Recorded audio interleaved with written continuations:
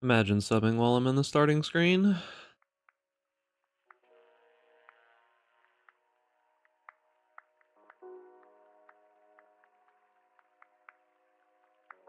I will forever shame you if you do such.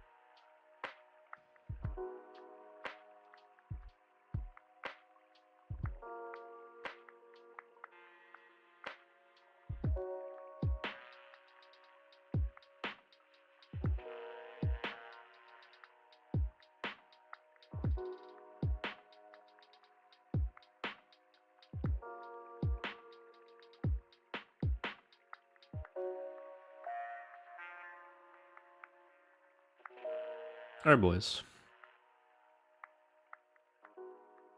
Now that we are here, should probably open up Path of Exile, huh? That might be good. Just potentially have the video game open before I swap over to the screen, and it's just a giant black box with nothing in it. That would probably be solid, huh? Who would have thunk it? All right, B-Driz. Imagine, dude. Imagine subbing before the stream begins.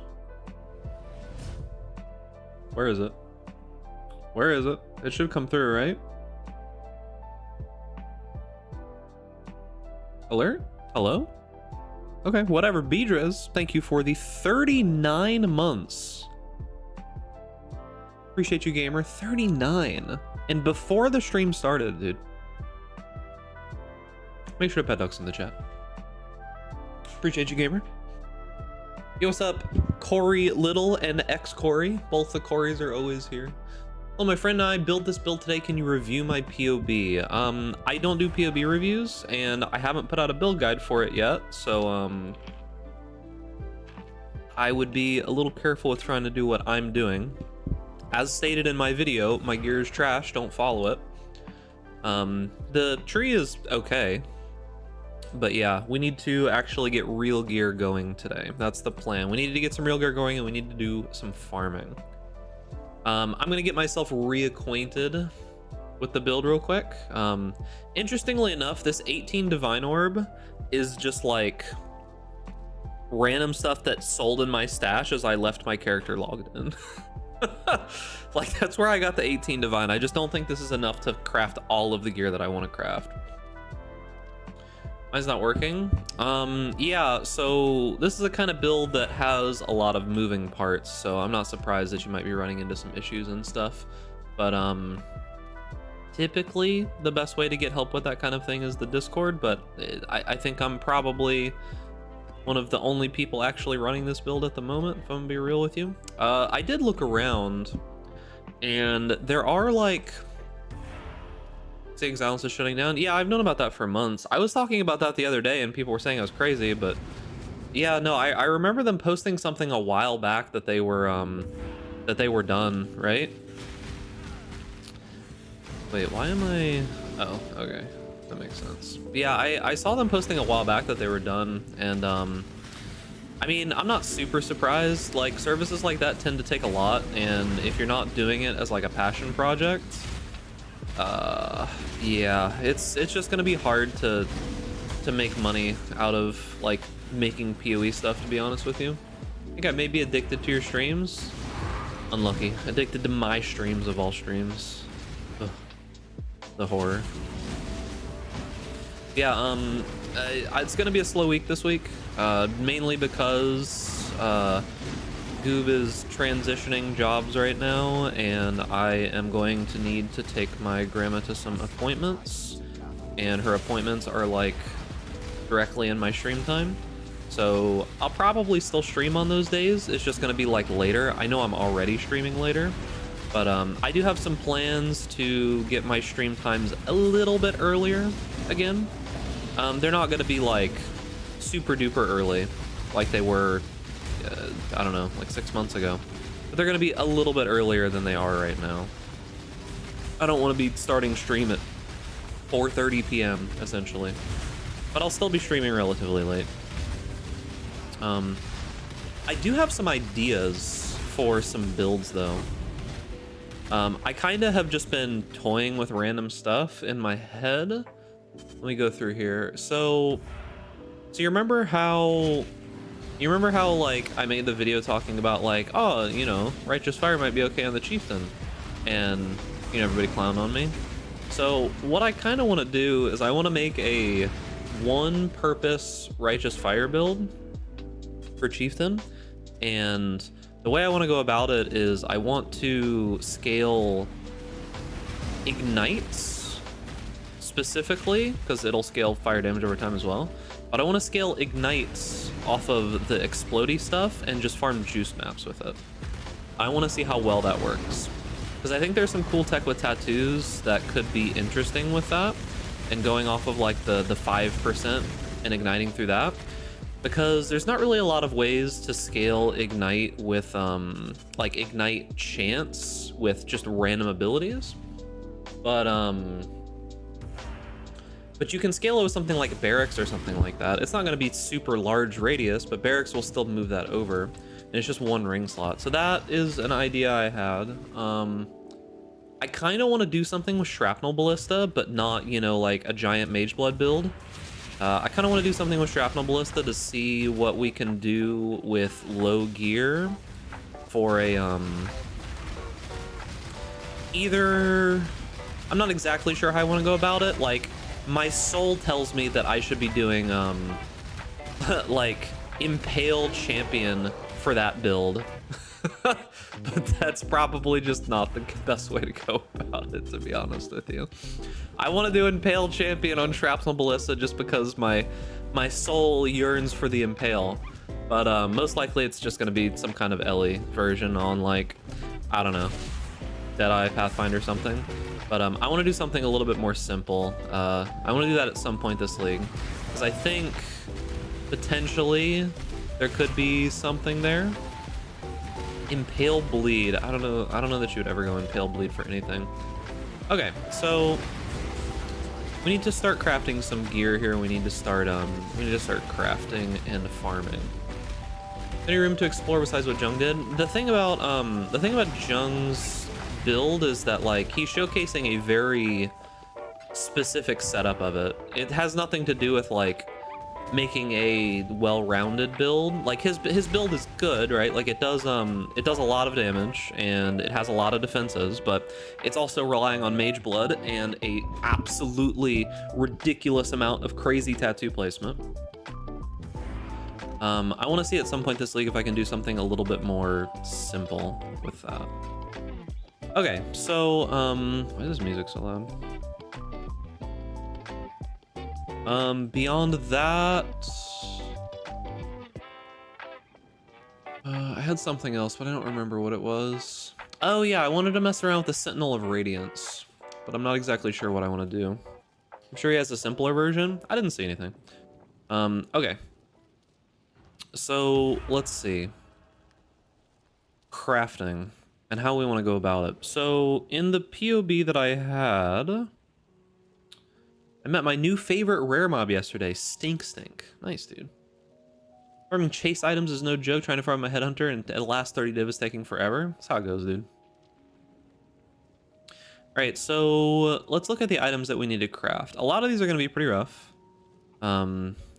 A lot of these are going to be pretty rough, but they're all pretty much crafted in a similar fashion. So the good thing about most gear these days is that, like, the way that you craft stuff is pretty much always the same. Imported your LA character? I don't know. That character is kind of scuffed. There's a reason you follow the POV most of the time and not what I do. I might have not had quality. I don't know. Who knows? Okay. So we need to craft boots. We need to craft an amulet. We need to craft rings. I think rings are going to be pretty big. One thing that I was wondering, I don't exactly know that I care to use a life flask, right? Like, I'm not sure that it's worthwhile. So if I'm not going to use a life flask, I was thinking that maybe I could use rot gut. Now, as far as I know, let me see here. As far as I know, rot gut works positively with minimum frenzy charges, right? So like I would press the flask and just gain 6 seconds of onslaught, right? And it would give me like the quicksilver stuff as well. So I was thinking I might be able to make use of rot gut if I don't get the onslaught on kill boots. Is rot gut a mean flask? No, not really. It can be used in certain circumstances. Visually, Firestorm is one of my favorite skills, but always looked rough to scale. I've been searching for folks who've made builds with it, and then I saw yours. Yeah, so I'm not doing anything super revolutionary here. There's some people running like similar setups gear-wise to what I am, but the POB that Phoenixy and I worked on seems way better than anything I've seen from other people. I'm looking at it right now, and it says that it works with minimum charges. Because the lines that say consume frenzy charges on use and gain onslaught for 3 seconds per frenzy charge on use, these are separate lines. These are separate mechanics, right? So gain onslaught for 3 seconds per frenzy charge, and even says here the onslaught duration is calculated based on your number of frenzy charges at the time of the flask was used, rather than how many charges were consumed. This means your number of minimum frenzy charges contribute to the onslaught duration. And it gains some charges on critical strike, which we are critically striking. So I might use that if I can't get onslaught boots, because there's a chance that unveiling onslaught boots will be a little bit tough.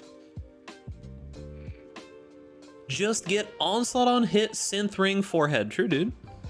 Easy. Let me just go grab that. Let me just go grab that right quick. Okay. So let's see, what do we want to craft first?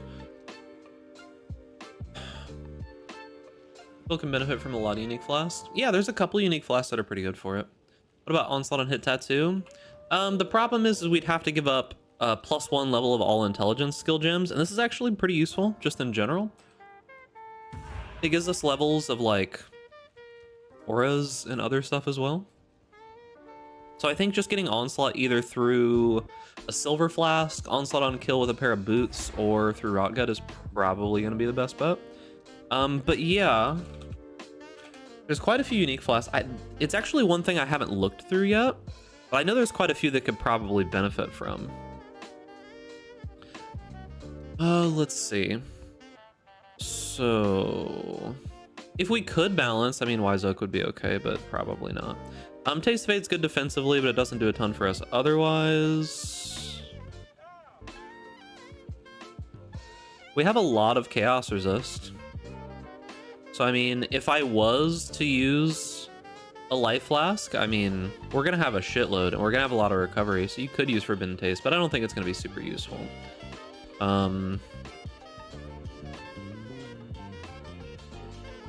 Zealot's Oath. So the problem with Sorrow the Divine is Zealot's Oath. Bottle Faith is okay, for sure. Like, increased damage taken, increased critical strike. Bottle Faith is okay. Replica Sorrow of the Divine. Eldritch Battery during effect. I'd have to take a point in Mind Over Matter. I'd have to take a point in Mind Over Matter to get that to be even somewhat useful. It'd probably just be bad. Wouldn't do anything. Overflowing Chalices, whatever. Elixir of the Unbroken Circle. I mean, 4% of life is not that good for us, realistically, when we could just use, like, an instant flask. Like an instant low life flask. We can get a lot more than 4% per endurance charge. Because we only have, like, 3 or 4 anyways. So yeah, Rotgut might be good. Because Rotgut will give us Onslaught and Quicksilver, which should be solid. Sin's Rebirth. Probably not worthwhile. So it grants immunity to Ignite and then removes all burning when used. So that would get rid of our Righteous Fire, but... Sorry, like Chalice doesn't matter. Piranha's Preparation. I mean, Culling Strike is okay. Cinder Swallow Urn. So enemies ignited by you during effect take 7 to 10% increased damage, and then you can have recover one of these mods when you kill an enemy during effect. So it says recharge is 5 charges when you consume an ignited corpse. So if we could, like, consume corpses effectively, this would actually be pretty good, right? The problem is the consuming the corpses. Like, there's plenty of ways to do that, but there's not really, like, a lot of reasonable ways to do it. There's tattoos, but we're pretty full up on tattoos. I'm not so sure there. Witchfire Brew, oddly enough, the one curse that is actually good on this build is Despair. Most of the rest of the curses don't do anything, but Despair is actually the one curse that does something. So if I turn off Assassin's Mark, most curses aren't going to do anything, right? Despair actually is like an 8% increase in damage. So the reason for this is that we convert a bunch of damage to chaos, right? You can use a new support gem to consume corpses. I don't know that it's worthwhile. I could link it to Stormbrand, maybe. What's it called? Devour, right? I'd have, with Culling Strike and Devour on there, it could, like, occasionally do it. Is the Inquisitor canonically a granddad? I have no idea.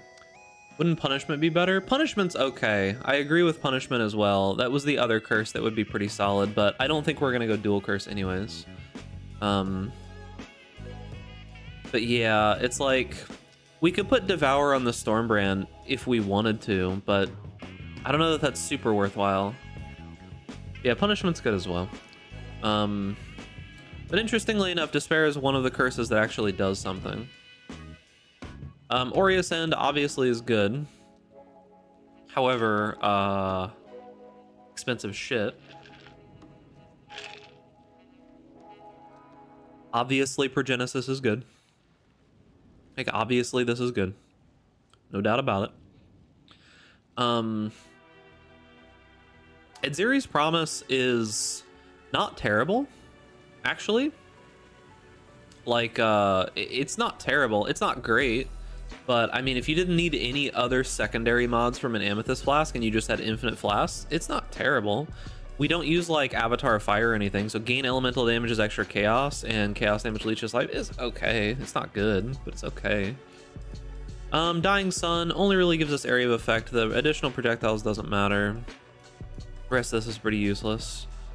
Replica Rumi's Concoction, pretty useless. Yeah, Rumis we don't really need. We're already going to be mostly capped.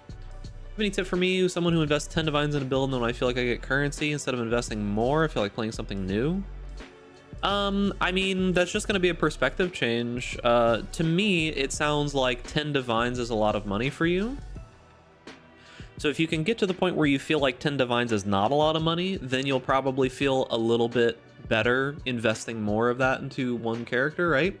Because to me, the limit on what I invest into any particular character roughly ends at around 50 divine these days. Because right now, it's relatively straightforward to get to about 50 divine per character if you set yourself up with a farming build. It's not easy for a lot of people, but it's relatively straightforward.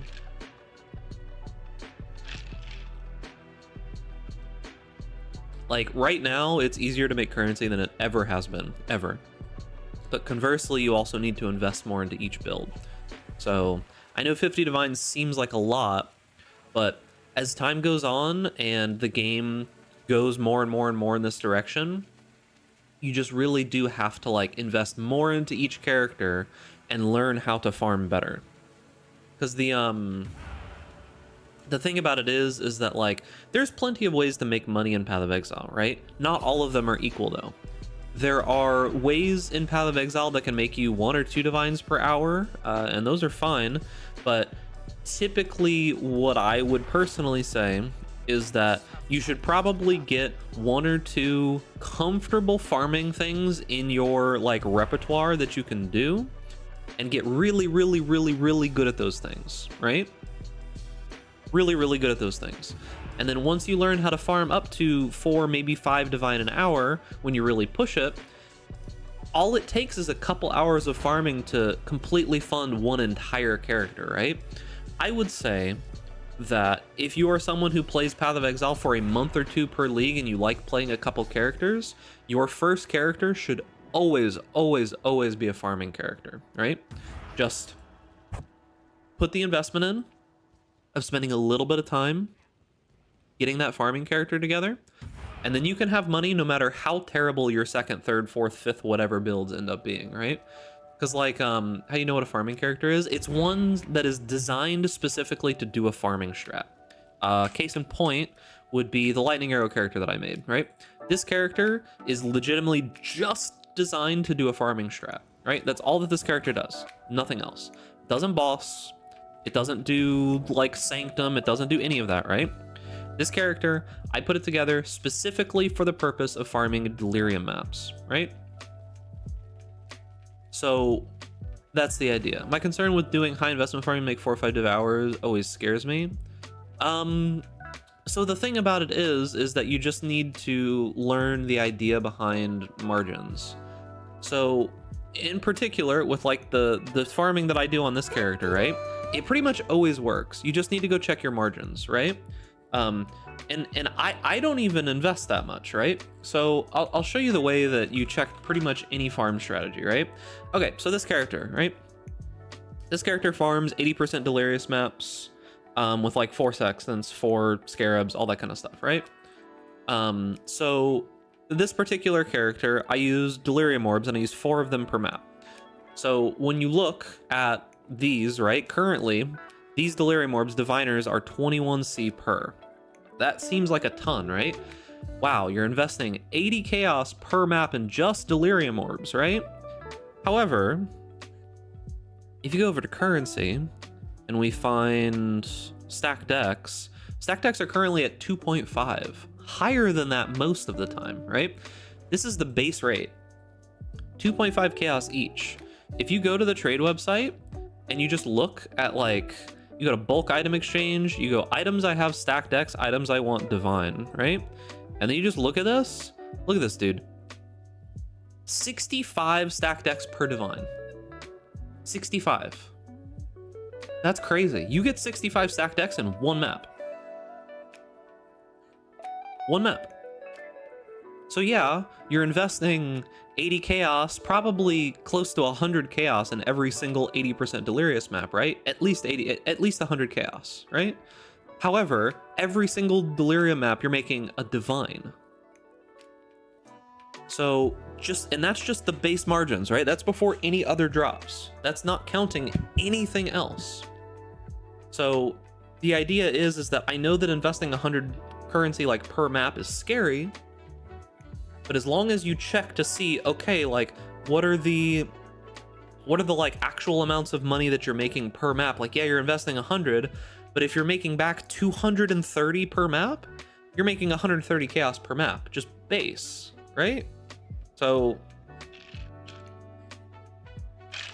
that's the way you got to think about these kinds of things. It seems like a lot, right? Like it really, really seems like a lot, but it isn't. I always feel hesitation investing into the map. It just depends on the strategy, right? Do your research, make sure that the strategy is actually functioning, and then go for there. What do you farm before you're able to do the high deli stuff? Early on in the league, I just farm alch and go maps. Like, altars are really solid. There's a ton of just like, if I eventually press the right button, this build can very easily, with almost no gear, handle pretty much any altar, like in a random dunes map, right? So dunes or mesa or whatever else, when I was originally farming to gear this character, I just did alch and go with a strategy that pumped a lot of units into my map, right? So I had stream of consciousness, and all I really did was grab like expedition, legion, stuff that pushed a bunch of mobs into my maps, altar stuff. So yeah, like blight ravage maps, I looked it up and people use 3x gold nulls, 3x silver, 3x opalescent. It's like 400 C per map. Do you get that back per map? So that's like crazy high investment maps. You don't need to do things like that, right? Blight ravaged maps are insanely difficult. Yeah, you can do something way easier. If you're worried about it, like you can make 2 or 3 divine an hour doing alch and go at this point, right? What's up, Asgraph? You can do 2 to 3 divine per hour just doing alch and go. The big thing about it is just understanding that time is money, and like check your margins. That's it. Alch and go has no margins. You just go, right? The margins are the maps that drop themselves. Like you can buy more if you need to, but like that's it. That's all that the strategy costs. And you can make 2 or 3 divine per hour if you're going if you're going fast enough and you're just being consistent. You can make good amounts of money just literally doing alch and go. I am going to revisit Heist this league. I am actually going to do that. I will revisit it this league, because that build doesn't really function anymore, so I'm going to redo it. But I don't know when. Probably the last thing that I'll do. So, Expedition's actually okay with the Oppenheimer node. With this node. Where is it? This node? Expedition's actually okay. You just place it down in the middle, see if the mods brick your setup, move it a little if they do. Alright, so let's see here. Should I craft on these? Tier 1 life regen. It's an okay base. Armor energy shield's pretty decent. I could probably craft off of these. So realistically, when it comes to resistances, I think we need chaos res on almost everything, but I think in general we don't really need much other resist, right? Because like if I take off pretty much all of this gear, let me see where I'm at. So with no gear on, oh, that's not working. I lose this as well, and I get resistances when I have a shield because I need some attributes. Okay, so with almost no gear on, I'm capped on fire res pretty much no matter what. You considered using Death Rush on this character for mapping? I could. Death Rush would probably be fine. We can maybe fit it in. Comment on the video were hilarious. I don't look at comments most of the time anymore. Let's see.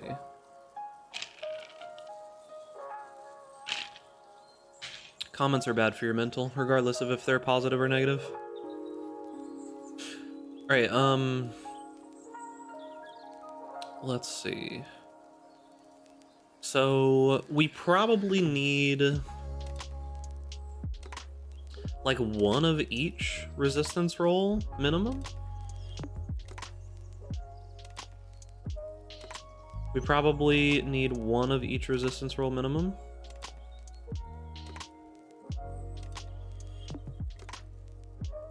Is that it? Is that all we're gonna need?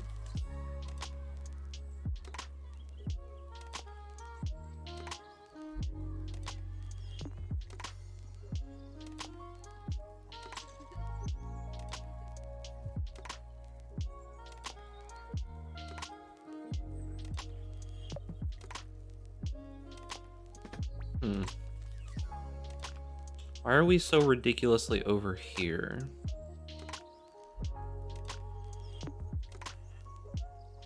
Why are we so ridiculously over on that? Is it because of endurance charges? Endurance charges is part of it. What is giving us so much resistance?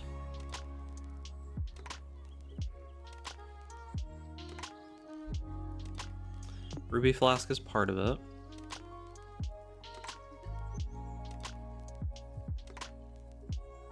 I don't think we had that much resistance on our gear. Because we have a good amount just based from the tree. Do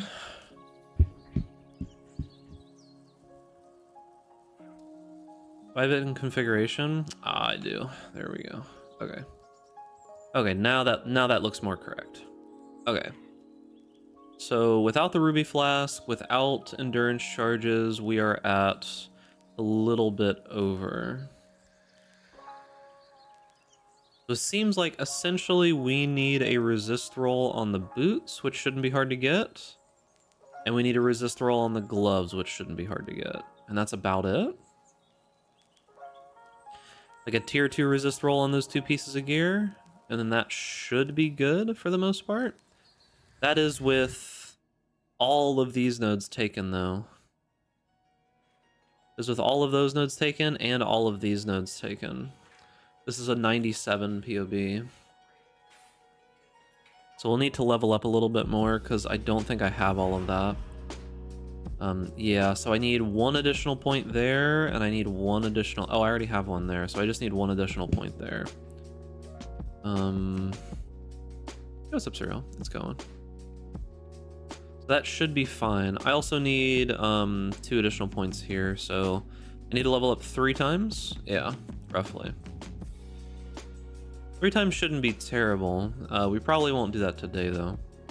But I do need to move 1 point there to help a little bit more with resistances, because that's going to get us a little bit more spell block and 8 to all resistance, which should smooth out gearing quite a bit.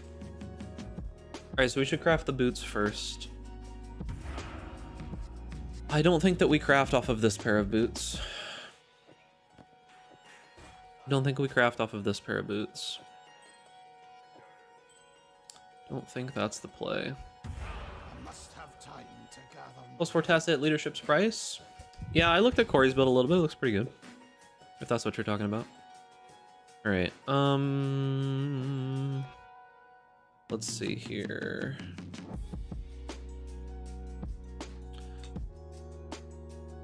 Stream lagging. Looks like it's you, Corey.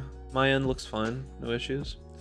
Okay, so we need to craft boots first, which means we need a base. Let's see what we can get. So...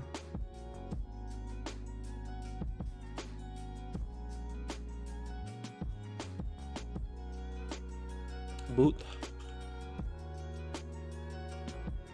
Oh, hush up, YouTube. YouTube's trying to tell me to put ads on my stream. Nah, dude. Get out of here. Alright, so fractured life regeneration rate. What's 21 on a pair of armor boots? What eye level do we need? Should probably look. It's probably just 84, right? Probably just 84.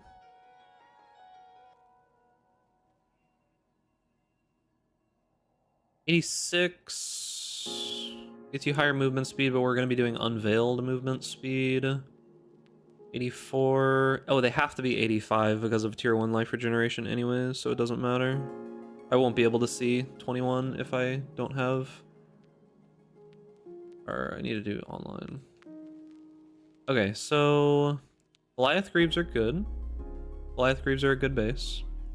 Level 85. Okay, yep, that's fine. Goliath Greaves are good.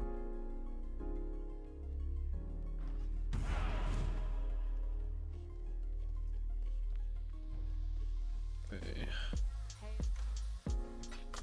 20 cows.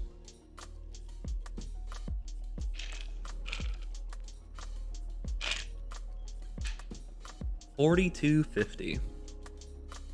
It's crazy how long it takes people to be able to get into the deeper parts of Delve. Like, it actually takes so long. Okay. Death Graves. Alright. It takes people so long to get there. Yo, what's up, Zezikla? Zezikla. Alright, so... So we need an absolute crazy amount of chaos resist essences. So deafening essences of envy. We just need a lot. I wonder if it's better to buy them in divines. Probably. I guess we'll see. I guess we shall see.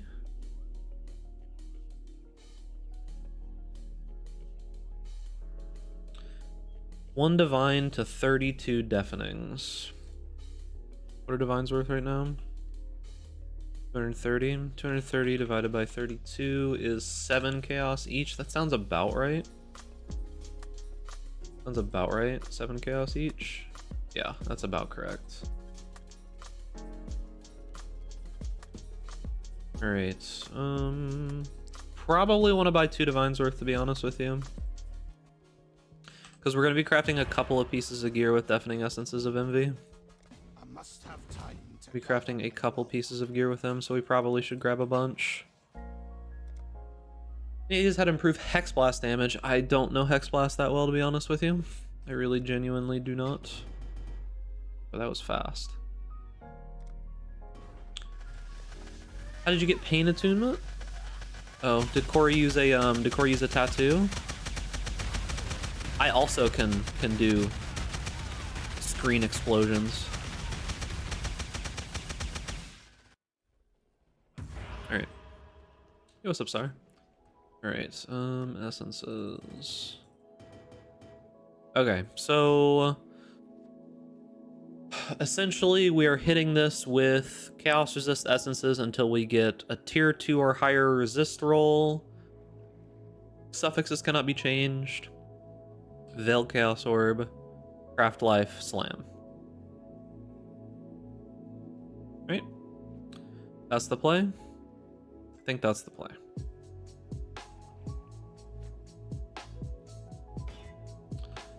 Too low of a resist. I don't want to take tier 5. Okay, well, I guess it took 3 fucking essences. Okay. Right. Are you enjoying this build? We're kind of just starting on it so far. Right, so suffixes can't be changed. Making sure everything is good. Suffixes can't be changed. Veiled Chaos Orb. Probably craft life and then unveil. Take a movement speed. Hope that it's onslaught. If not, rip. Right, suffixes cannot be changed. And then we need to do... I don't have any Veiled Chaos Orbs. Aww. Get up another tab for trading.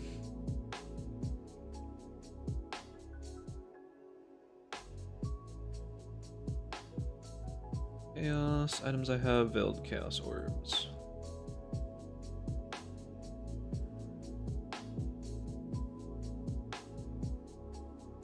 Probably gonna need a lot of these as well. Might as well buy a bunch in bulk, see if they respond. See if they respond for 10 veiled chaos orbs for 120 chaos. Really? Not gonna respond, my guy? You don't want 120 chaos, dude? Okay, whatever. Veiled chaos orbs are kind of annoying to buy, to be honest with you. Okay, 84 chaos.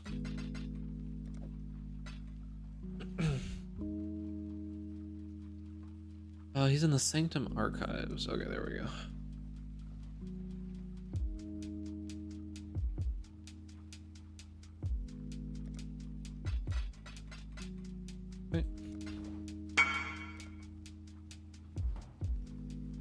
Alright, so let me just make 100% certain here that we block mana.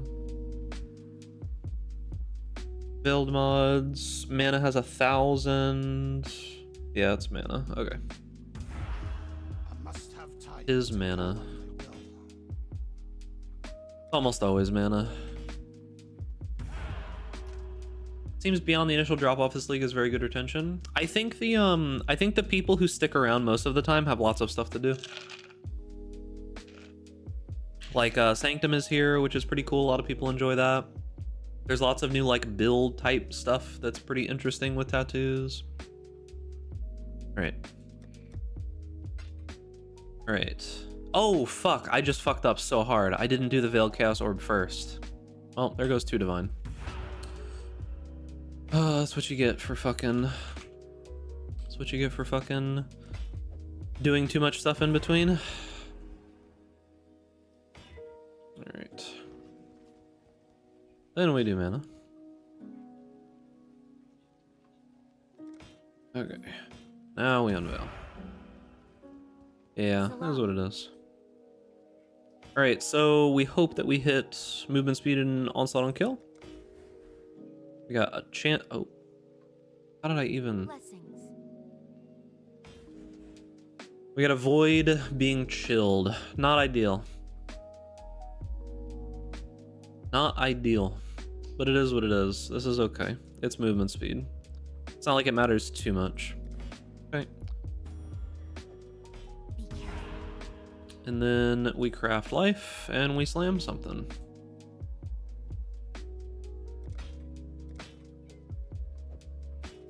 Max roll on the movement speed? Yeah, it's pretty good. And then we slam something. We have an open prefix, yeah? Yeah, we just slam something. It'll most likely be some like really low armor roll or something. Yeah, 34 tier 6 armor. Okay, so boots are done. We need to get an enchant on them. Enchant's actually relatively important here, so we are gonna have to run a little bit of lab. Enchant's actually relatively important here. I should get the base for the helmet that I'm gonna use though. I should get the base for the helmet that I'm gonna use before we run some lab. Which is going to be a life regeneration rate fractured armor helmet, right? So we should buy that. Do we have a lab runner in the community? I don't think so. Helmet, fractured life regeneration rate, 21. Armor.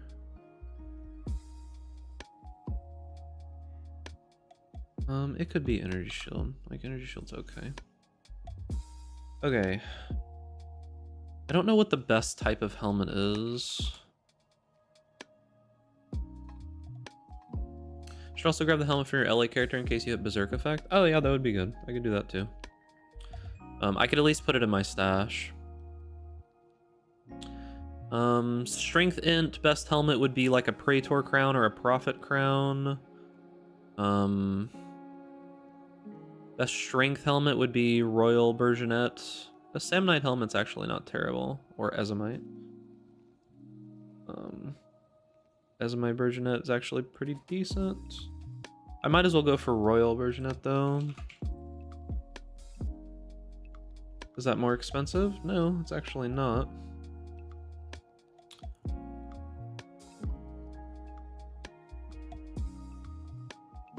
Actually not. Oh, Eternal version it's actually. No, it's not. Royal is the best. Why is that? Just has a lower strength requirement? Well, my strength's gonna be fine. Right, my strength is more than good. 175? Yeah, it should be more than good. Best helmet's Bone Helmet. Bone Helmet's actually not terrible. If I scaled the build slightly differently, Bone Helmet would actually be fine. So yeah, Royal Bourgeonet. 50C for the base. Might as well get a good base. Might as well get a good base. 50C is not too much. As always, we can farm a little bit more if we need to. Also grab some other base in case you get some good enchants. Yeah, I could. Okay. Would a Blizzard Crown be worth? The problem with Blizzard Crown is I can't have implicits. Like, the helmet implicits are actually pretty decent. Like, cast speed and physical damage taken as fire are both pretty important. I don't know that a little bit of added cold damage is going to be worth losing 7% fizz as fire and 10% cast speed. I don't think so.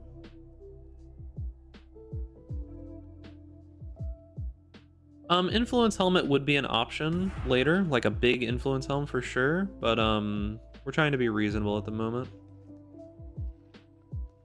Added damage is okay. The thing about it is that added damage is okay because of the way that the build functions, right? If you count the extra projectiles, added damage is actually somewhat okay. It's not the worst. I was curious to see what the actual like real added damage ratio was, and I looked at that chart that guy made. I don't know who linked it, but I think someone linked it in the Discord.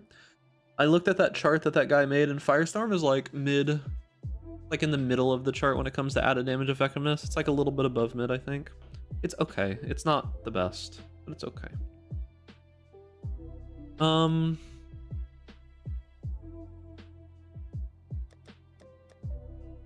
Let's see.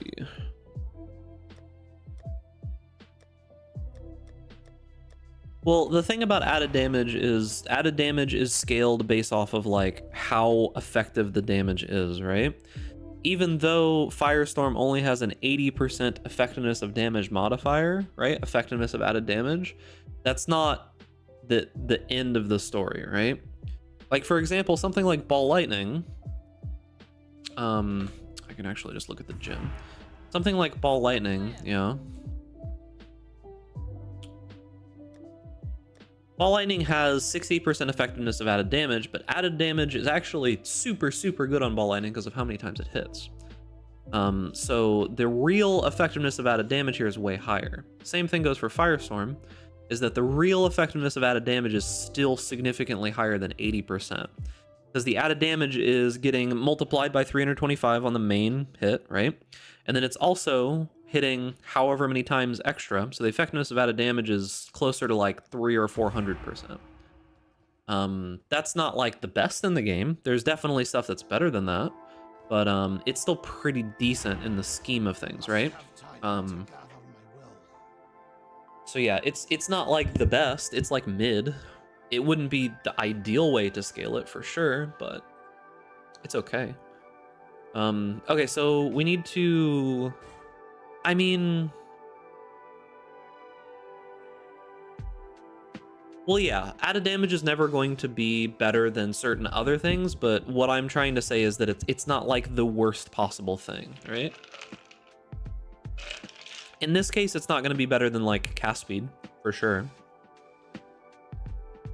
But it's not like the most miserable thing. Okay, so what was I trying to grab? Do I want to get another helmet? Like, what would I enchant it on? Do I get another base? Like, I have this base. What else could I enchant just like a random thing on?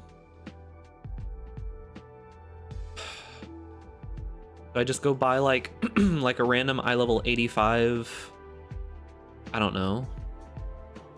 Like Hubris Crown and or Hubris Circlet or whatever the fuck it's called, and like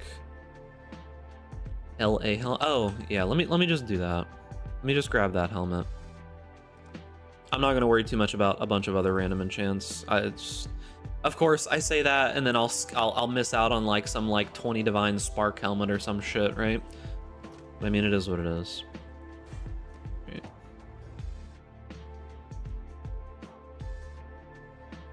Before SRS extra minion and I die inside. Okay, we're all a little dead inside.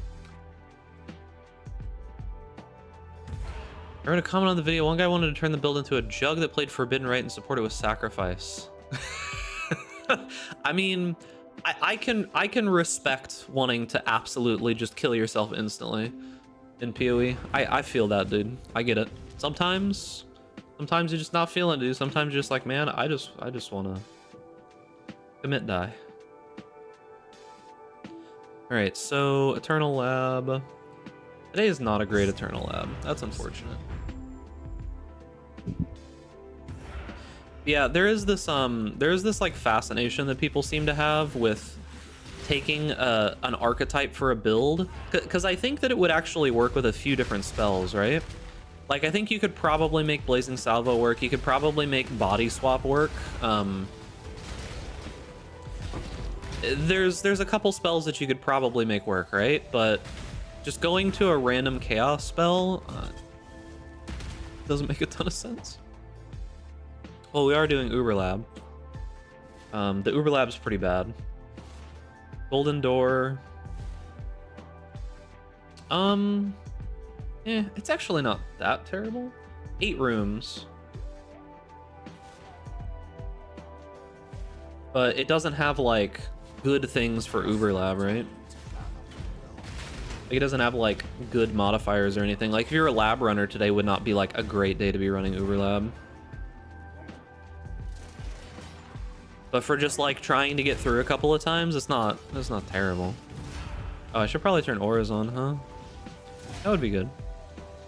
You know, I like having double the effectiveness of my main recovery mechanic. Always solid, right? I do say so myself.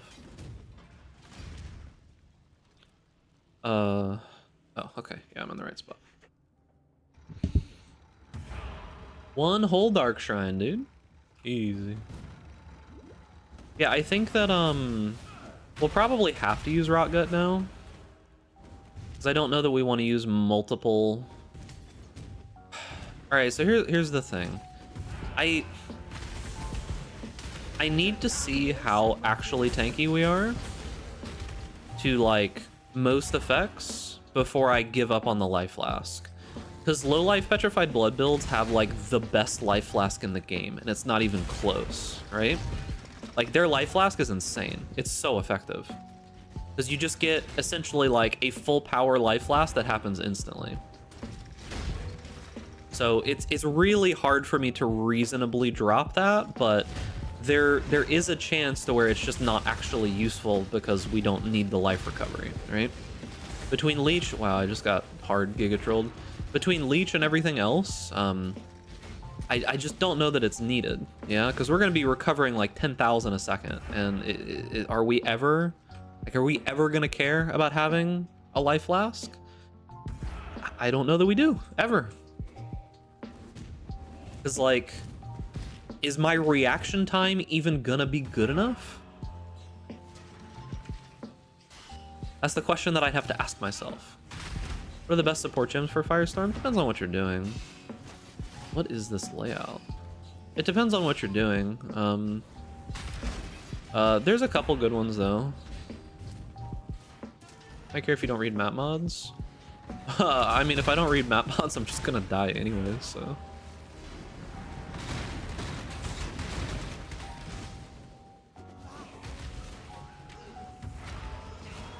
So that means that I could use one additional flask, and there's a decent amount of unique flasks that are good. So if I use Rot Gut, that takes up Quicksilver slot and Onslaught. So that ends up being 2 flasks once I have the minimum frenzies. Do we plan to farm this build? I don't know yet. I have to see what it's capable of. Because the thing about it is that with any build, POB only paints a portion of the picture. Essentially, when you look at most builds, right? If it works in POV and like theoretically you can figure it all out in your head, that's essentially just like half of the battle. It's not really even proof of concept yet, right? Like, yeah, it like should theoretically function, but you actually need to like take it into a map and run around with it. So I need to see how it feels because we don't know yet. Ideally, I think that we could probably farm any kind. It's not going to be a super fast map farmer, I feel, but depending on how good the max hit is and depending on how good the single target ends up being, we could farm like boss style content pretty easily.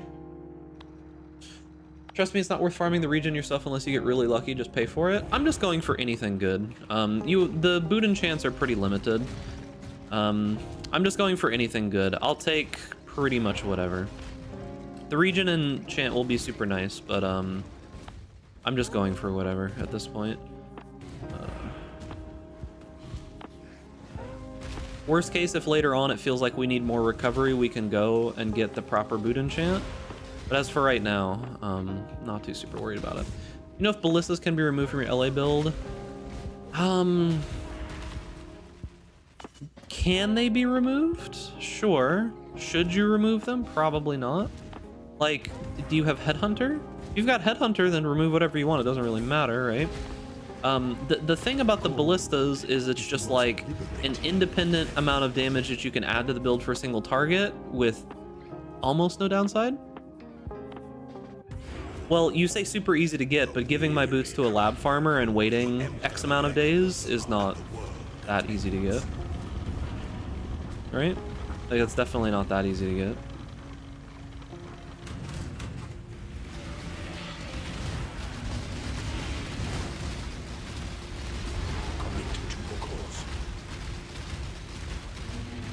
Come on. You are inexhaustible. Loyalty is a fire that spreads quickly if the forest is Boots are pretty quick, so it's not a huge deal, but we'll see what we get here.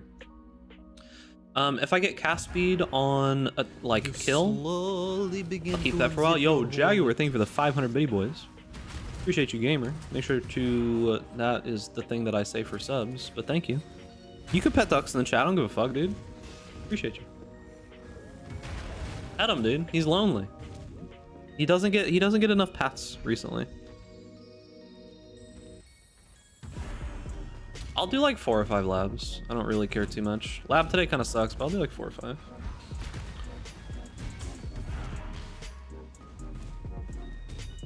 I should probably just go on the other character, right? I should probably just do these lab runs on the lightning arrow character. Only problem is I can't really use berserk, and that's like most of my movement speed, so it probably doesn't actually matter. This is going to be a lot more, or a lot more forgiving, I guess. Oh, so Goob and I went and watched The Nurse 2 or whatever it is. If you don't want spoilers on that movie, I don't know that anybody cares. Mute the stream for the next 15-20 seconds or so. Cause yeah, so I'll give you a thumbs up whenever I'm done talking about the spoilers. If you care about spoilers for the Nun movie or whatever it's called, The Nurse, The Nun, Steely Brain, The Nun 2, and yeah, when headhunter farming, yeah, The Nun, sorry, but yeah, I mean, it just the first portion of the movie was pretty good. Like, the buildup was really slow, but it was building up okay, and they were building up all right, and everything felt okay. Like, they were explaining the story, setting the backgrounds and everything. But man, it feels like a lot of movies that I watch these days just really, really force the climax at the end of the movie. Like, it's just like everything's super slow and it's building up, and like the pacing is all good and everything, and then all of a sudden it's just like this switch flips and the movie just suddenly becomes shit. Like, I don't understand why they have to do it that way. I really genuinely don't get it. They spend all this time trying to make you care about the characters, and then they just destroy all of it at the end. And like, they basically just threw every single fucking possible cliche for a random horror movie that they possibly could, right? They just threw every single one in there. Like, you know, the big bad guy shows up, and then all of a sudden there's just like a Deus Ex Machina that makes it so that they win, and then it does like 3 or 4 or 5 of those in a row, and then like it's a movie about religious shit, right? So at the very end, when the nun is up in the sky and they're like about to lose, right? They're like, all right, let's pray. And then they go like this, and then they pray, and then all of a sudden they win, and it's over. And it's like, come the fuck on, dude. It's not, it's just so shitty. It's just such bad storytelling. Like, it's just random schlock. And it makes me so sad, because the initial, like, prep and I guess, like, the world building and everything for the movie was actually pretty decent. Like, I was surprised that I was actually somewhat invested in the characters, and, like, things were going pretty well. And then the final scene was just like, what are you doing, bro? Like, what the actual fuck? All right, I'm done talking about it. You can unmute if you want to. Yeah, can't recommend that movie unless you like really like the series, or you're just a big giant horror fan and you watch every single horror movie. So yeah, not for me. Definitely not.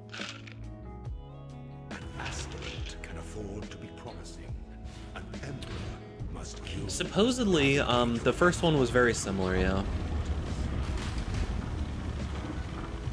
Supposedly the first one was pretty similar. From what I've heard, if you liked the first one, you'll probably like the second one, and if you disliked the first one, you'll probably dislike the second one, is what I've heard. But yeah, spoiler alerts are donezo for now. All right, what do we get? Crit strike chance if you haven't crit recently. That's pretty useless. Righteous fire damage.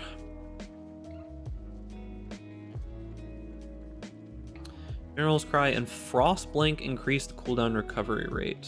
I mean, this is unironically the best one here, I think. We were talking about the Nun too. I actually think that this is the best one out of what's here.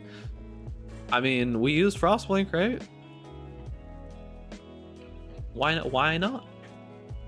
Why wouldn't I? All right. Do a couple more. It wasn't too bad. But yeah, slightly unfortunate. Slightly unfortunate with that movie. And it was long too, dude.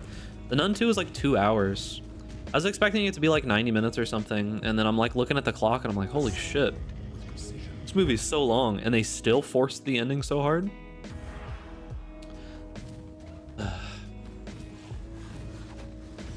Crazy, dude. Just so you know, there's 16 boot enchants and you get 1 per run.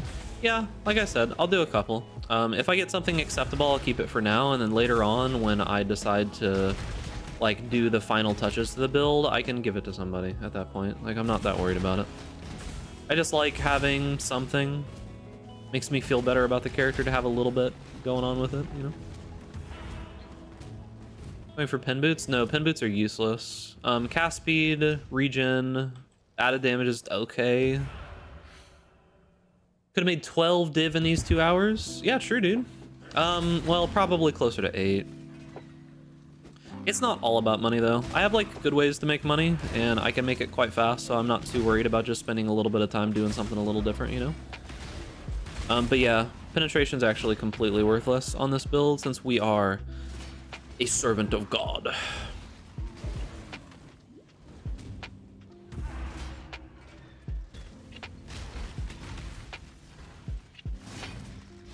Let me in, dude.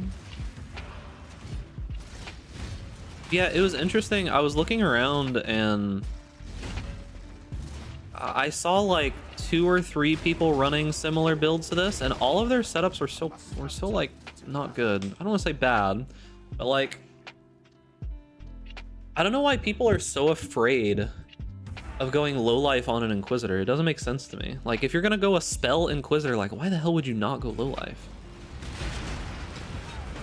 Hey, come on, dude, it's free real estate. Pen boots are the only ones with a small weighting. I have no idea. I don't need them, so yeah. I don't need them, so yeah. I think I got... Okay, no, this isn't the same room. I thought I was getting baited again into going into some, like, endless torture maze.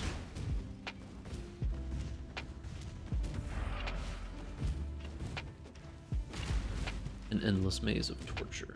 I think it's down here, right? It's in a weird spot from what I remember. Yo, I need to put on my cooldown recovery helmet, dude. Okay. But yeah, we'll see what kind of damage we can pump out of the build. We'll see what we can do. If I can genuinely get up to like 30 or 40 million with these defensive layers, we could probably farm some bosses pretty easily. Not all of them for sure. Like, I'm not going to be able to farm Exarch with that amount of damage. Unless, of course, I can just survive the balls. What's up, LimeWire? Yeah, YouTube chat is going to be a not so great chat experience, unfortunately. It's just kind of how it is. The culture of chatting is not really there on YouTube, so if you want a better chatting experience, I definitely recommend Twitch. Do you feel the small meteor hitting? Whenever you do single target, yes. The small meteors actually do decent damage, right? Because there's so many of them. The idea is that at all times you'll have 3 going, yeah? So when you have them like spamming with Cascade, it doesn't do very much, right? But it's easily an additional like 3 or 4 hits per second at least, right? Since you're overriding them so quickly, the secondary, you aren't getting like full secondary effects. Like you're not getting, what is it, like 15 per second or some shit? Like I don't think you're getting that since you're overriding them so quickly. But I do think you're getting a decent amount. Like you're still getting some.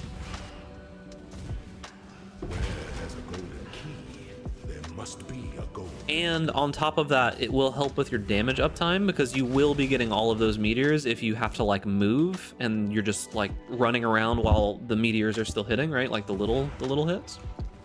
So that will still be good. It's like if the boss is standing still and you're moving around, all of those little things they're still hitting for a little bit, right? So it should help with the uptime and the play feel when it comes to bossing. Gold is the most liberating of metals. Well, yeah, I don't know that you would like ever want to go out of your way to take advantage of them, but they seem fine, right? Like it seems fine to have them there because with Spell Echo, right? You basically will just like cast, and if you need to move, I mean, you saw how many hits were there, right? Like, yeah, it's not like a ton, but like you saw how many were there. The big problem is going to be that without the intensifier, the conk effect, they all don't overlap. But when you do get the intensify and the conk effect going, I mean, like, look at how many extra projectiles that is, right? Like that's easily like 10 to 15 hits while you're moving around, right? It's not huge hits, but it's the same as, I don't know, like 4 additional meteors essentially while you move. That's not bad, right? Does Tri-Blood help with the dot type traps or only the ones that hit? I think all traps are like, I don't know if they're dot type. I don't know how they do their damage. I have no idea. I don't know if it's like a series of smaller hits or what. I don't know how they work. Yeah, it's like, I don't think that scaling the secondary hit is the play, but like having it isn't a bad thing, right? Like having it's not a bad thing. So I think it'll be good for just some extra damage while moving. It'll make the like uptime of the build feel better on single target and such. And just for like clearing and such, I mean, like you just have a bunch of projectiles hitting around randomly while you're clearing, you know, like it's not bad. But I wouldn't go out of my way to scale it for sure. Top left. Would not go out of my way to scale it. Trying my first ever budget build, Spark, since the expensive build is too much for my blood. How budget? Because I feel like Spark probably needs a little bit of currency to feel good. Like how budget are you talking? Top right. What I saw in the comments, people are not convinced it is a good build. Yeah, we'll see. It should be pretty solid, I feel. Mainly with the tattoo additions making it tanky and such. So we shall see. I have like 8 Divine. 8 Divine is probably okay to get like a feeling Spark build. You'll probably want to invest more over time as you earn it. When the time The problem with comments on YouTube is that, like, people literally write comments 10 seconds into the video. That's like 95% of comments on any YouTube video is always like 10 seconds in. So the problem is that what I'm assuming is that most people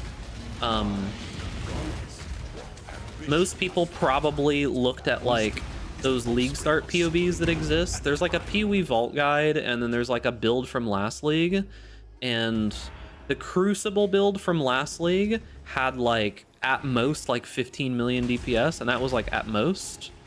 And then the league start build with like the end game setup was doing like 8 million, right? So it's just, those setups just don't look that good.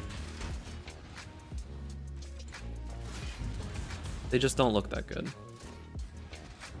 So if that's their experience with it, then yeah, I mean, I would be hesitant for sure if they're going off of that, but those setups just don't look that effective for the end game. Not the best at making currency. I'm starting to getting into crafting and trying to find decent items. Yeah, I mean, that's just basically, that's like the whole game of PoE, right? In my opinion, PoE really kind of starts when you start moving towards things like figuring out how to be efficient with your currency, how to be efficient with gaining currency, the part where you like learn to craft your own gear and figure out like, well, what puzzle pieces do I need to fit together to make this build function the smoothest, and can I do it for the lowest amount of currency? Well, yeah, I mean, the thing about it is like, even the not average PoE players are bad at making builds, right? Like, I don't know, when I looked at the builds that the people who made similar guides to this before were talking about, like when I looked at their POBs and such, I was not super impressed, even without tattoos and even without all the other stuff, right? Like, I wasn't super impressed by any means. It didn't seem like they were scaling it properly.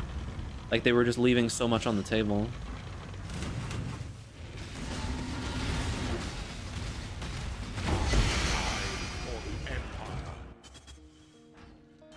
Anything good?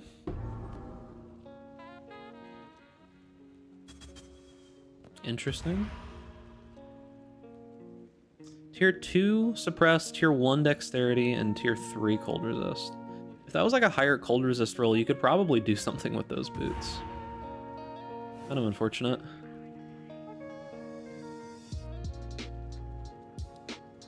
Eye of Winter fires shard projectiles with 12% increased frequency during flight.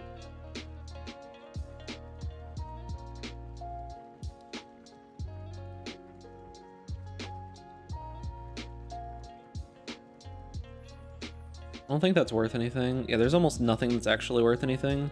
Essentially, the only enchants that actually seem to be worth something are Tornado Shot Secondary, Spark, and then like Void Sphere. And then there's a bunch of like little ones and stuff like Berserk Effect and Lightning Arrow and things like that. But yeah. Bone Shatter. The rest of these just don't seem super worth. We could put this on them. Like, that's fine. Cold damage if you've been hit recently. It's something, dude. It's something, dude.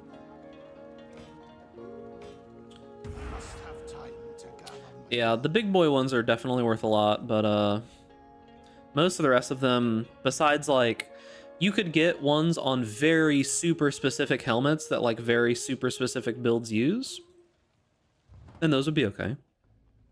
All right, I'll do one more lab. We'll do one more, and then I'm gonna give up on it for now. Because I have like an enchant that kind of works on both things, so that's like good enough for right now. As for getting like the helmet enchant, I don't know how hard it would be to get an actual helmet enchant on here. Like, I don't know how hard it would be to get. I don't know how expensive any of the helmet enchants that I would want with this build would be. We shall see.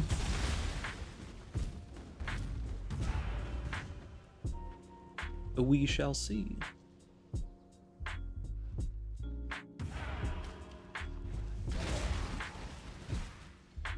I mean, Frostblink cooldown rate doesn't really do anything, but I think I'm going the wrong way.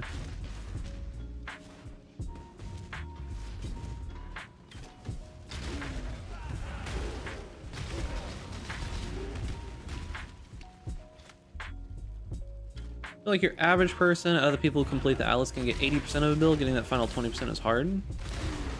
Sure, if they're just doing a build that already is like laid out for them, but it feels like a lot of the time people have issues with how to properly scale builds in the end game. Like, I'm gonna be real with you. There are like content creators out there that people trust that release build guides with things like an Inquisitor with 100% crit and inevitable judgment, and things that, you know, like completely don't fit in that whatsoever, right? Like, they exist still.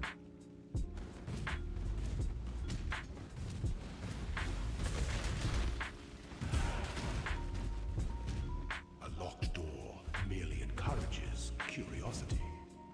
Like things that like just when because the Inquisitor ignores elemental resistances, right? So yeah, they exist. They walk among us.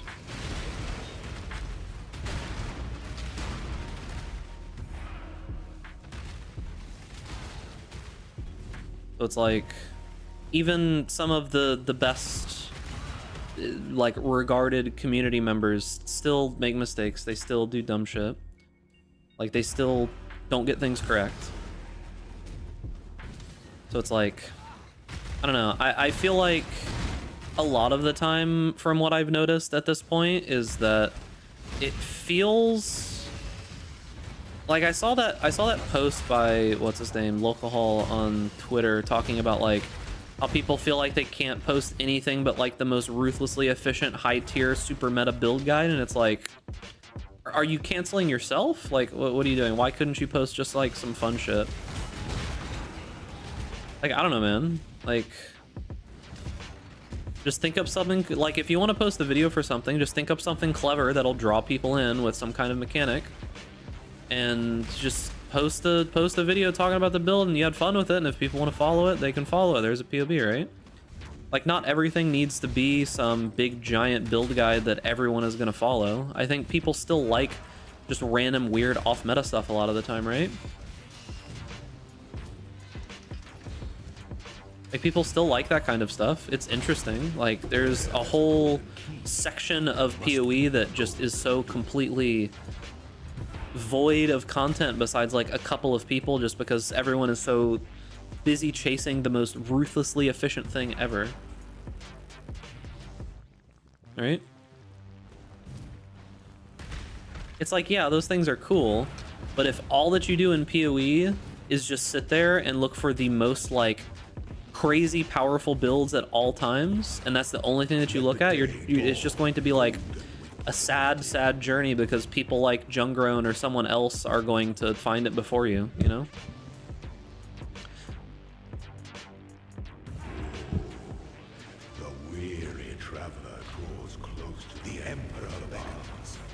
And there's only so many of those that even exist every league, right? Like, there's only so many of those that exist. When you started LA Deadeye? Yeah, because I needed a farming build to be able to play all of these other builds. Like, what do you expect?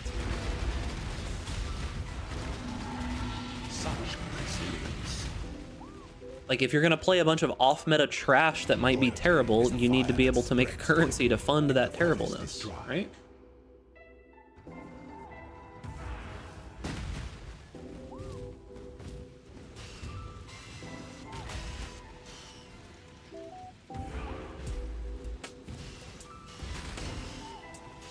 What is this zone? Holy shit, dude.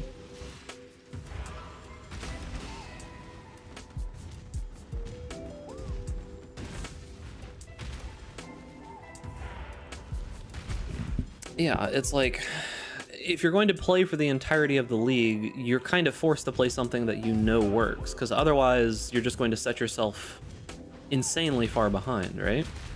And that wasn't even like the claim that I was making. The claim that I was making is that people that are always chasing the next big thing, they're like always trying to find like the most ruthlessly efficient, crazy, powerful build at all times, right? Yeah, when you start in softcore trade, you need a good build as your first build, or you're just going to be behind everybody else, right? You're not going to be able to make the right amount of currency early on that gets you started.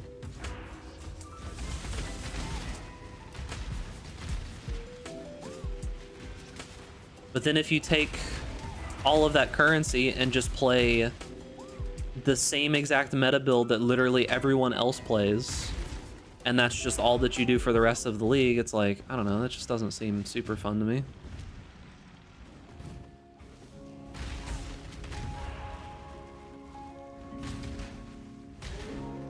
Does not seem super fun. When the time comes to strike, like if I've got currency, I'm gonna spend all of it on some random shit build that I swap off of in like a week. Alright. Definitely a better use of my thing.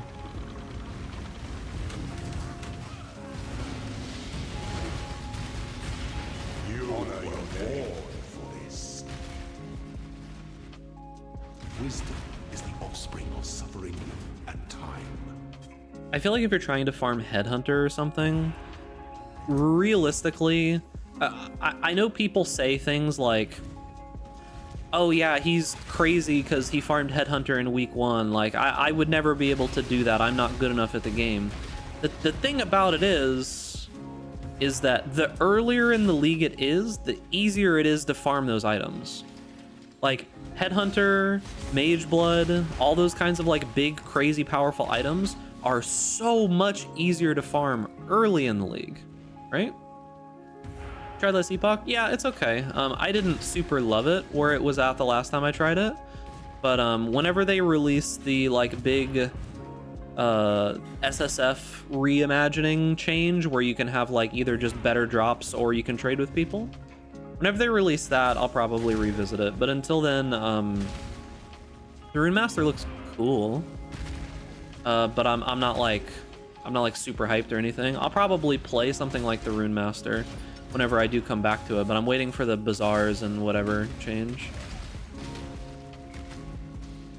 Well, that has 40 outcomes. Yeah, it's kind of like Invoker from Dota.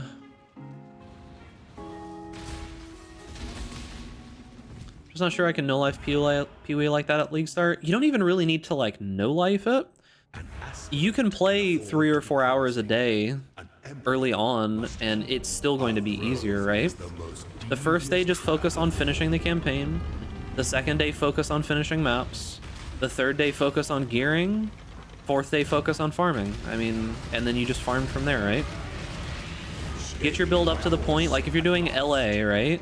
If you're doing Lightning Arrow very early on in the league, the path to Headhunter early on is finish the campaign, get your maps done, start setting up your Atlas, like finish your Atlas and such to be able to do Alch and Go maps, reinvest basically all of your money into getting your Atlas complete, right? After your Atlas is complete, reinvest all of your money into getting your character a bit stronger to be able to farm more efficiently in maps, right? Like get like the basic setup going.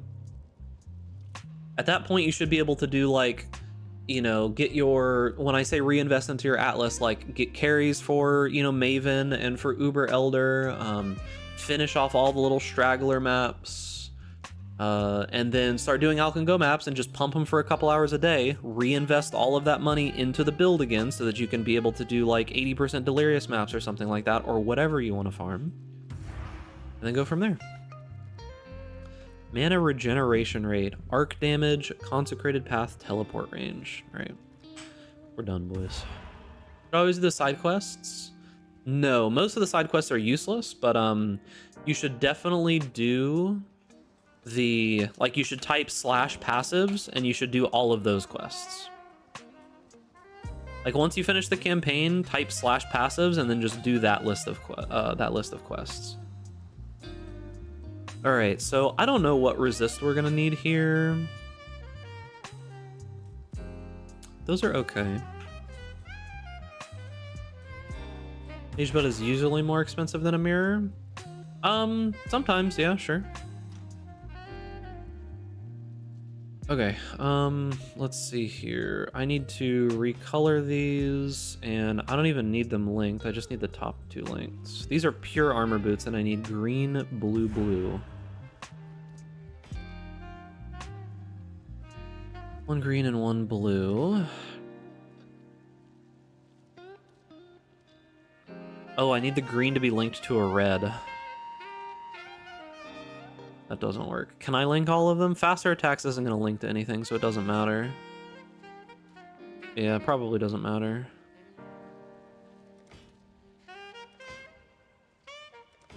I need this to be another blue for now. Probably doesn't matter too much that I like min-max this, but it's fine. It's not like it costs that much. It's jewelers.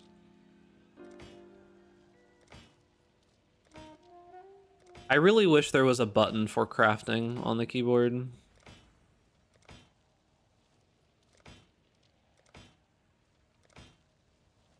Like, I wish there was just a button that lets you just press craft. Wait for the +4? Maybe much later, but I have to do that myself, right? Like, I have to do, like, the temples and stuff myself. So maybe later, sure. But early on, not right now. For right now, +2 is more than enough.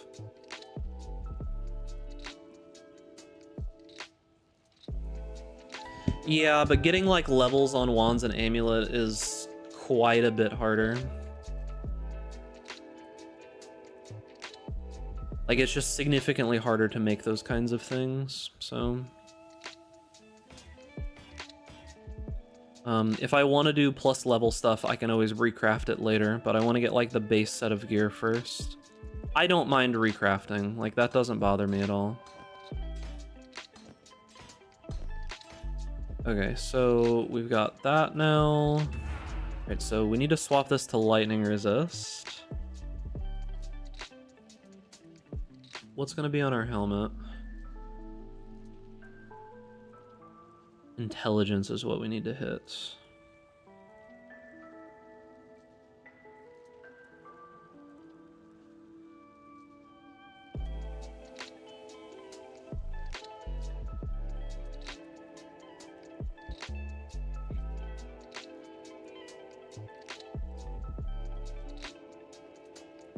Buying 3 doctors right now and YOLOing the harvest roll seems like memeing myself. You basically only really do that if you're at the point where you're like, well, I'm gonna quit anyways. And you just don't want to finish the grind for it. If you're at that point and you just don't want to continue and you feel like quitting, then yeah, why not YOLO it? But if you are going to like invest and go into it, then, you know, by all means, keep going. All right, so do I actually need intelligence there?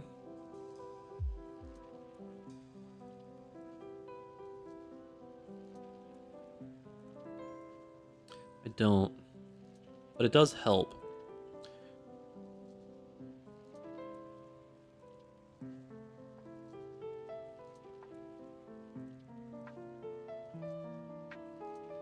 So what do I realistically even go for? It's either a stat or resistances.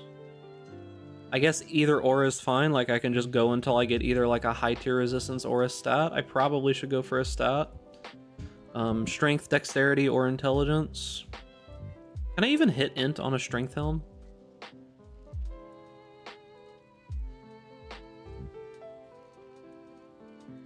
I don't remember the specifics here. So this is just a straight strength helm. Can I even hit int? I can. Okay, yeah. I could hit int. So going for int here is probably not the worst play.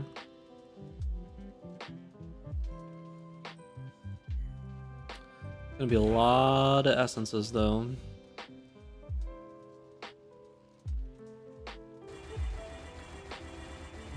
Gonna be a lot of essences. All right, let's see what happens.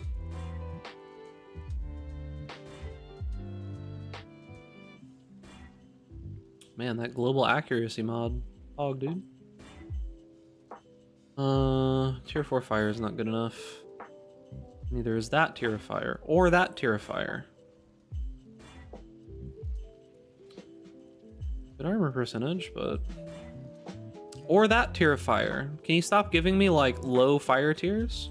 Please?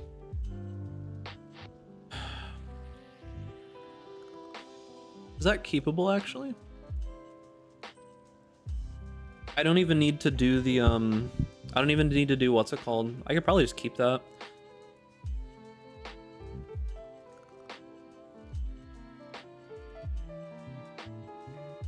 Yeah, I could just craft what's it called on it and just be happy with that. Yeah, I don't even need to recraft it. Want to see the rough outline? Sure, anytime, dude. Sounds cool. All right, Fizz. I don't have Fizz taken as fire? Really? What's up, Turbo? I really don't have Fizz taken as fire, huh? Unveiling certain helmets from Corel. Is Corel's veiled? What would you say is the most invaluable item to use for a life stacking build? Depends on what you're doing. Depends on what you're doing. Like, are you going like a life stack, like caster build? It's probably Wrathpith. Corel's veiled on a helmet, and it needs to be a prefix. Helmet needs to be a prefix.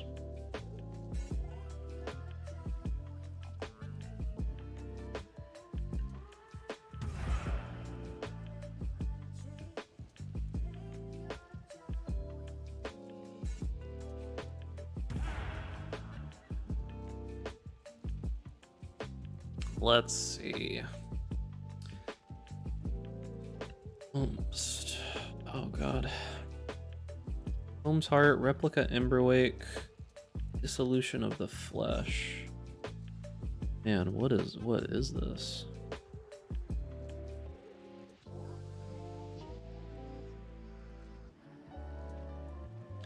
Interesting.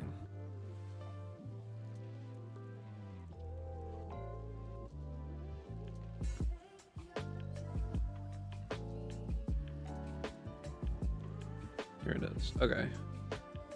So it's using sacrifice. Gain chaos damage equal to 44% of sacrificed life. Sacrifice 25% of your current life. Ignite Prolif. You swap Ignite Prolif for Awaken Unbound Ailments? Is that the idea?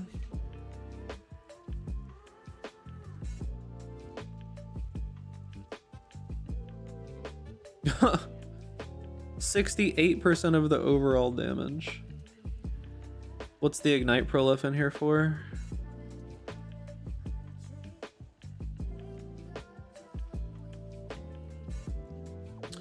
Protects combustion, purifying flame, cast on damage taken. You just proc that constantly, yeah? Is sacrificing health a hit?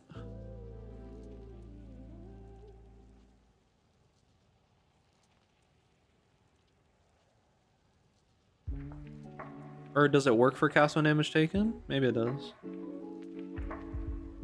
Look at the gems at all.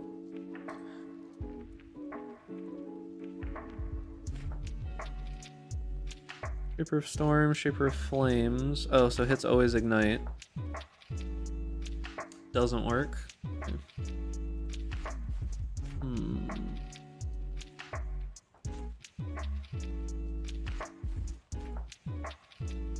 Interesting.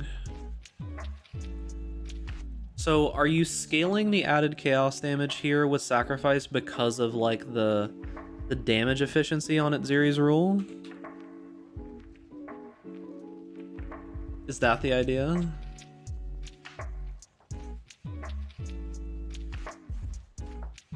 Flames of Judgment, Storm of Judgment.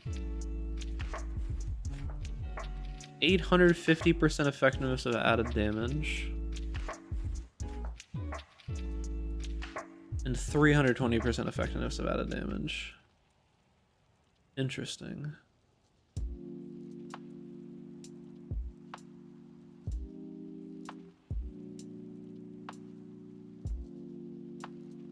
And you're gaining chaos damage, and because of that, Shaper of Flames works.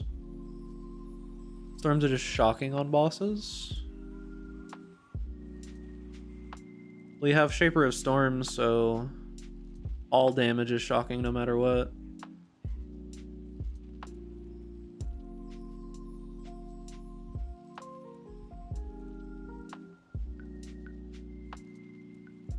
Seems like the bosses already have a lot of taken.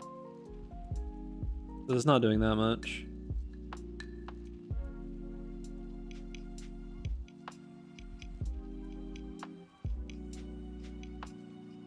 Interesting.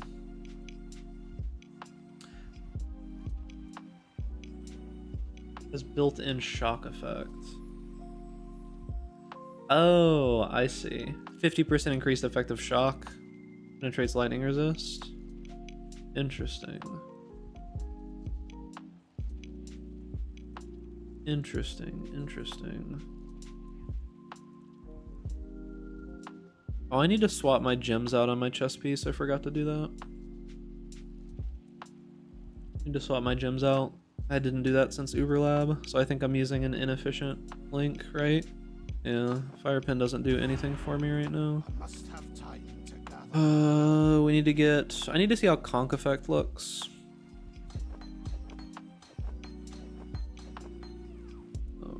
Blue.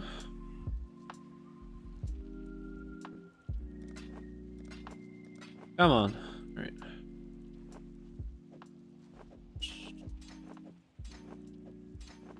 All right, so dot cap seems close, but also slightly far away. All right, let's see. What's our 6th link gonna be?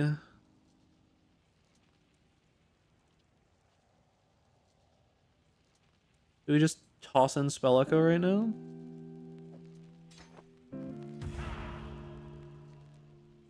Like, do we just toss in Spell Echo?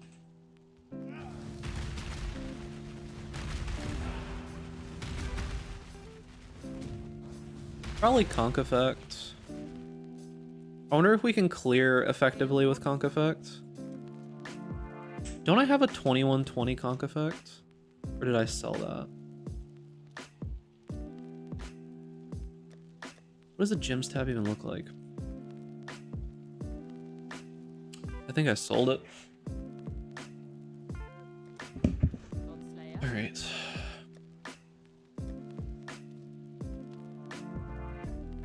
Wait, so let's see what this looks like with Conk Effect then.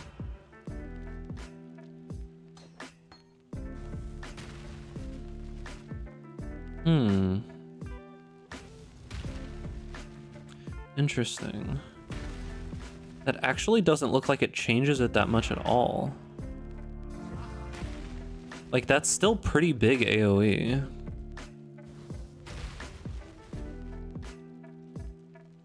Like, it actually almost doesn't look like it changes at all. Like, yeah, I can see the difference in the main hit.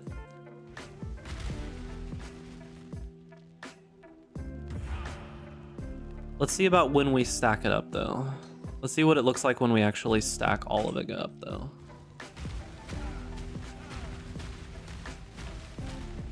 Yeah, look at how, like, tight that pattern is there.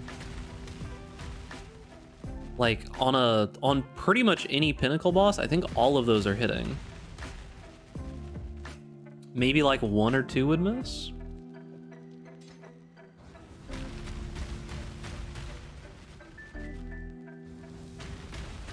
It might be 2 or 3.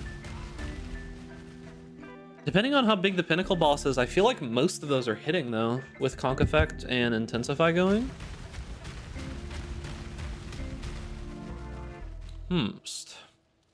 Interesting. I think we just leave Conk Effect in, right? I don't have lightning res right now, so this is probably a bad idea, but let's jump into a random map just to see how the spread of Conk Effect feels.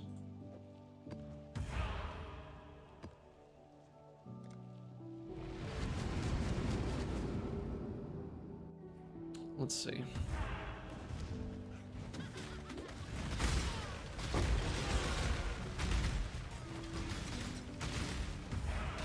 That still feels kind of fine. Like, I can obviously tell that it's smaller, but it's not that much smaller.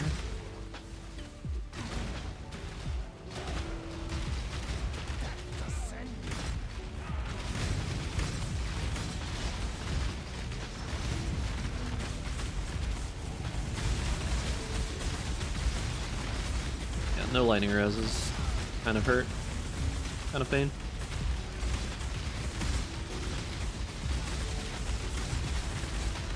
So when you're just sitting there spamming, it is definitely significantly smaller. Like, for sure. Because once that intensify gets stacked up, it's definitely smaller.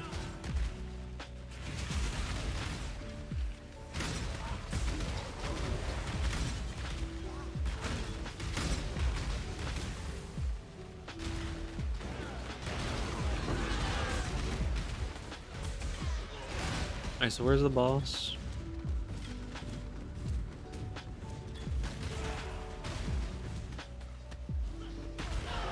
Spell Echo.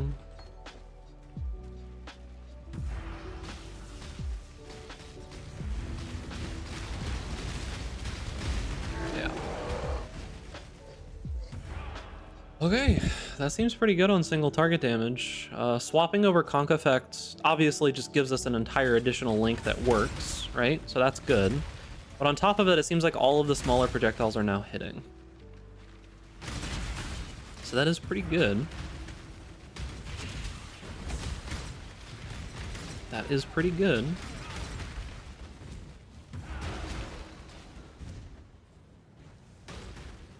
Okay.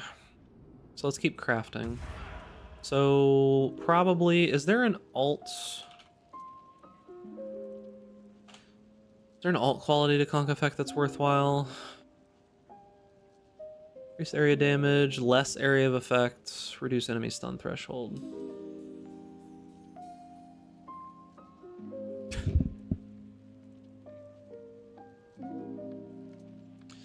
It's kind of interesting.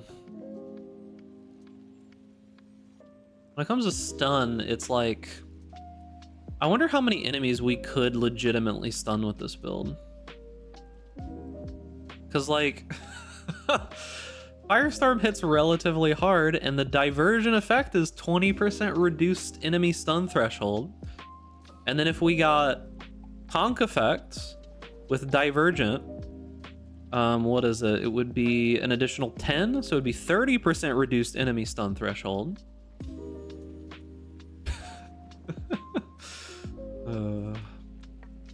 Wouldn't that be funny? Oh, what's stun support do? Yeah, then we link stun support to it and just stun everything except all of the bosses that matter. All right, so none of the alt qualities on Conk Effect actually matter. I'll just buy a level 20 gem. Oh, I was looking for unveils. That's what I was doing. I was looking for unveils.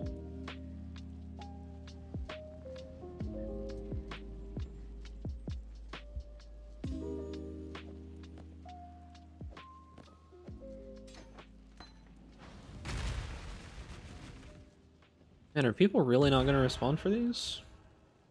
There we go. I don't know who this guy is. Oh, 5 chaos? Okay. Guess he was just AFK. Hopefully the rest of them are also AFK and they'll randomly show up.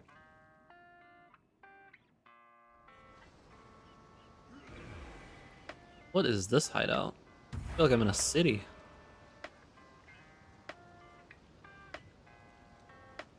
The waypoint is just some boards. Unveiled. Alright, so obviously we hit it in one go, right?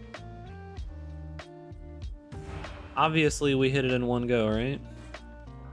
It's already got mana on it. I'll craft life on it too.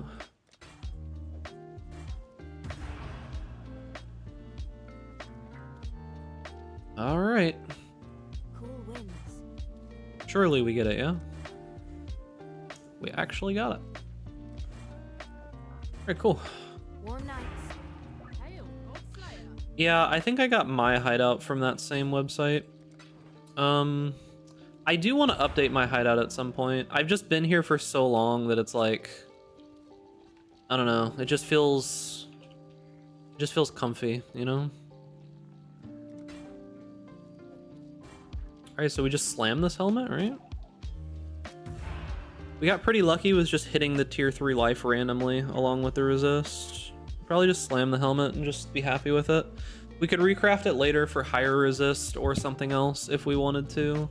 Like if we absolutely need to, but essentially the investment on this helmet was almost nothing. So that works for now. We probably just slam it for like armor, like a low armor roll or mana. Yeah, just low armor roll again, as per usual.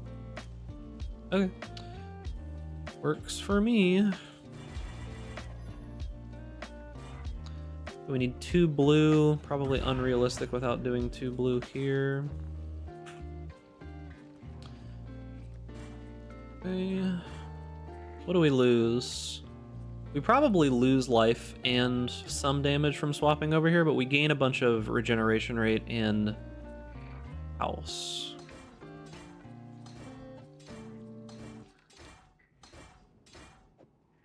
Okay. How much life did we lose? Like 100? We lost a decent amount of energy shield though. Not that that matters too much. We expect to lose energy shield.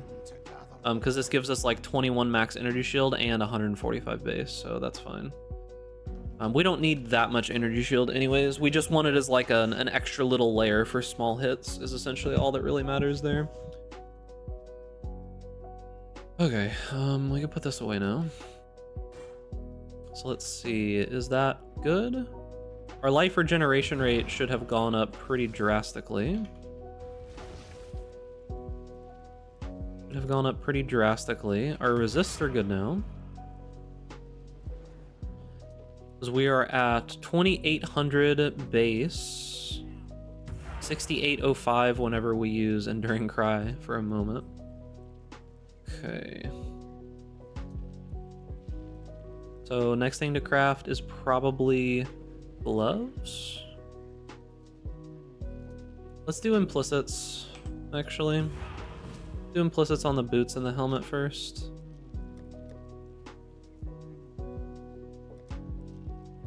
Okay, so we want like cast speed and damage taken, right?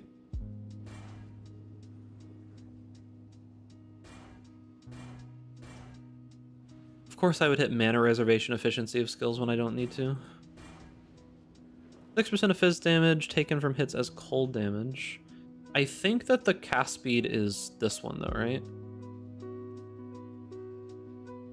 I don't know that I'll have time to mess around with the, I don't know that I'll have time to mess around with that particular build.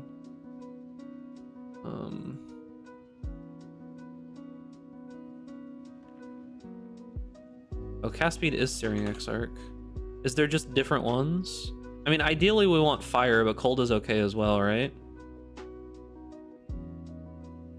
Ideally we want fire because our fire res is just slightly higher and we'll be using a ruby flask. But ideally we want fire, but I can keep that for now. It's not like a huge deal.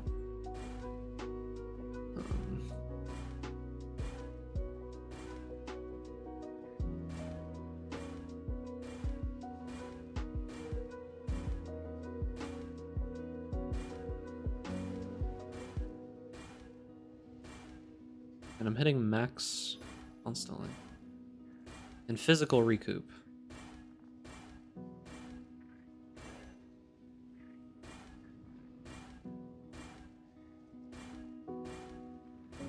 Okay. And then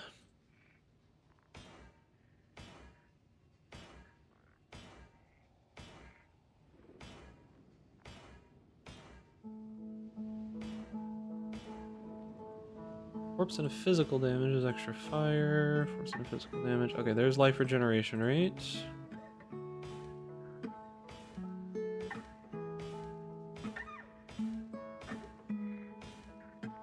Kind of want action speed. Kind of want action speed, but it's okay for now. It's at least something. It's okay for now. Okay, gloves. Are these the glove base that I want to use? I'm gonna lose more energy shield. Like I'm losing more energy shield the more that I drop, which is fine because it helps, it lowers my degen a little bit, which isn't like the end of the world. How much energy shield do we have in the finalized build? 1733? Yeah, I mean, that's not terrible. Like, sure, we could have more, but I don't think that it's worthwhile. We have a ton of ES recovery, but this is mainly just for small hits. Mainly just for small hits. This should be fine.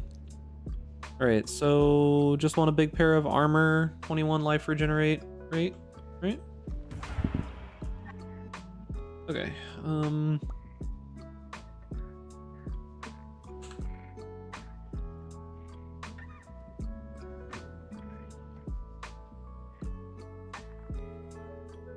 ooh, gloves are expensive.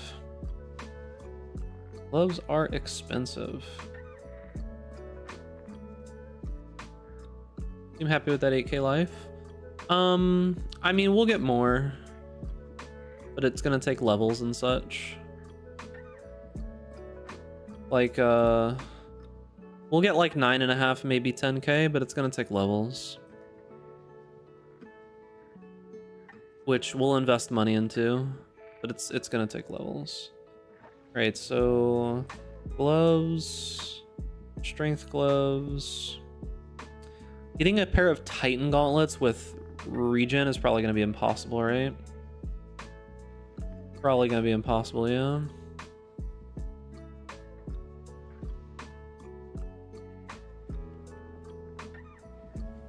Two divine, yeah.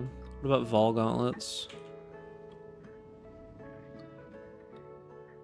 220 chaos. Goliath gauntlets.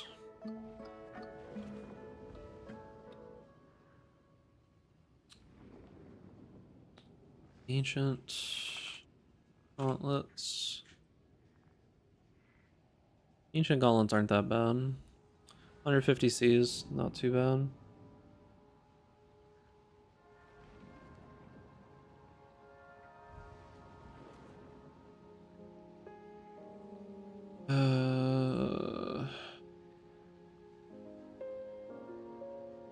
There was one here for 220.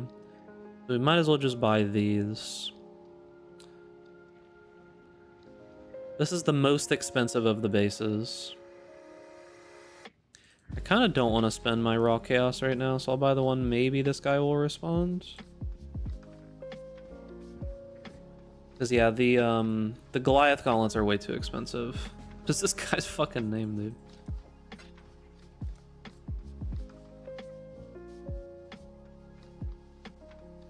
What the fuck am I looking at?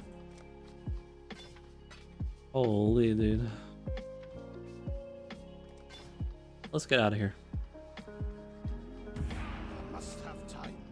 Alright, quality.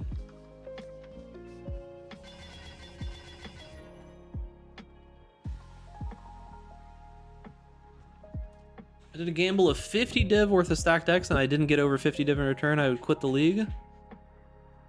Yeah, I mean, that's basically what happens when you open up stacked decks, right? The way that you make money on stacked decks is you just continuously open them until you get a huge card. And then typically at that point, you probably have made money back. But it's just, it's basically impossible, right? The average chance of you opening a stacked deck and it being good is essentially nothing, right? Like you sit here and you open all these stacked decks and they're never going to be good, right? Like the vast majority of them are all just going to be terrible. Okay, so we probably need to do stats on this one. We probably need to force stats eventually. Like we're going to need int on at least one piece of our gear, right? Like one of these pieces of gear or something is going to need stats. Maybe it doesn't. I don't know. Maybe we actually don't. Maybe we can just get stats on the amulet and it'll be fine. If I drop this intelligence, I don't think I can use my stuff though, because I'm short on intelligence now. I think it's actually the chess piece that we're short on.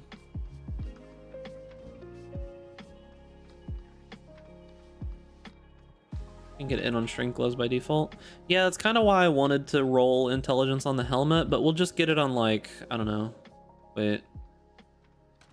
How short am I?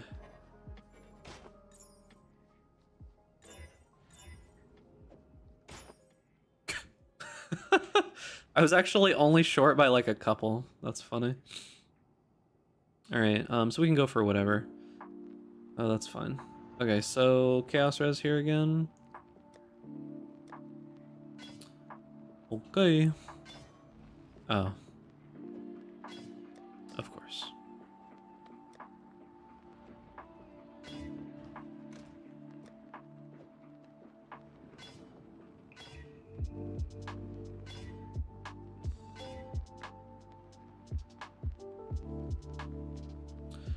I mean,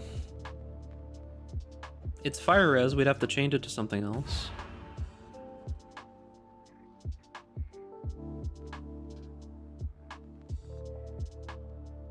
But there's not really much else to go for besides a stat.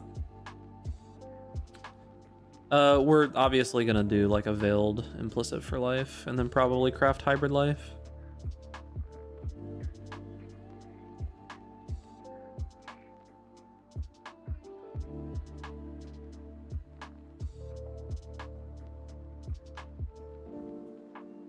Pretty much finished my build and wasn't interested in continuing. Even the challenges, they look like a chore to do. They're always a chore, man. Yeah, for sure, man. I'm glad you had at least a somewhat okay league. Spending 50 divs on a set of stack deck Gamba isn't the worst way to go out.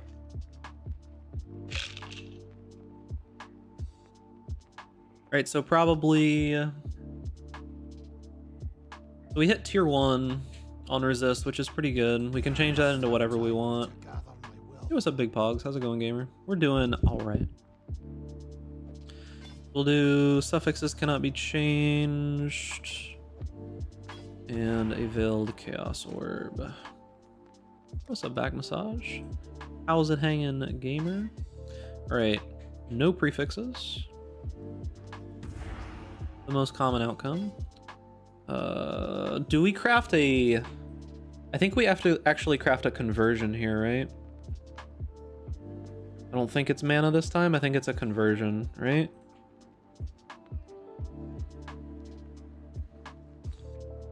Let's see.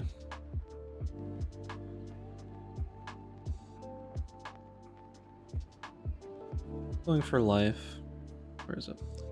Okay, so we can I'll either take hybrid life or normal life. Either of those are fine.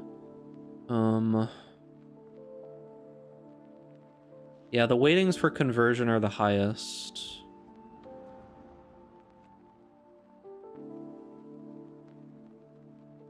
The weightings for conversion are the highest. This one's actually going to be kind of hard to get. It's not guaranteed by any means. It might actually just be easier to use essences until I get a resist, or if we get something that's keepable, we can try to use Eldritch Currency to finish this. Eldritch Currency might be easier here. I'll mess around with Last Epoch whenever we get, whenever the trading thing happens.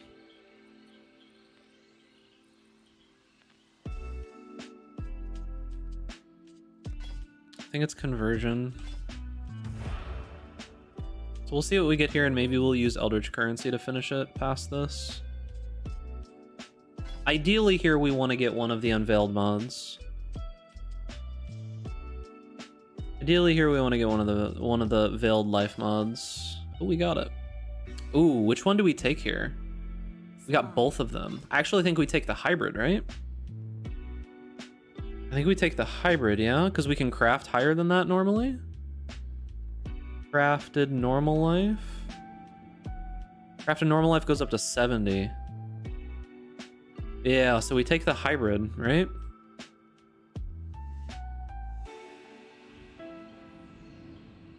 Is it? Is it 55? I thought that's like amulets.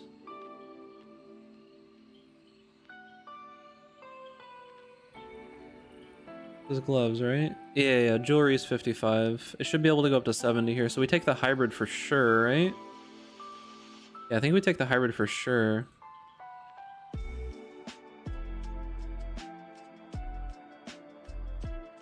Yeah, it's the hybrid for sure. Hybrid, and then we craft life and we just slam something.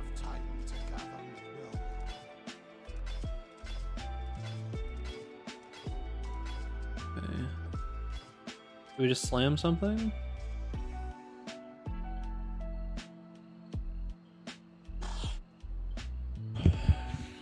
I think we just slam, right? There's nothing else worth really messing with.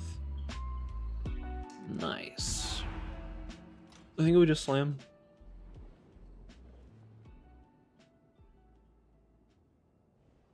Exalts are cheap. Slam for mana.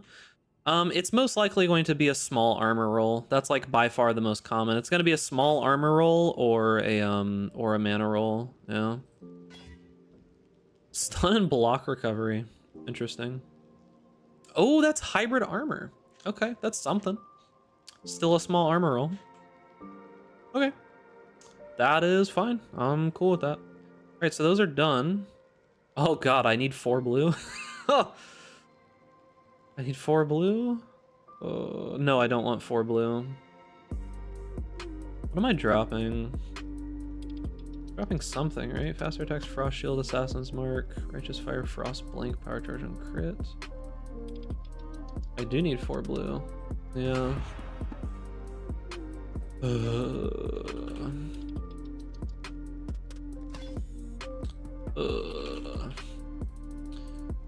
Oh. Problem is these are just like very high strength, so getting 4 can just be kind of frustrating for my hands.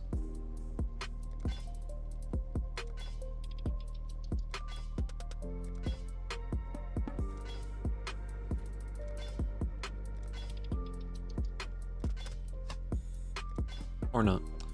Okay. Or not.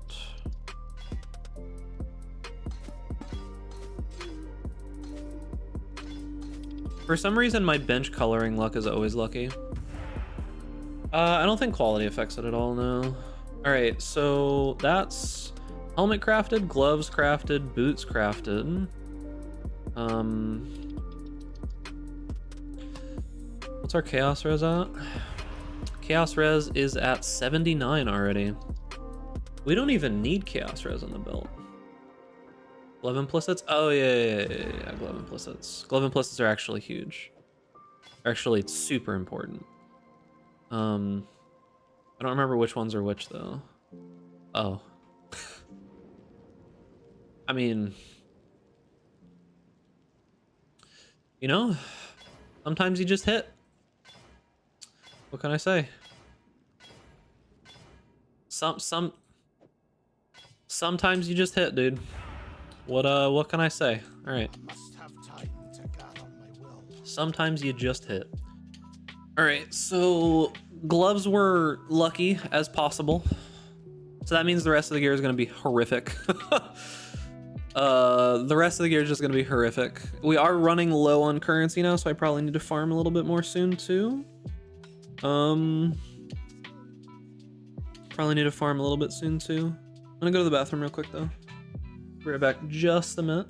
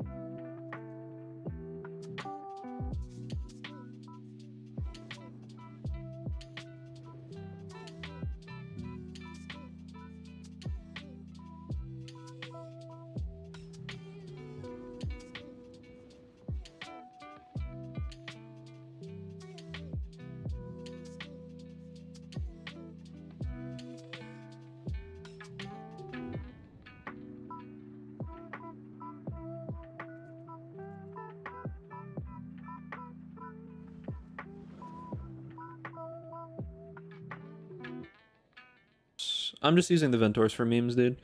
I literally just like grabbed it out of my stash and was like, huh, guess I could use that. These are terrible items, like horrible items. Ooh, I have chaos resist on the amulet, so I do need a little bit of chaos resist on the belt. Uh,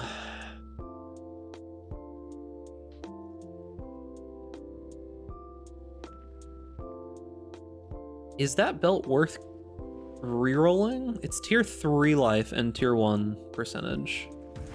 It's actually relatively hard to get the tier 1 life and a high initial life roll. We rolled a lot of belts. I'm way over on cold, so I obviously don't need the cold. But I do need to reforge this with a chaos reforge, like my other belt. Oh yeah, this is just bad, right? I'm just using, yeah, I'm just using my my old Abyss Jewel right now from my other build. I also need to obviously redo the scepter. We could probably do Divinarius as like a stopgap. Divinarius. Divinarius is a pretty big damage down. But it's okay. Or is 95 dex? Never mind. I don't have 95 dex. Okay. Alright, so let's see here. Crafting another belt.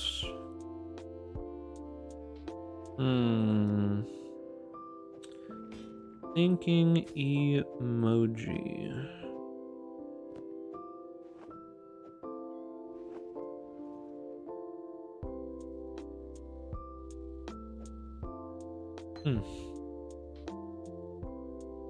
ES stacking energy blade? Probably not. I think you'd probably do something else. Because the thing about it is that if you wanted to go ES stacking energy blade, you'd be scaling the build significantly differently, and I don't think that it would work as super well with Firestorm. Because you wouldn't be able to do Infernal Mantle. Got to Red Mouse, found that my computer can't run 80% delirium maps, so no farming currency for me. That's super unfortunate. Yeah, it's a recent problem. It's a recent problem with like the performance patch that they did, where everything is GPU bound now. So like my performance is significantly worse than it was last league. It's very, very sad, but yeah, I hope that they do something better. Captain Lance just made an Energy Blade Spellblade build. Yeah, I think Energy Blade Spellblade, it should work with most things, right? But yeah, it's not even close to similar to this for sure.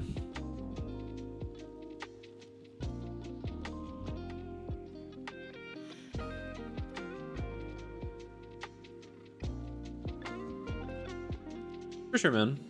Unfortunate that happened to you, but it is very true that that is an issue right now. It is very true. All right, so 80-44 life. What are we at armor wise? 27-19. It's okay.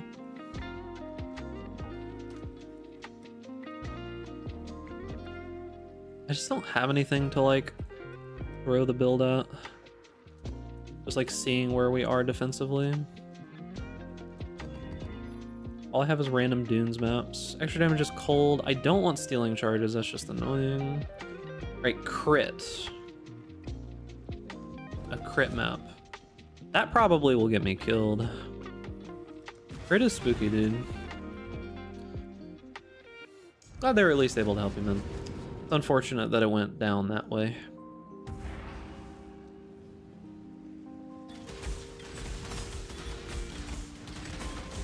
Because like the problem with a crit map is just randomly all of the enemies could crit at once and just one-shot me. Because I'm just kind of trying to get a feel for how the recovery is at any given time, right?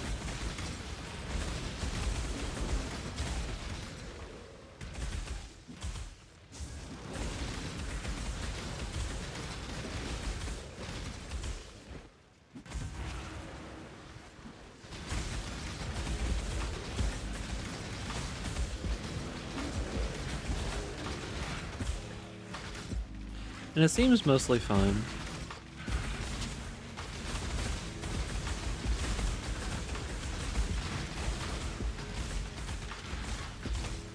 Yeah, see there, that was a big hit. Did you get your god powers? I'm currently using Soul of the Brine King and Soul of Aberth right now, so no, I haven't gotten the god powers yet. So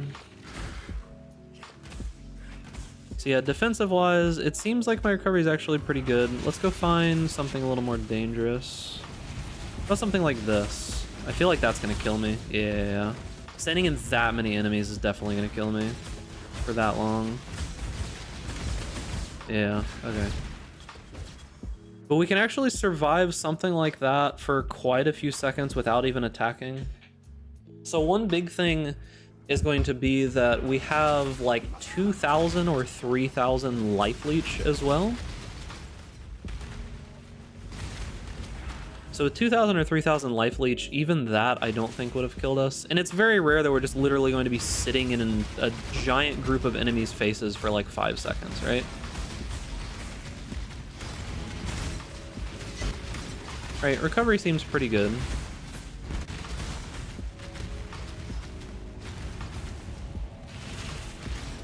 Yeah, there's a lot that we still need to do for sure. Like, we have quite a bit to go still.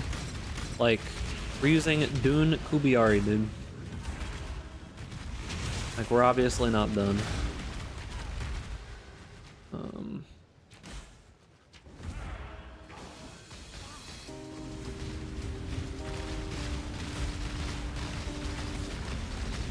And Spell Cascade just hurts the single target so much.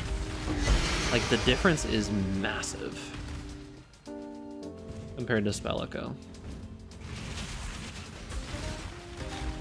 Oh yeah, it's a lot. We still need to do quite a bit. Like, I need to level as well. And I don't know that I have the money to finish out what we're doing right now, so we're probably going to need to farm. I think we actually need to farm next. Because, like, I need a base of money to work off of to be able to invest into the maps. So I think we actually need to farm now. Like, I could maybe craft one more piece of gear if I got lucky, but if I got unlucky even, like, a tiny amount, there's a chance that I would just, like, run out of money. So yeah, I think we gotta farm now. Yeah, we need boot enchant. I need a flask craft. Because we can get 3% from a flask craft, right? We just have to buy, we just have to get it. We'll just have to get, what's it called, flasks and unveil them ourselves. Whoa, what was killing me there? Oh, it's crit. I keep forgetting this is a crit map. Yeah, a flask craft is gonna be a lot of regen. And that'll be up pretty consistently during mapping. You need to craft it. Oh, if you have, okay, that works. Yeah, be much easier than having to get it ourselves, because that would be frustrating. So yeah, that'll be up during mapping, which will be a lot, right? I have lots of chaos res, so it should almost do nothing. Like, my chaos res right now is 79.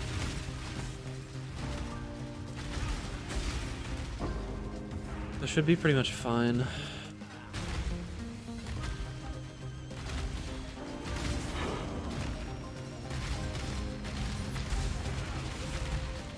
I don't have immunity to Burning Ground. Like, look at how much my ES degens when I'm on Burning Ground. It's pretty bad.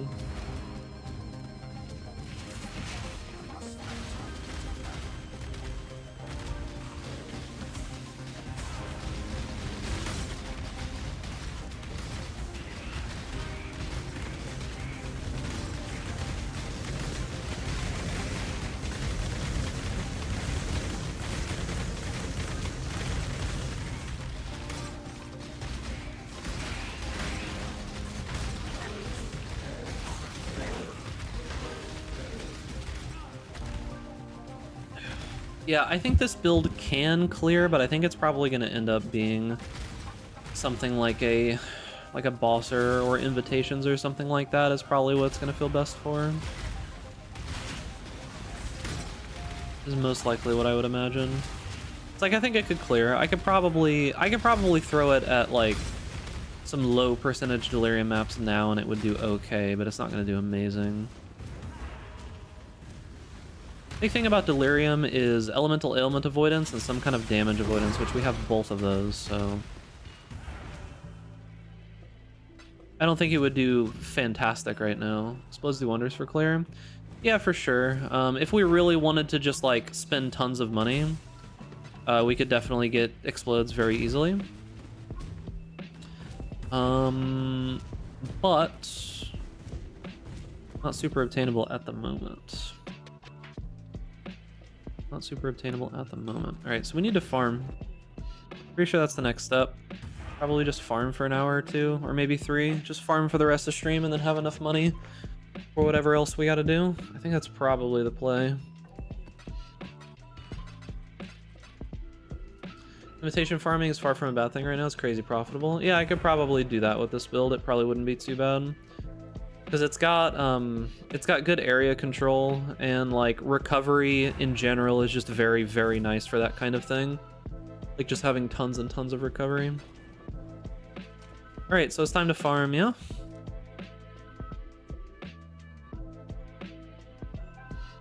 Time to farm. Gotta do it every once in a while. Gots to do it every once in a while. Okay. Okay, so we need to buy Diviner's Delirium Orbs.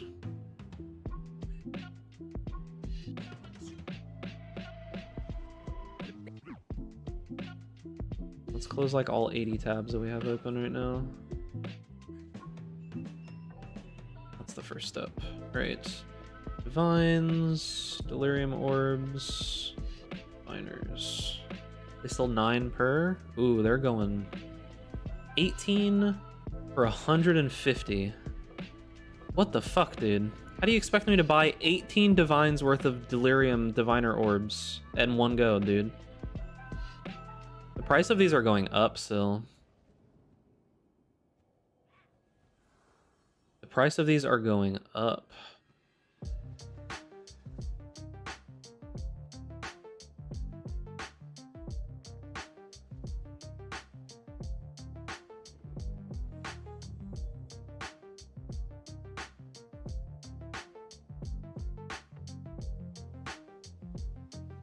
Just do Shaper Guardians instead. I don't really have a build made for that.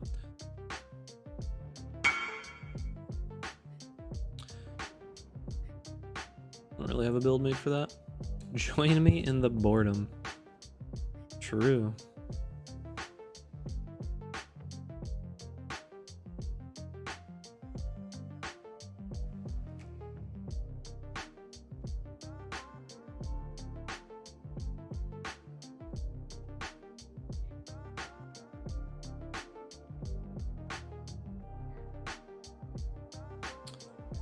None of these people respond. There we go.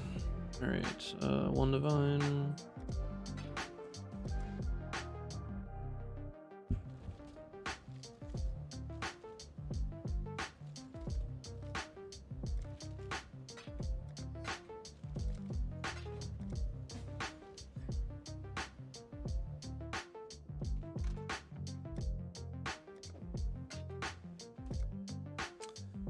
Distro is also 1 divine. Okay. It's fine. I don't need it today. I'm probably just gonna be farming for the rest of today, most likely. I'll be farming for the rest of today, most likely. I want to buy 1 more set. What did you block for Veiled Chaos on boots? I was crafting with Chaos Essences. You have a crafting guide? I mean, for what? Crafting is such a giant amount of different things that you can do. Like, what do you mean for just like crafting in general? I'm actually gonna make a video talking about the most basic form of crafting gear. I'm actually gonna make a video about that. It's probably gonna be my next video. Oh, Veiled Chaos. Oh, when you said Veiled Chaos, for some reason I was thinking like unveiling like hybrid chaos res or something. I think for boots I blocked mana. I think I blocked mana is the best thing on boots, because there's like a bunch of movement speed, which you're almost guaranteed to get movement speed on boots. There's a life roll. I think there's like some weird like focus stuff, and then there's like a mana roll or 2. Alright, so let's see, maps. Yeah, I'm actually gonna make a video, I think,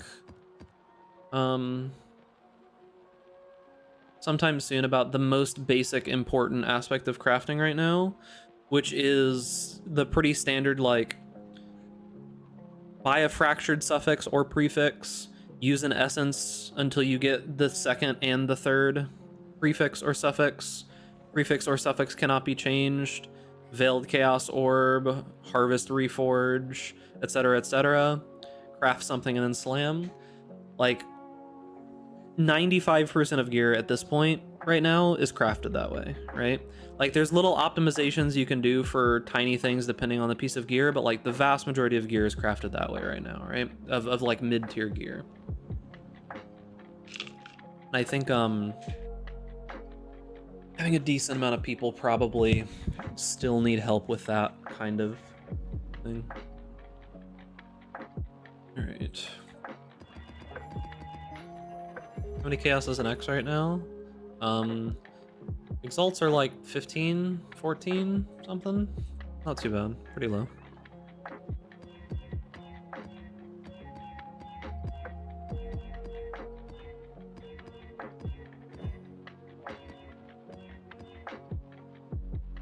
Oh, I can do one more.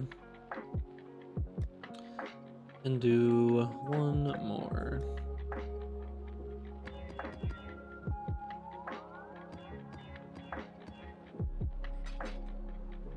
Right.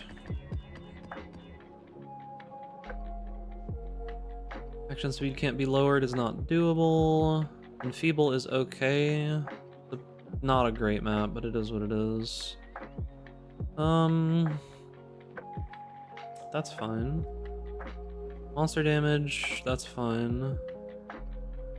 Not fine, not fine, not fine.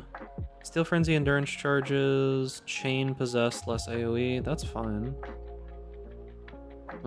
Can't do that one. Maim extra damage is fire. Fine. Can't do that one, can't do that one. That's fine. Chance to avoid all, yeah, that's what I got. I got 100% chance to avoid chill as well. Did not get onslaught, unfortunately, and I don't really care to recraft them. Okay, so what do I have a lot of? We got scarab ones. Yeah, I probably need to use up my scarab ones. Okay. Ooh, I'm out of these. So we have Polished Breach, Polished Abyss, Polished Legion, Gilded Harbinger. I'm getting a little low on Polished Abyss. Oh no, I didn't mean to, fuck. I meant to like take those out of my inventory. That sucks. I meant to take those out of my inventory. God damn it. That sucks. Well, whatever. It's not the end of the world, I guess. Still sucks. Okay, I can use, what's it called? I can use Gilded Abyss, and that's not too terrible.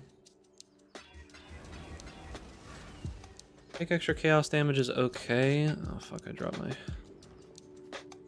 Extra fizz damage is not. Smuggler's Cache, no. June, no. Nope. Legion monsters in your maps have 100% more life. Splinters and emblems dropped by Legion monsters in your maps are duplicated. Yeah, that seems pretty fucking bad. That seems real bad, actually. That's fine. As contained June. Oh, Beyond. Nice. Beyond is fine. Okay. Honestly, Abyss mobs are the scariest ones. I fucking agree, dude. Abysses are spooky as hell, man. Actually. Significantly scarier than pretty much any of the other potential mobs.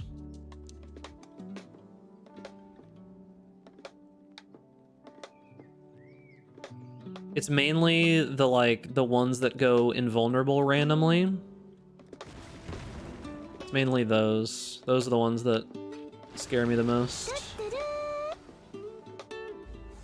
Honestly, most of the time, I'm more scared of those than I am of like Kosis or this guy.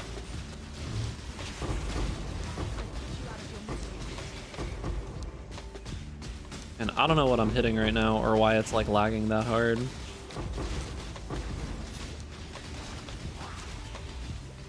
Man, what the fuck?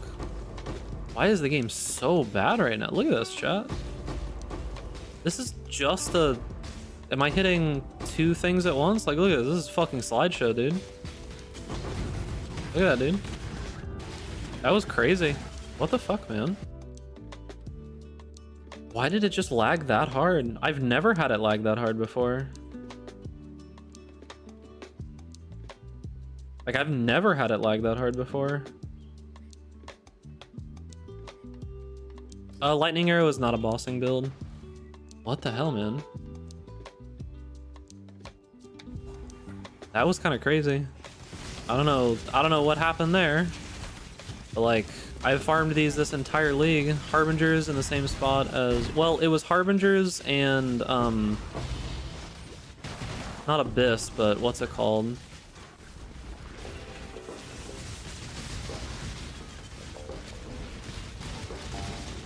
But yeah, I mean, it's honestly pretty sad how bad performance has gotten this league. Like, it's really, really, really bad. There has to be like a... Oh, that's what it is. It's right here. Okay, I know what it is. It was a allies cannot die in that big giant pack. That's what it was. Makes sense now. There was a rare mob in there that had allies could not die, and it was just like... It's such a shit mod, honestly. It's the same problem with like Divine Shrines. Whoa, what? What just dropped? 3 fracturing shards and an empower. Holy, okay. I mean, don't mind if I do. It is hot here, but it shouldn't be the thing causing the problem. I think it was the allies cannot die auras. I think that's what it was. Cause yeah, there's this problem that happens with allies cannot die, especially with divine shrines, where just your entire everything just stops working because of all of the different effects just chaining over and over and over and over again. The worst part for a Legion, or the worst area for a Legion, rather.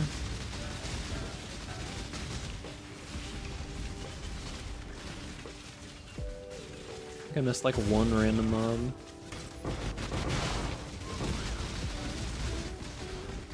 Yeah, because typically the game slows down a little bit if you're like overlapping a breach and other things, but it doesn't like turn into a slideshow, right? Like it doesn't turn into like frames per minute, yeah? So it had to have been allies cannot die aura. Another reason for that fucking aura to never exist.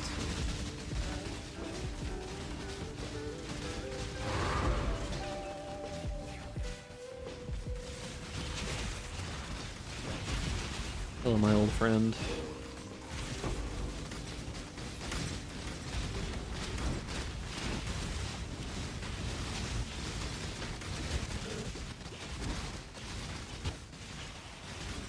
Oh, there's a Beyond boss in here.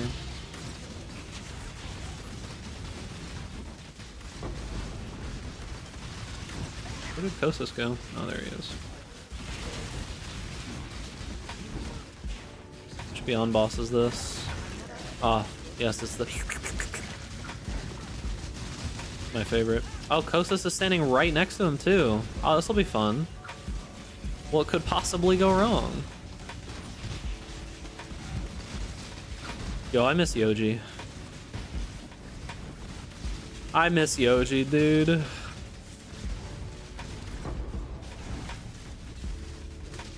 Who's gonna take up the torch?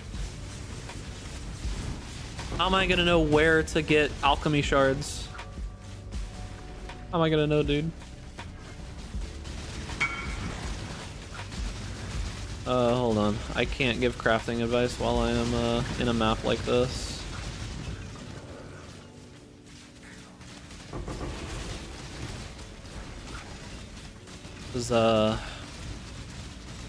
This kind of farming on this kind of character is very momentum based.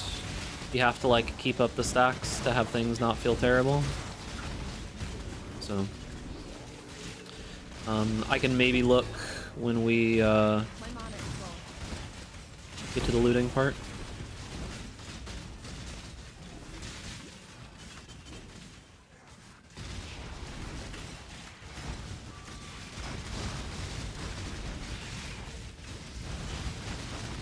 First time opening the game this league, GPU VRAM is at 70C in main menu. Yeah, it's pretty bad, to be honest with you. Like, I know that typically over time they make improvements to this kind of stuff, but like, this has easily been the worst performance I think I've ever had. Like, not even close. I think this is by far the worst performance I've ever had in this game. Performance patches, am I right? Very much good, big performance.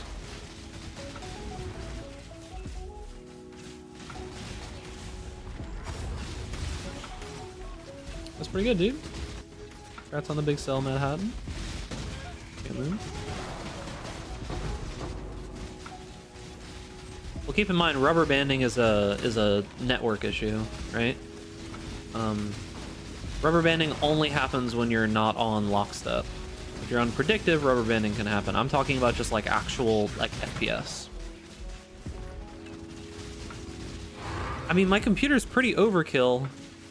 I've got a 36 core computer and like a 4070 or like a 3070 or something, like the good one of those. Like, my computer's pretty fucking good. I have all of my settings on as low as they can possibly go. So it's like, if I needed to do much more than that, it would kind of be ridiculous.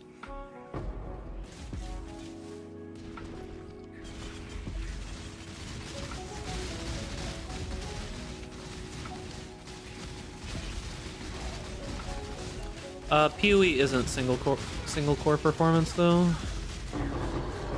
This is like the one game that is not limited to that.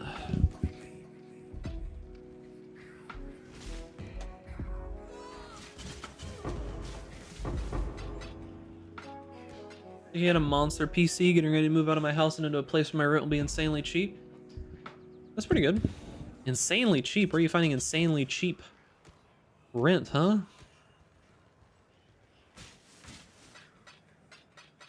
Well, the thing about it, Phoenixia, is that PoE is actually using like proprietary engine software, right? And they did some pretty good optimization on multi-threaded performance. So yeah.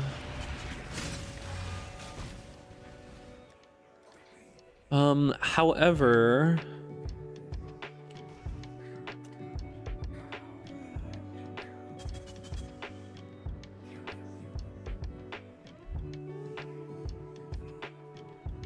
triple buffering gave me problems. Let's see if this, let me see if triple buffering does anything. You get high CPU utilizations? I used to, but now I don't.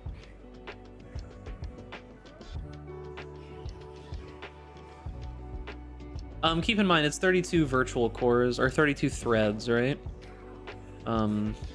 It's 32 threads. It's not a 32 core PC, but yeah. Let's see if that helps at all. If turning on triple buffering helps at all. Because it makes the latency worse, which feels worse, but I mean, it doesn't really matter too much.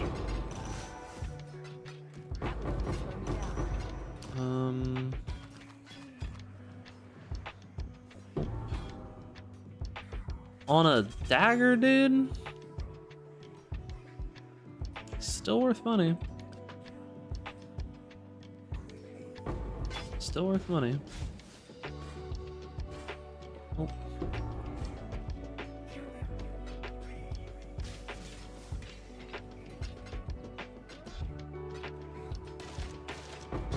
splitting with a long-term girlfriend. We bought a house a few years ago, and I'm letting her take it, moving into the upstairs apartment of a rental, and me and my brother already own my own landlord. Oh, okay. Then yeah, that's about as cheap as it gets, right?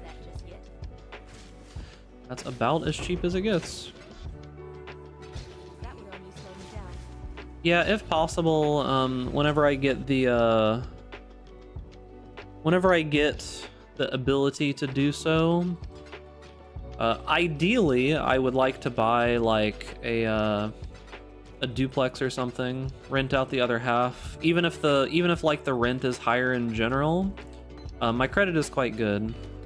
So if I could buy like a duplex or something, live in half of it and rent out the other half and just use that to pay for the mortgage, that would be great, but chances of that are low these days.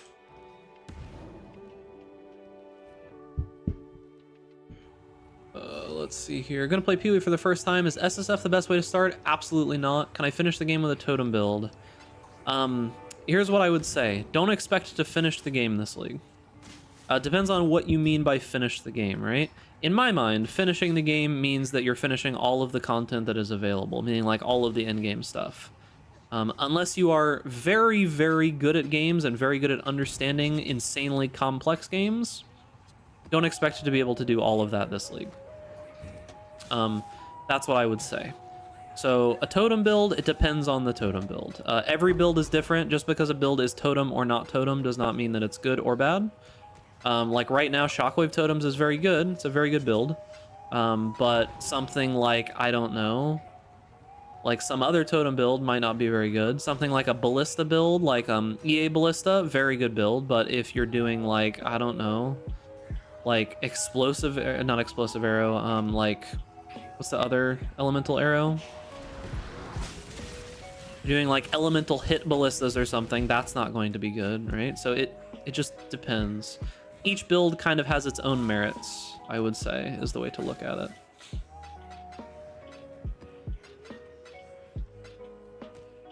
Oh, yes, Daddy. Okay. Enjoying the Elite. show. Keep it up. Appreciate you, gamer. Oh, fuck, what is killing me? Extra pet tucks in the chat, but thank you for the 4 months.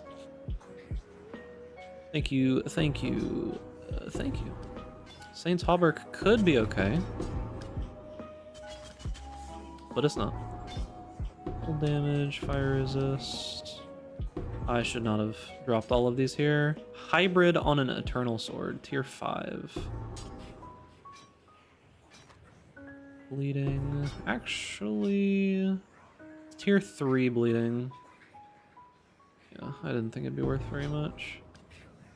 Sucks that I found this when my stuff was already full. Great. I don't think this is gonna be good, but you never know. Alright, good. You good builds for Trickster? There's a decent amount. Trickster's pretty solid right now, just in general. Depends on what you want to play. Like, there's some people playing, like, Spark Trickster. Like, what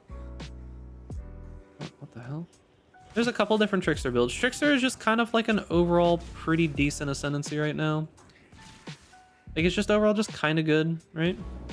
I wouldn't say it's like the best Ascendancy by any means, but it's just like an overall really effective. It's like got good defenses, good offenses, just a pretty solid in general good Ascendancy.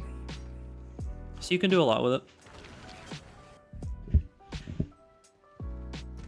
You can do quite a bit with it.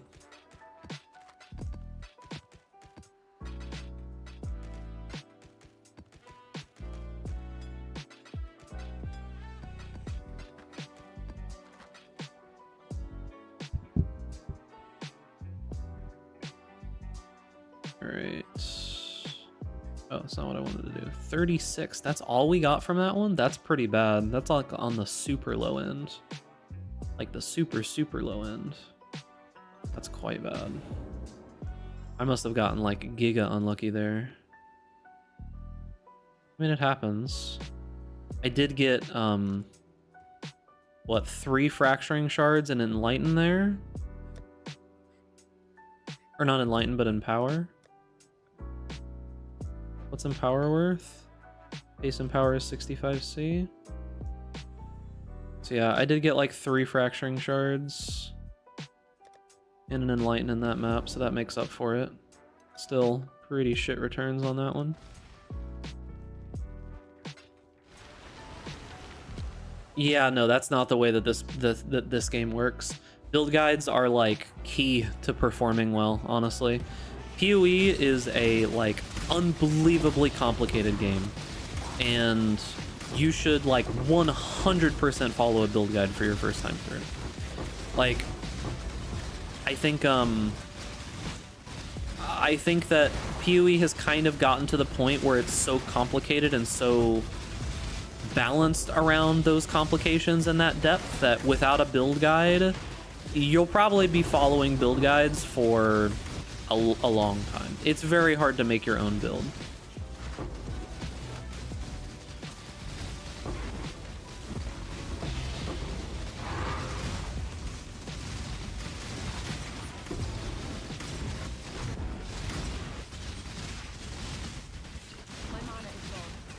So yeah, don't feel bad about following a build guide. It's actually like the intended way to go about it.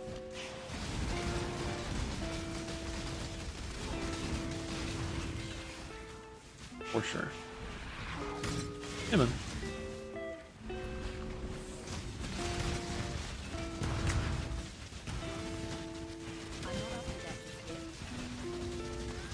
I've said it quite a few times, but legit, content creators carry league start for this game. Without content creators and build guides, like, as PoE currently is, you just wouldn't be able to play it. Like, the vast majority of people would just not be able to actually even interact with the game.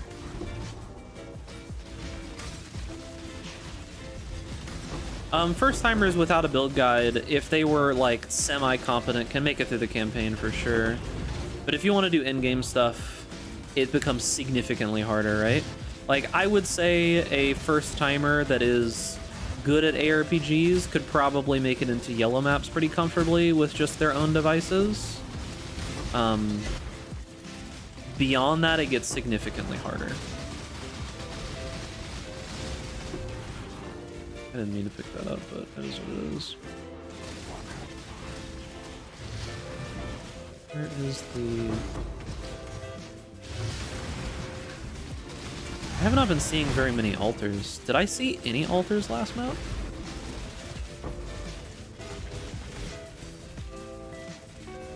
I think you're speaking from a point of privilege, Phoenixia. I think that absolutely telling people to follow a build guide if it's the first time they've ever played PoE is absolutely the way to go.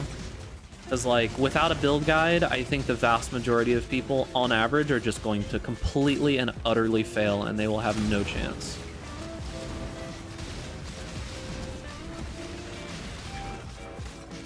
They can probably do something else maybe their second or third time.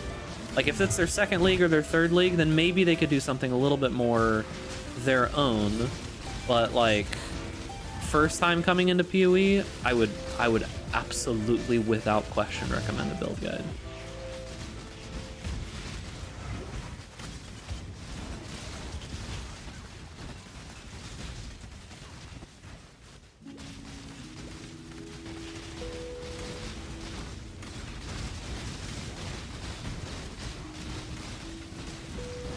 The thing about it, though, with the documentation and stuff, is that they tried, right? Like, they actually tried to start making, like, tutorials and things like that, and people just didn't use it. I think that the major problem, and I think they identified this, was just that, like, written information is not actually that useful for teaching people how to do stuff, right?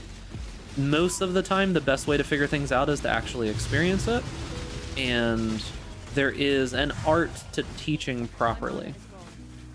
I think that in general, it is significantly better for your long-term ability to learn for you to come to the question yourself and not be overloaded with information. What's the point of privilege? Just that you are already, like, in the game and, like, deep into it, right? That you have all of the knowledge of the game in and of itself, and you can understand all the intricacies of it.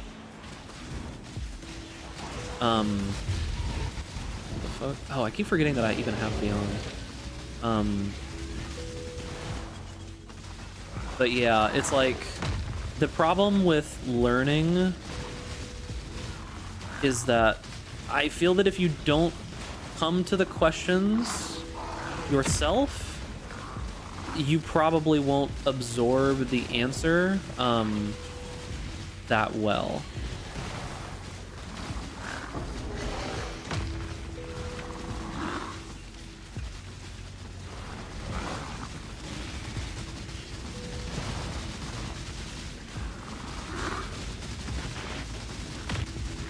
Well, also keep in mind that the fact that you are even someone who can put together builds in and of itself means that just like generally your ability to play this game is just better than even people who have been like playing the game forever, right? Like there are people who have been playing the game for multiple years that are just significantly worse at even putting together guides or putting together builds than you are right now, right? Like people that have played the game for maybe like 10 years are in some cases worse. So I'd say that you are just an above average in that regard.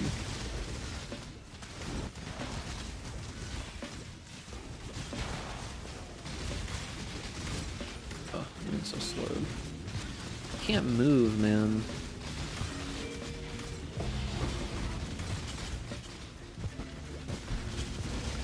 Oh, this is a Chalupa breach. I started straight into Deadeye. I think Raider is bait. I think Raider is just very super hard bait.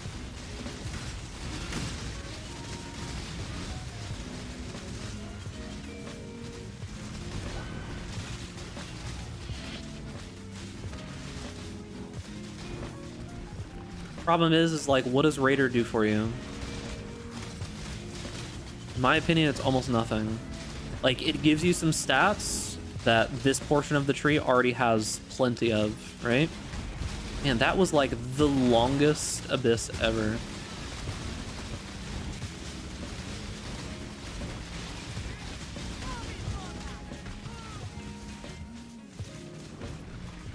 I don't know where she's at. There we go. I think a lot of people use guides as crutches, never fully understand the game. I mean, sure, but I'm gonna be real with you. If you want to fully understand PoE, you basically have to play it like a full-time job. Like there's just so much to understand.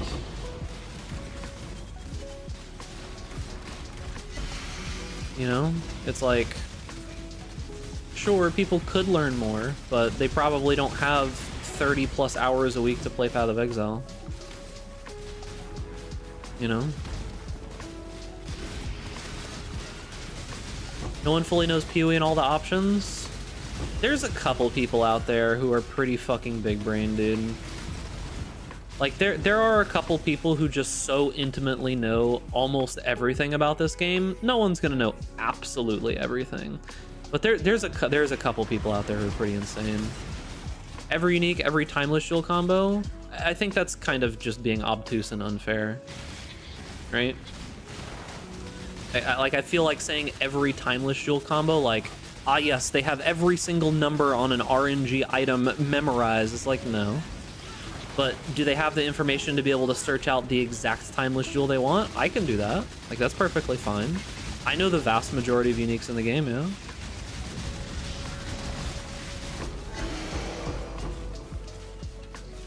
It's like, I can even do both of those things, and I'm not even like that deep into it.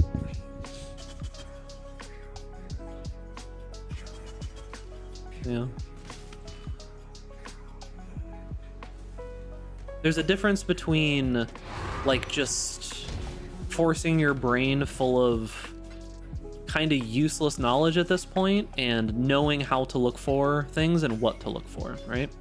Like, there's a pretty big difference between those two things. I didn't even want to pick this up, dude. It's kind of what I was saying the other day about how things like, how, like, before we had access to phones and just like ease of access to information on the internet, I always felt like I remembered a lot more, but I just realized that it wasn't really that I remembered a lot more, it's just that I don't need to remember anymore, right? Because the thing about it is,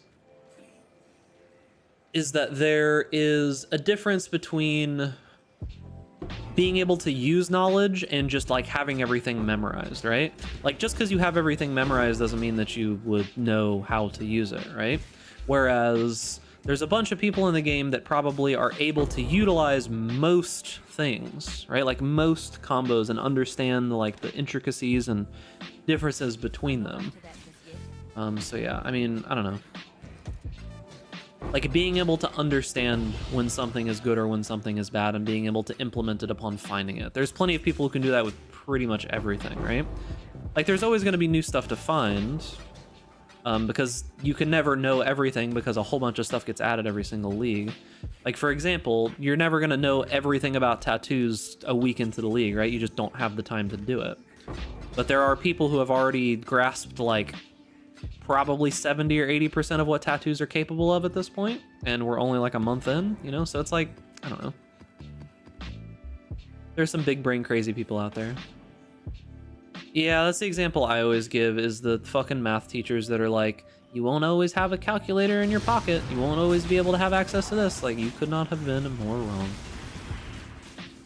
Could not have been more wrong. Yeah, Dan's fucking crazy, dude. Dan is pretty crazy. Who was it that said it? I think it was Ben that said it. Is that if you're looking to play a build and Dan is playing that build, just copy Dan. He's probably playing it better than whoever else would be.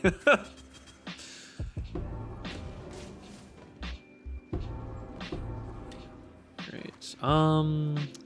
Penetrate elemental resistance, implicit synthesize. On a void scepter? I don't feel like people are going to attack with void scepters though. Like, is anybody actually going to buy that? I feel like the answer is no. Because like this was listed 4 days ago for ADC. I just don't think anybody's going to buy that. Like I'll throw it up for like maybe 50 or something, but I don't think this is going to sell. Like who's going to use melee scepter, right? Oh shit, I'm on the wrong tab. Fuck.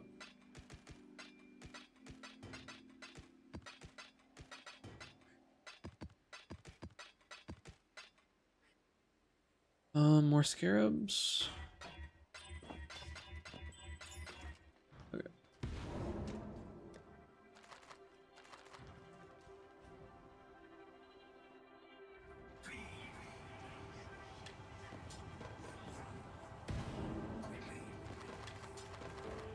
Accuracy. 23% attack speed. A tyrant second? No.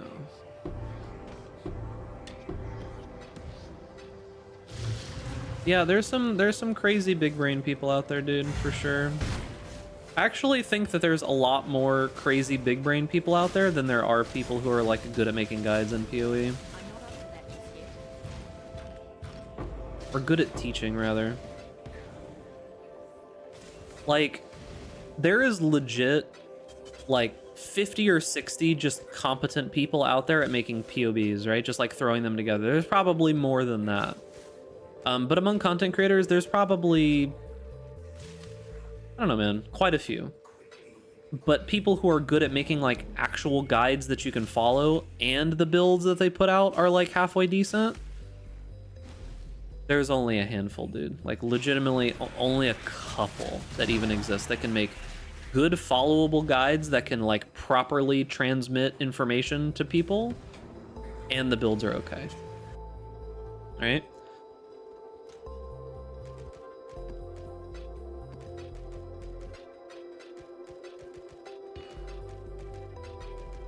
In the game, I focused on things that I thought were more important. First league ever, I taught myself to craft after I understood how to make pretty much any item I want. Yeah, I think that making currency first is probably a little bit more important there. I would definitely learn how to make currency first and then how to craft items. Definitely two important things. I wonder if I had to sit down and be like, what do I think are the most important things for people to learn first in PoE? I wonder what those answers would be if I really thought about it.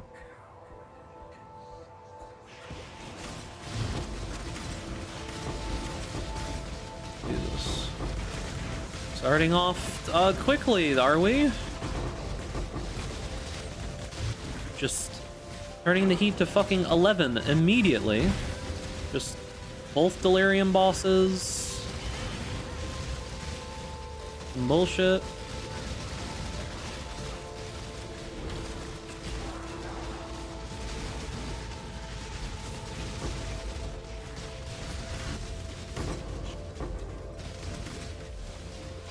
Daring today, are we? I think I can kill this guy pretty easily. Kosis I might come back for, though. Kosis is getting a bit too much shit. Oh, that really hit me, dude. I thought he was gonna die. That fucking sucks. That sucks. I thought I was going to like ult him. Stay away from me, Kosis. I don't need your shit right now, dude.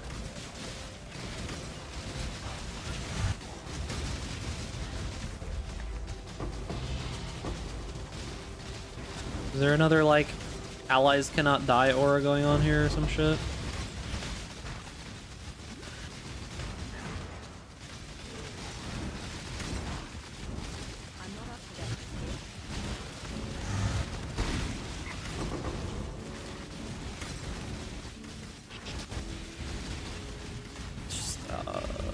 That was not what I wanted to press. Holy shit, that was not what I wanted to press.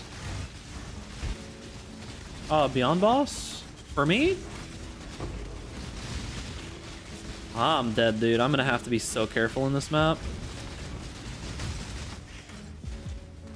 Okay, I have to like 100% focus up or I'm just gonna troll the fuck out of this map, chat, so...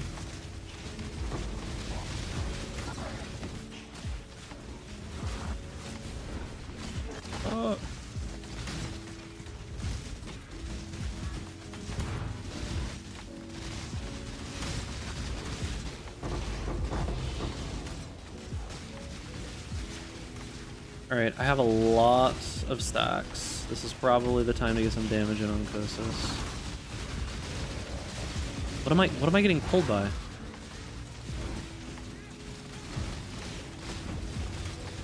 It's like the worst possible spot he could be is down in that corner. Okay, dude. What a fucking nightmare map, dude. Like this, like, true, dude. This map fucking chose violence, bro. Holy shit. Kosis has just been following me the entire map, and I chose like the worst imaginable mod. Nearby enemies gain 200% of chaos. I don't have that much chaos, Rose. I'm just kind of fucked. I did not mean to click that one at all.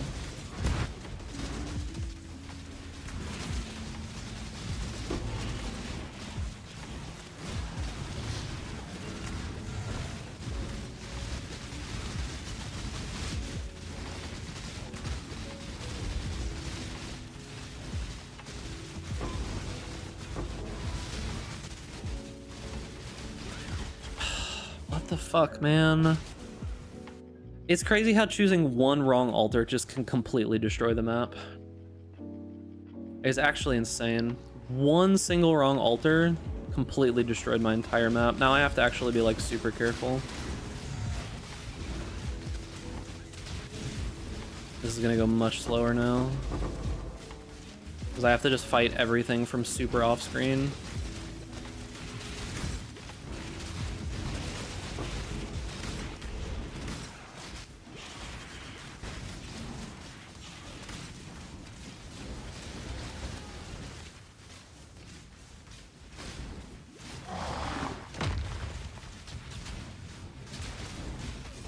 Why are there proximity shields, bro? Please.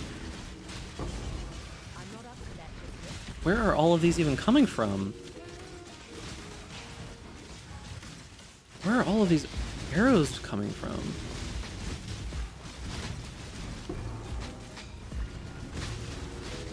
You? No, you're not one of the arrow casters.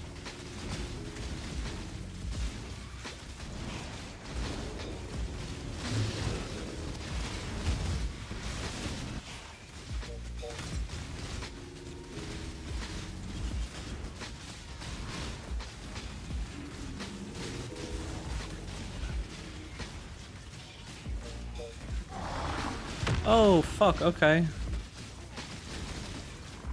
I almost died there, legit. That was almost another death.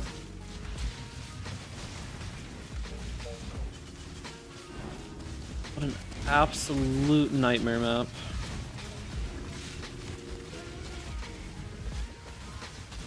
Absolute nightmare map. And I still have so much to do in here too.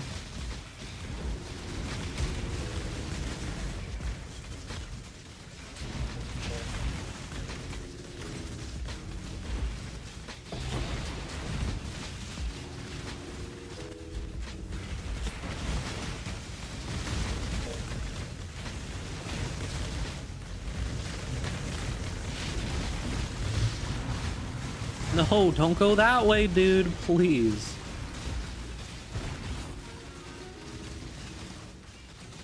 Fucking abysses, man.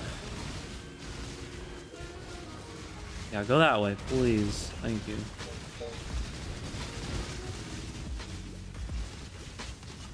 I have to be so careful with those mobs. Because, like, they guaranteed get a hit on you. And I have, like, nearby... Yeah, look at that. Look at my health pool went down there. They like guaranteed get a hit on you, and I have like nearby gained as Fizz as chaos, so.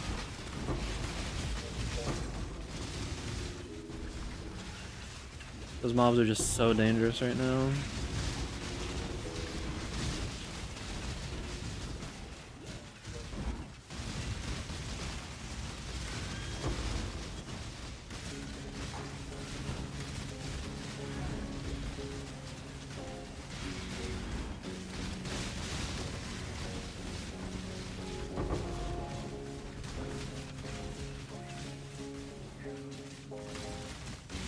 I think we're getting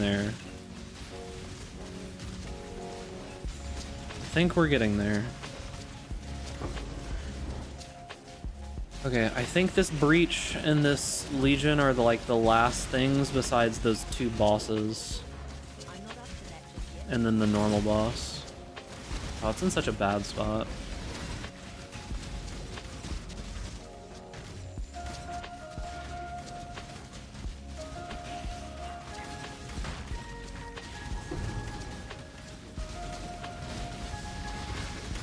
Jesus, dude. This is like the weakest breach, too.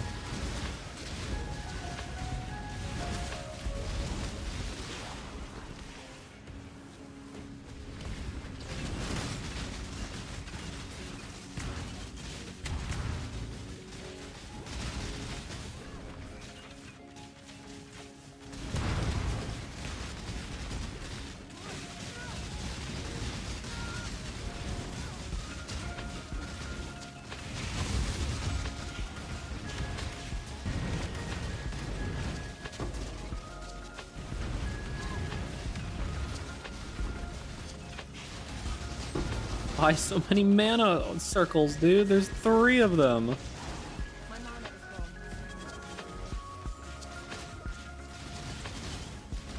Take care, Manhattan. Stats homework? You mean playing PoE?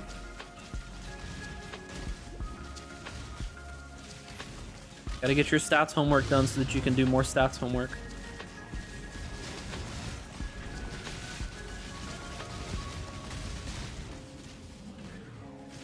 Alright, 20 monsters remain. That's probably good enough to just, like, finish the map, right? Like, I don't think those unique bosses are gonna get me to 13 here.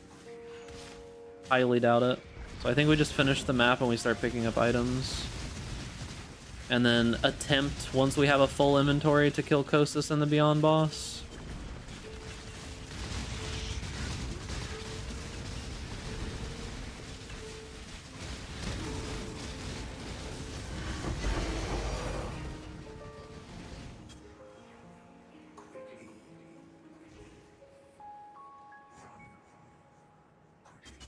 The delirium orb reward just dropped me a brother's gift. Really?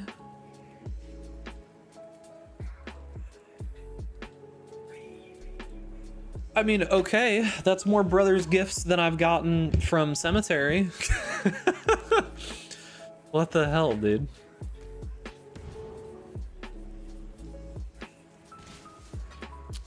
I mean, the map was out for blood, but at least it properly rewarded me for such.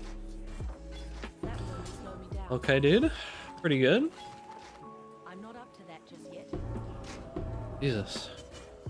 Tier 1 life on a profit ground. Just streamer client things? True, dude. True, true, true.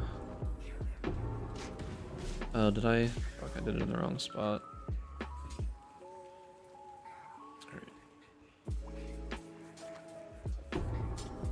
True, true, true.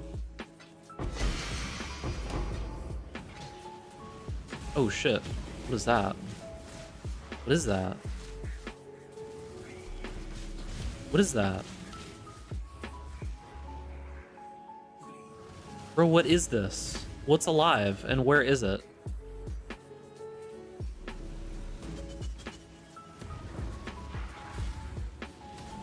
Where's the enemy?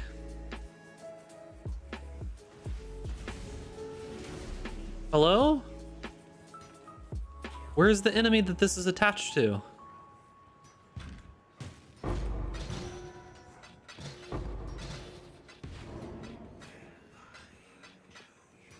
I wonder if this is actually doing damage. Yeah, it's doing fucking damage. I have no idea what it's attached to either. Okay, that's cool.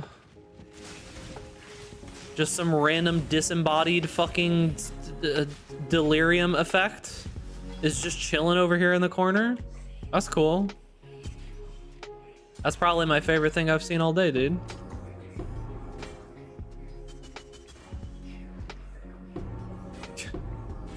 Fucking game, man. Love me some random disembodied delirium effects just chilling. That will only slow me down.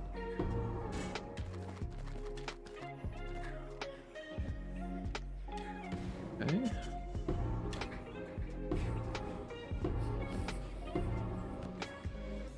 Tier 4 minion damage. On a Coveting Wand. Decent. Tier 1 added chaos damage on a Rune Dagger. What the hell? That's rare. Not that it's worth anything.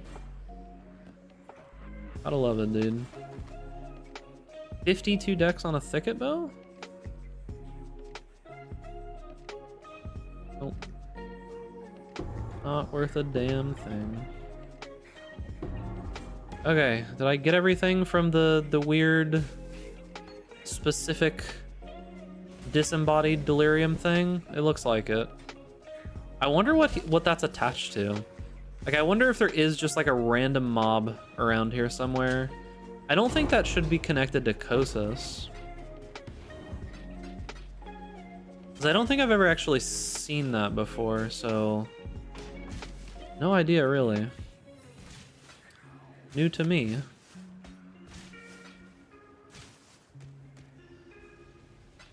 What map though, dude?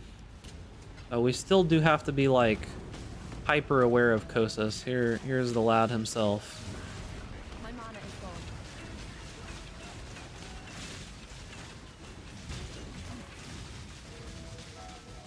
He attacking? Okay.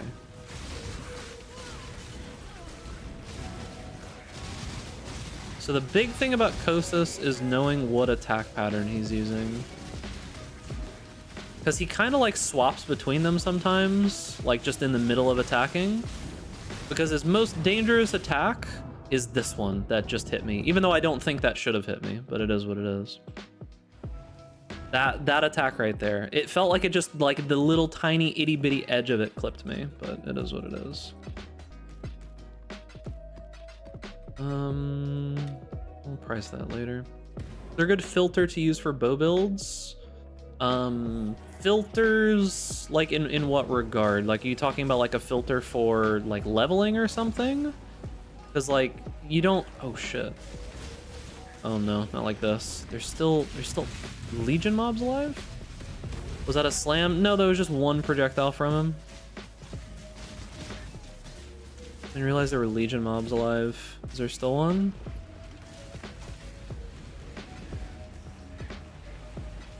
It was just a single projectile that I got clipped by, unfortunately.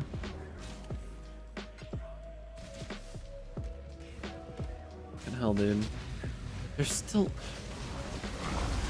like full-on Legion and Blight mobs alive. Damn it, dude. I need to pick up items here.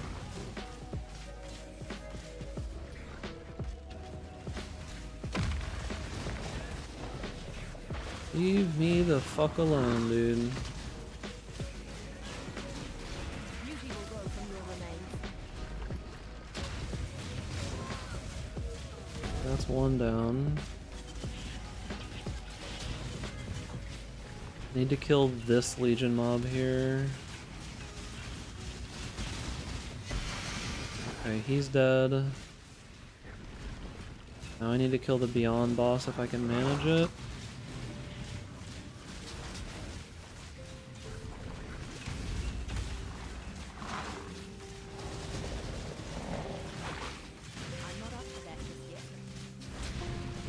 I'm not super familiar with what this Beyond boss does. I know he like jumps, and I know he does like this.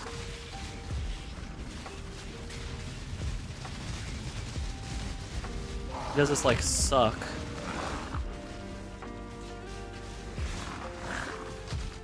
And he spits out some shit.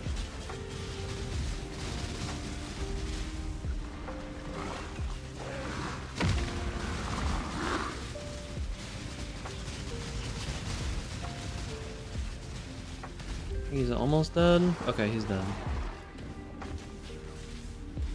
Alright. So we have one life, one portal left to interact with Kosas.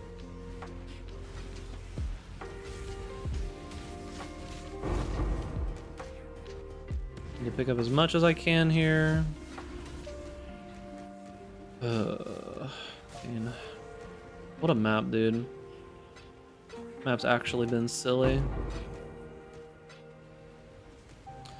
I have no idea how much Replica Dragon Fang is off the top of my head. Like, there's so many different ones of those. Do levels on EA matter that much? I don't know. EA is like a blind spot I have when it comes to builds. I never played it because it looked really boring.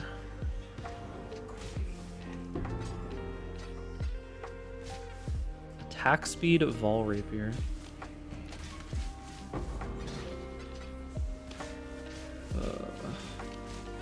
Alright, where's Kostas? He's over here somewhere. I've picked up most everything. My mana is gone. Alright, time for you to die, Kostas. Jesus. Okay. I think we're mostly done. I think we are mostly done. Man, who would have thought that just taking one random wrong alter mod would cause us this much pain, dude. Like, I almost died there to just some random white mobs. Because for some reason I couldn't attack. Well, we got a lot out of that. That was a very good map when it comes to returns, but like, Jesus, dude. Difficulty-wise, that was insane. Absolutely nuts. We can corrupt this. Yep. What's a synthesized Vol Rapier with attack speed worth? High level 83. That's unfortunate. Just attack speed isn't enough, I don't think. Yeah, I don't think that's worth anything. I don't think that's worth anything. Too low eye level as well.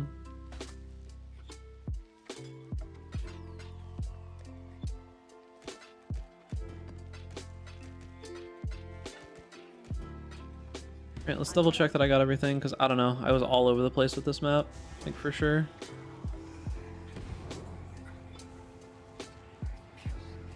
I think I've killed everything at this point, so should be fine.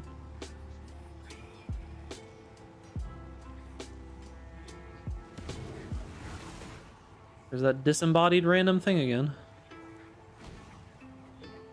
Yeah, we've actually killed pretty much everything and it's still just floating around in here. Well, it can float for the rest of eternity for all I care.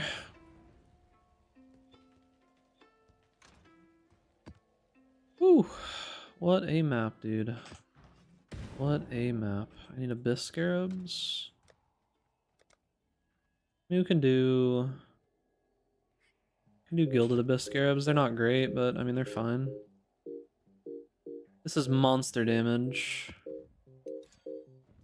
Insextants.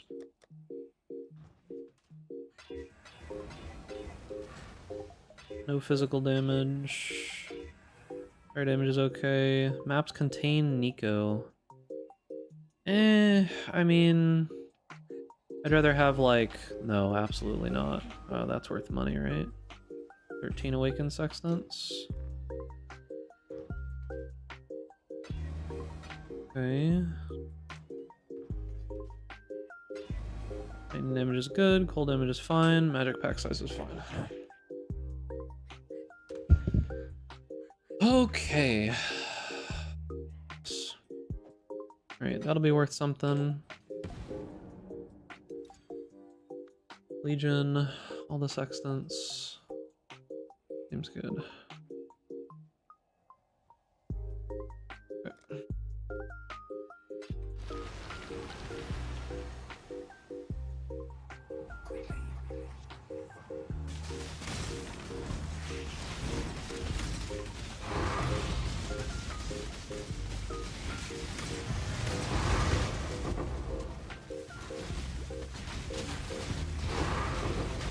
Jesus, dude.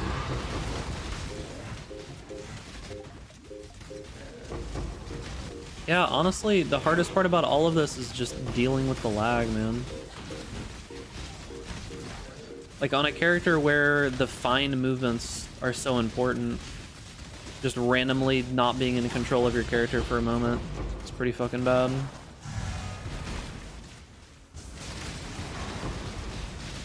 mana is low. Pretty bad.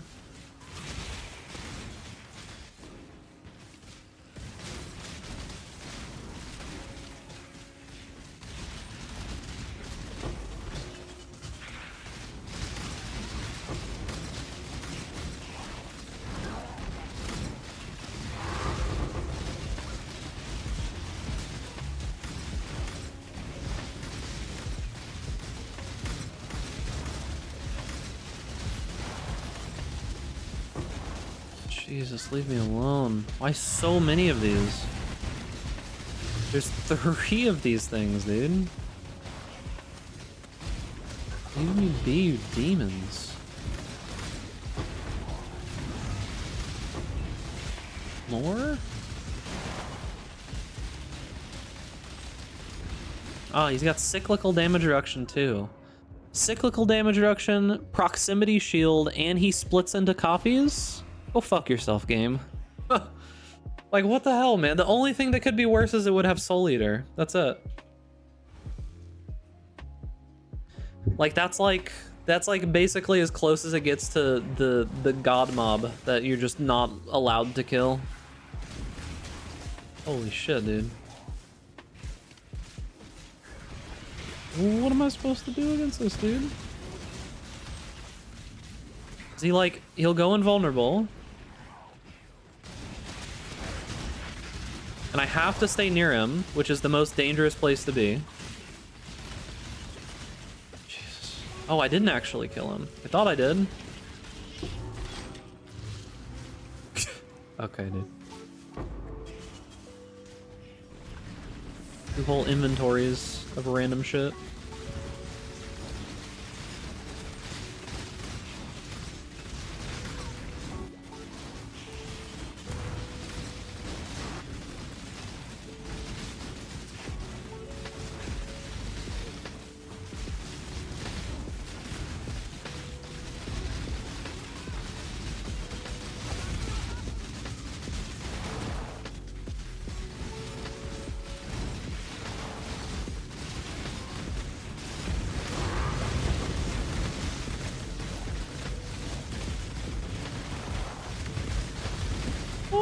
If I could delete one arch nemesis mod, I wonder what it would be. Proximity shields?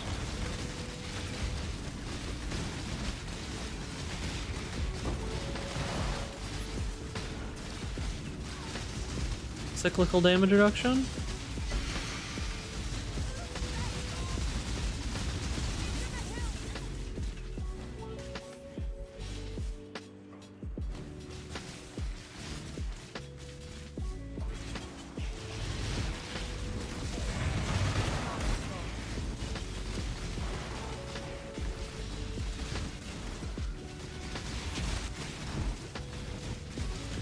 Oh, I have to get to the store today.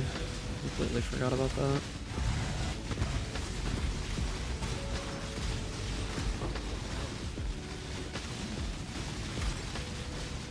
Best mob with hasted copies and soul eaters, the reason I quit Abyss and Deli maps. Yeah, it's actually a nightmare, dude.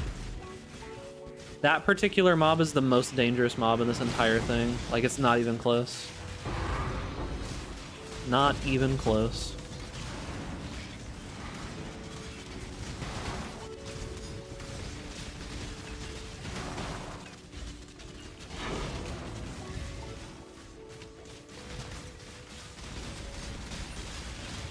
I don't know that I would get rid of Soul Eater, because that's like the main thing that makes Headhunter good while doing this kind of thing. Like, the rest of the mods are cool and all, but like, Soul Eater just gives you so much.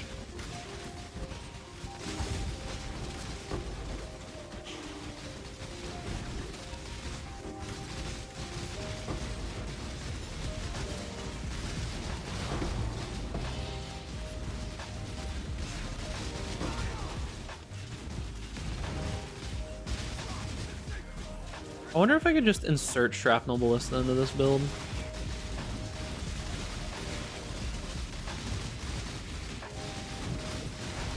Wonder if it would be better than artillery. Probably not.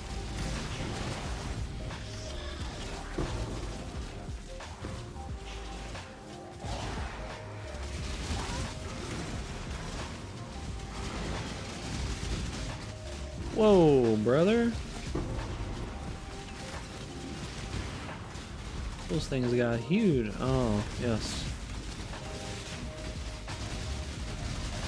My favorite enemy.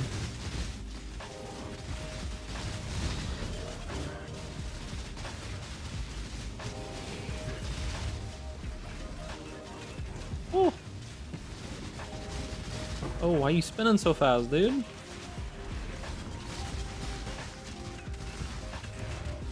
With all the plus proj on tree and tattoo, is LA champion viable now? Would you want to? Like, would there be a point? Because the problem is like, all that you really get out of going champion is the aura node and like fortify.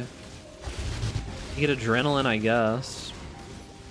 Is that ever going to be better than like far shot and additional projectiles and like marks transferring and stuff like that?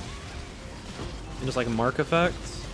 Like, I don't know, it'd make you a little bit tankier, but do you care about being significantly tankier on this build? I don't think so. My mana is gone. I think it's just the same arguments as before, right?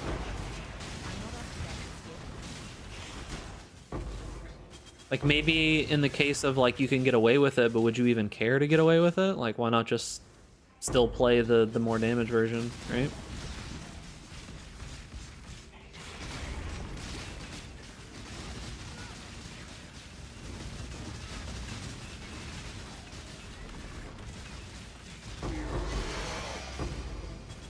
Okay, what a map. Yeah, you'd have to do the returning projectile, you do returning projectile, arrow nova, all that stuff is what you would do. Just gonna punch my mic real quick. Ah, this is the Wreath of Frisia.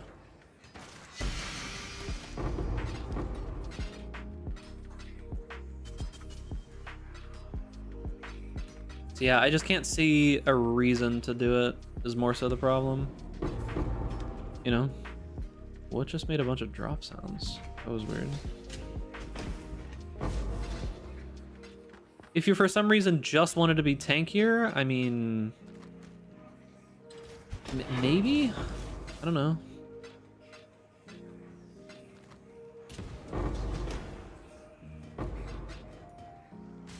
If you were gonna go champion, you'd probably just try to do some like armor stack something or other in that regard. It's like that's just gonna make more sense for a champion. Is just scale damage with the other belt and go like armor stack, evasion stack. Like you could probably still do that. I mean, it works for a reason. Like it's a bunch of scaling.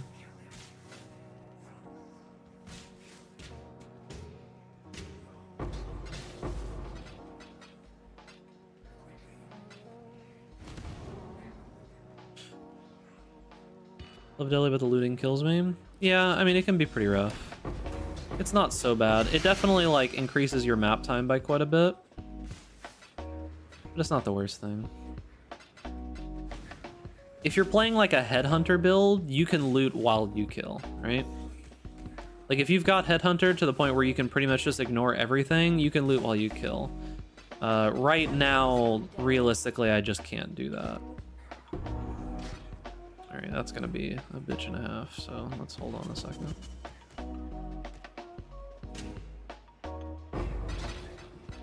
Alright, I guess we should do this now.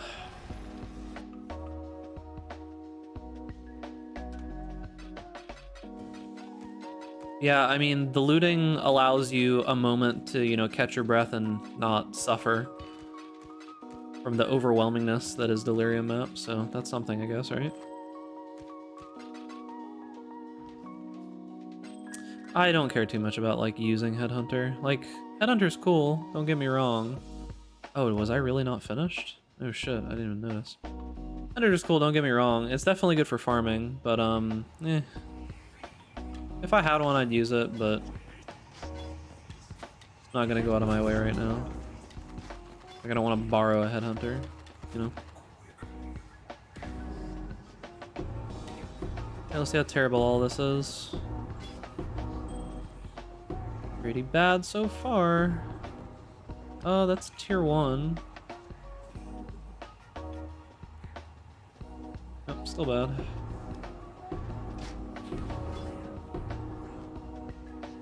$60 mana regeneration rate on a crystal wand. That seems relatively rare, but I just don't know that it would actually sell, is the problem.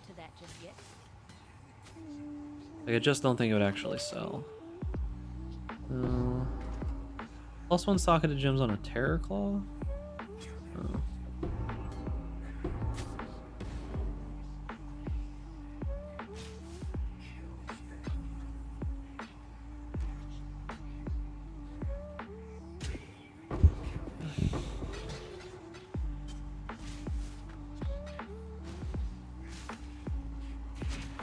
Whoa, brother. Murder Crush. Calm down, dude. We don't need to Murder Crush right now. We're chilling. Alright.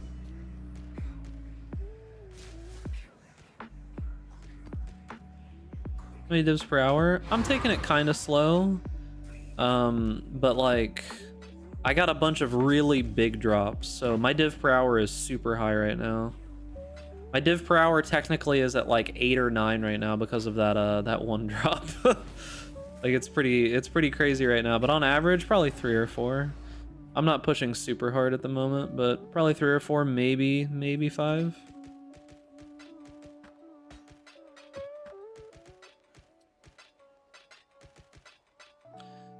Let's see, we're at 201 with 2 maps left.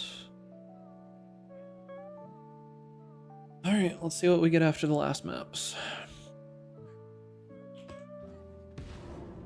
That's not what I wanted to do.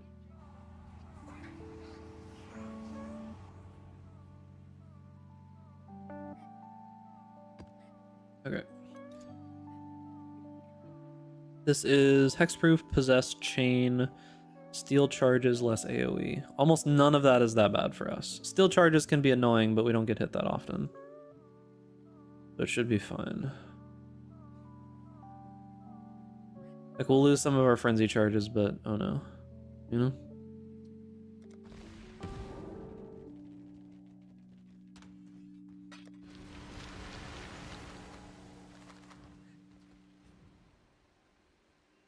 I guess frenzy charges and power charges. What does delirium do? Delirium adds those little rewards that you see at the bottom left, and when you use specific delirium orbs, it adds specific rewards, and those specific rewards, the ones that we're doing at least, are why is that guy so tanky? Oh, he's crit resistant.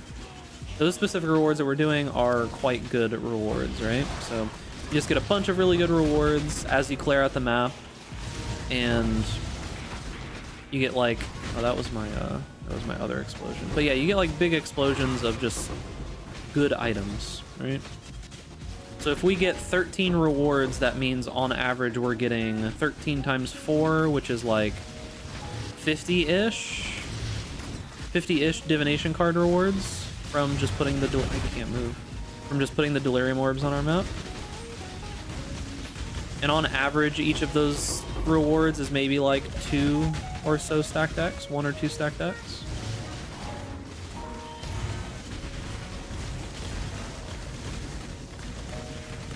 The delirium itself, like what the actual delirium does, is think of it as almost 20% damage reduction per 20% delirium. It's not exactly that, but that's just an easy way to think about it. It's big damage reduction, like at the very top end, it's like almost 96% damage reduction at 100% delirious. So it's a ton of damage reduction, a small amount of damage, and then just all the mods that delirium mobs have. So you need a pretty damn good build to be able to handle it.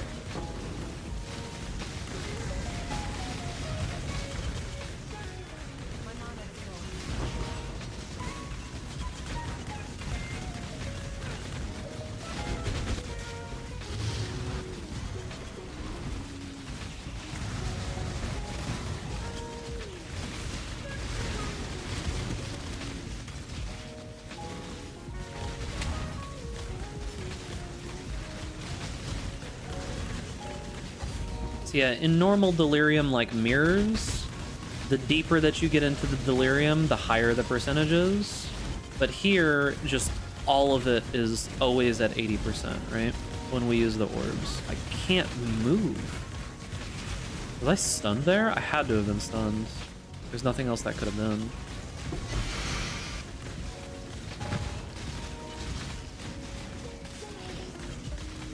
Jesus, what is that?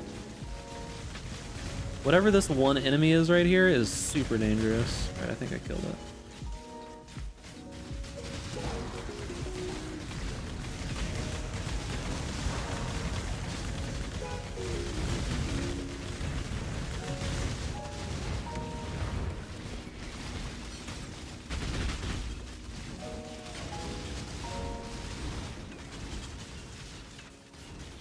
Alright, time to die. Isn't Kostas over here somewhere?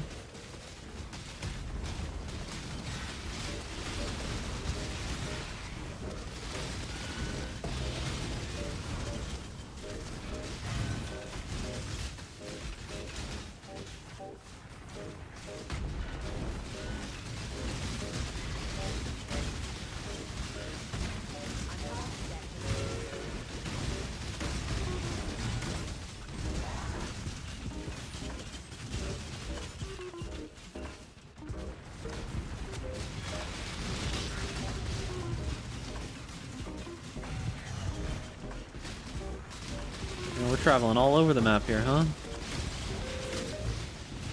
Taking a big old roundabout, alright, coming back to where we started.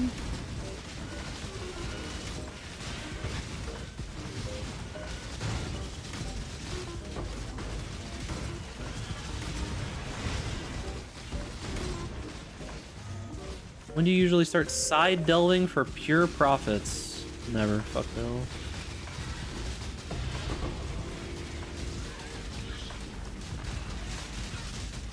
The more I can stay away from delve, the better.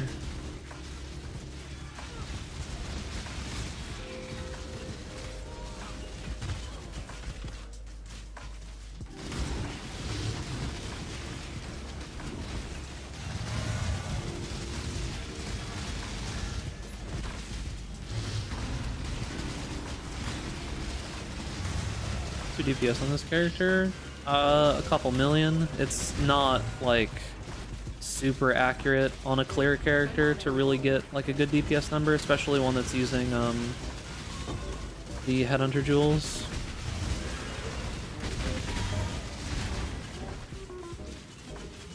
So like a couple million maybe is what POB is gonna say, like 4 or 5 maybe is what it'll say, but the DPS is actually significantly higher because of, you know, just stealing a bunch of good mods.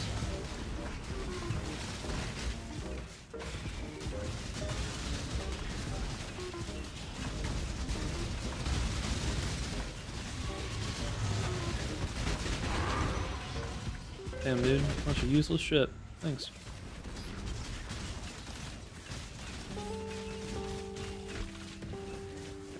Oh, here's Kosis.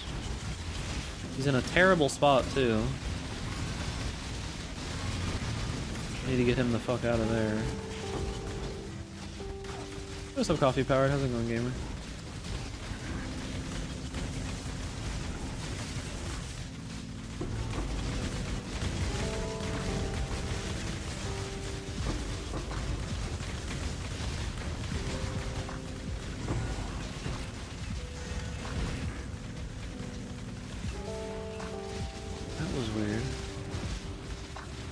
Oh shit.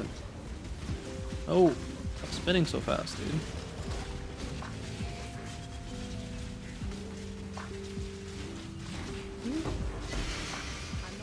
We got him, boys.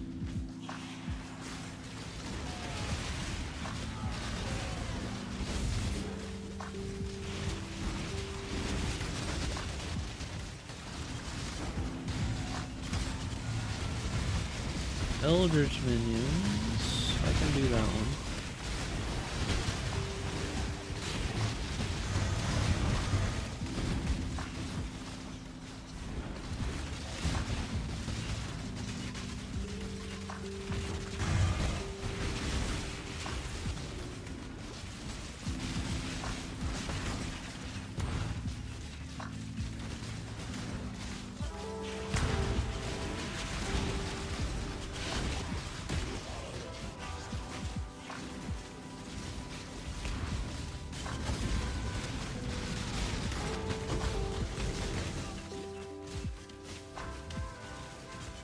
Man, it's so nice, honestly. Like, I almost feel like I want to drop the nodes that make it more likely to get certain legions. Just because I just so don't care about the fragments. Like, I just so don't care about the fragments, and those legions are so much more dangerous. Like, I know I need to just sell those fragments in bulk, but like, I don't know. I don't know if I'm going to do the self-farm build this league. Like the self-farm 5-way build. I don't know if I'm gonna do it this league. I might not. Oh, am I done? I hit everything?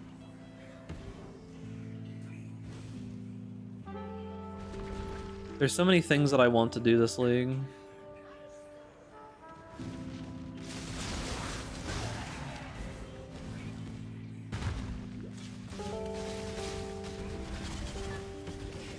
Too much to do, not enough time.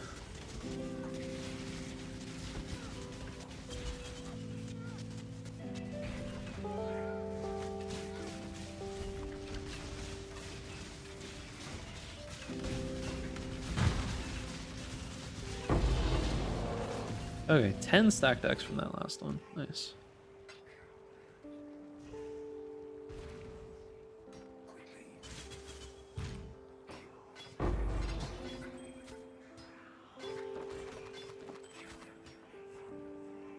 $92 life. Crazy that 92 is kind of a low life roll on a chess piece.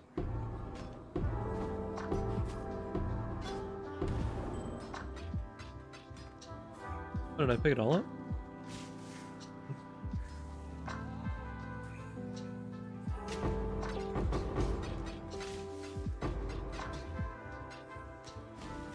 I'm not up to that just yet.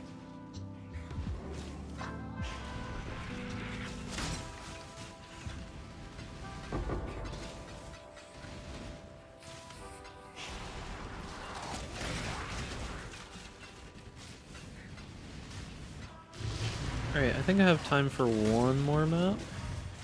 I do need to get to the store. I think I got time for one more map.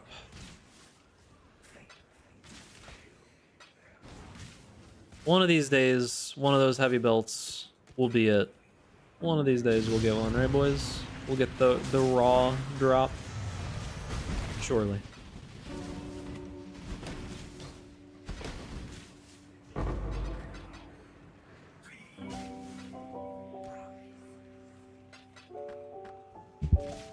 God, what a useless explosion.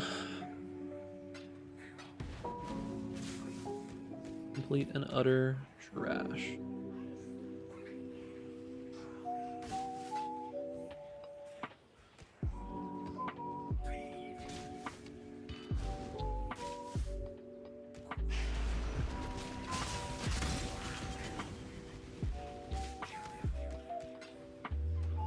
Why does the ground look so weird here?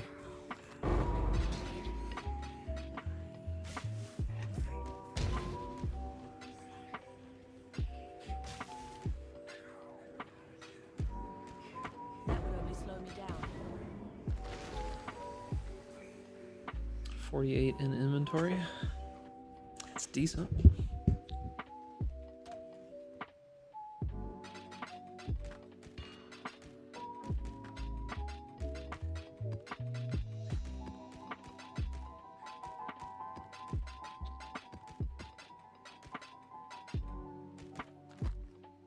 Okay, diviners, incubators.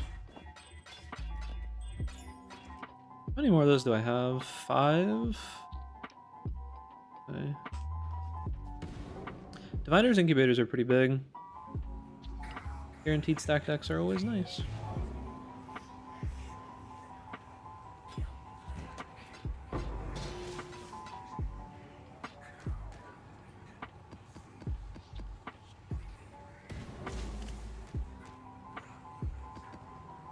Okay, is that it? Oh, no, we got one more stack. Oh, hello. My mana is gone. Alright, is that it? Looks like it. Okay, so we got how many out of that one? Like 60 stack decks? Got pretty much a divine worth of stack decks out of that map. Pretty good. Alright. Last map, boys. Then I gotta go to the store. Last map, and then I gotta go to the store. Okay, extra damage is fire, more magic monsters.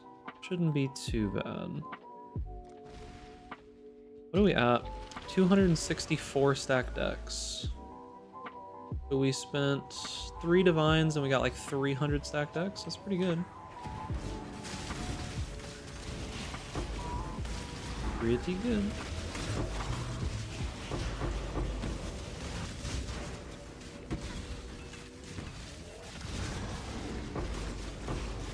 If we get more than that, we'll make even more. We'll be closer to like 6 divine.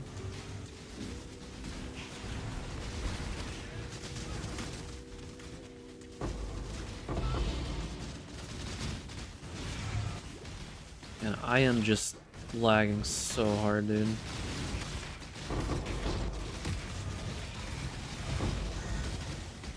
Oh god. Please have mercy. You always sell the stack decks. It's not worth gambling them. You're just losing money that way.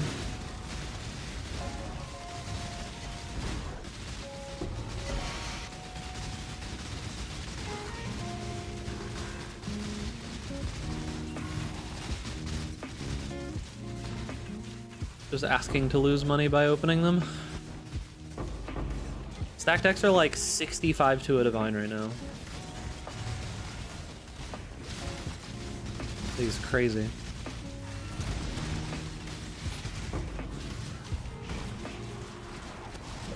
The chance for a headhunter? Yeah. Also a chance for you to get literally nothing, and it's a much higher chance.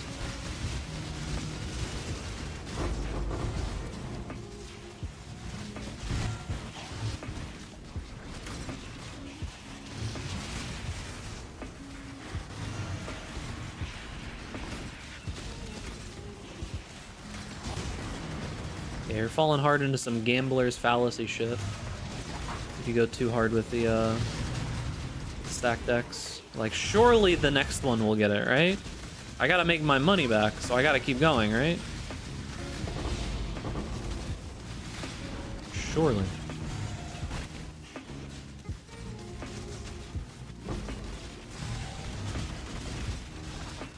I can't end on a loss, right?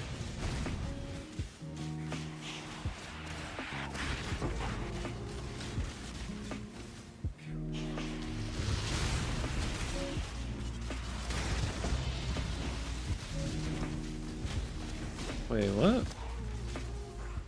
I level 84 3 passive mana cluster? What's that worth? Oh! 9 divine?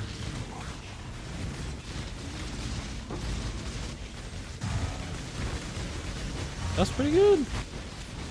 Man, I found 14 divine worth of just like giant drops in 6 maps. What the hell, dude?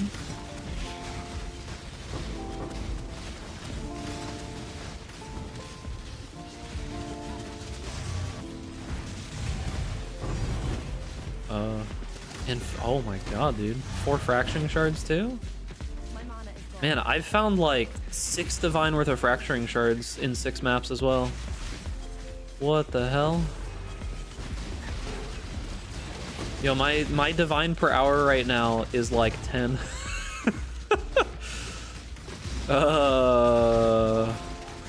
Thinking emoji.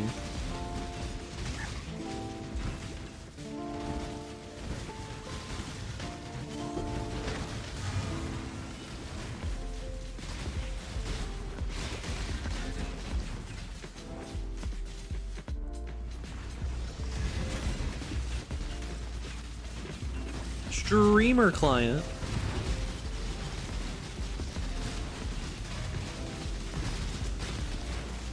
Early.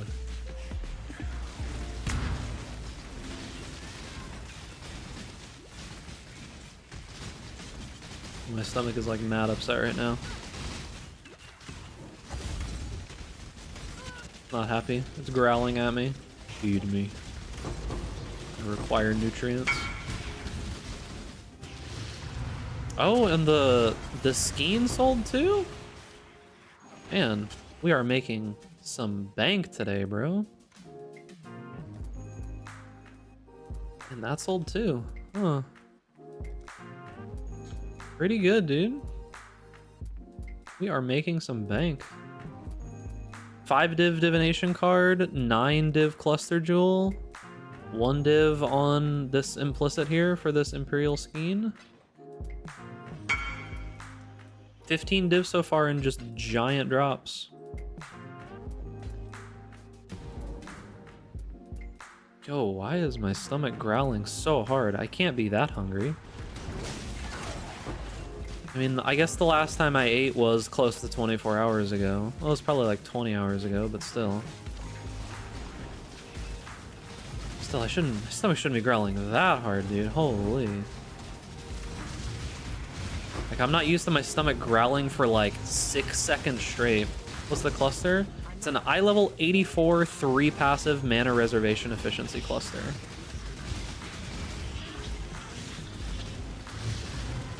You're delirious? Ah, true.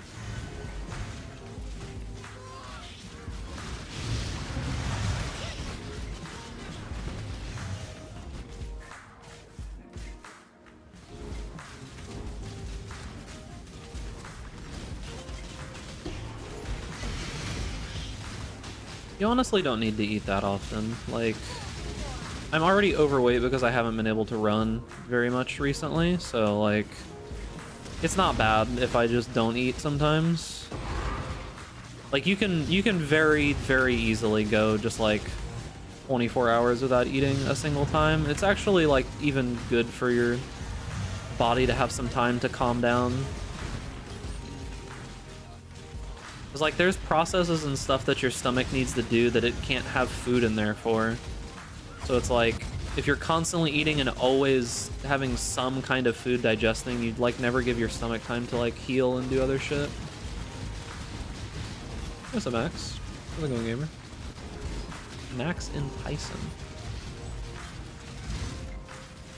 So recently I found out that like my cousin, I found this out because of a random Instagram post by one of my other cousins.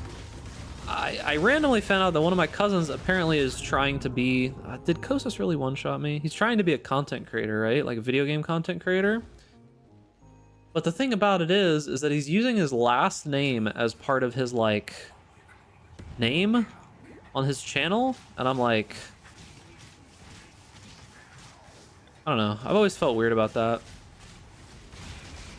Like, some people are super comfortable just giving out every single bit of their information to everyone, but it's just like...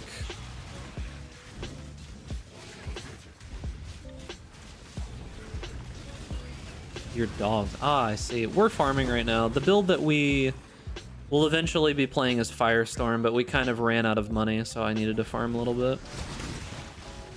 Your last name isn't Duck. It's Duckington. Sorry. Yeah, it's just like, I don't know, people seem way too, I don't know, okay with just giving out lots and lots of, like, private information publicly. Like, I don't know, it's always felt kind of strange to me to just give out all of that info. Like, I don't know, man, I have no interest in being, like, a fucking celebrity or some shit. Like, I don't care, dude.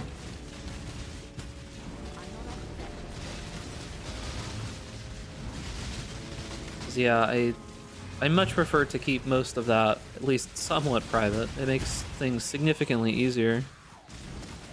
Name isn't that much info? Yeah, but it's like a piece of info, right? Like, sure, a name by itself isn't a lot, but if you found a name and then you found a city, you know, it's like very, very easy to just find my address, right? So it's like, as long as I keep all of the information kind of like, it's not like I'm hiding it. But you know how easy it would be to find an address? Like, I could go find an address with a name in a city. Like, there's not even like enough.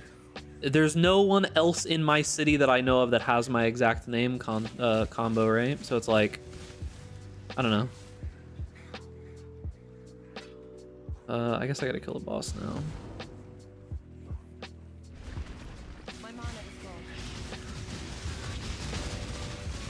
And I mean, it's not necessarily the case that people will find your information just because you get bigger. There's a decent amount of content creators that have like 5,000 to 10,000 viewers on stream, and nobody knows their last name or pretty much anything about them besides like kind of where they live.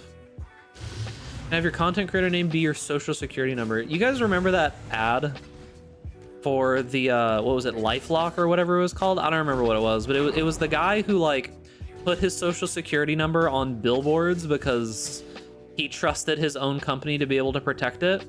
And he was literally like the guy who had his identity stolen more than anyone else in history. Like, it was crazy. It's like the hubris, dude.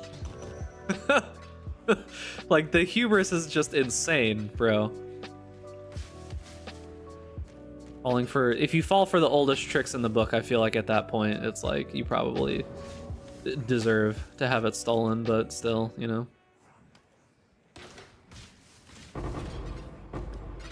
It's crazy, the hubris that some people have with shit like that.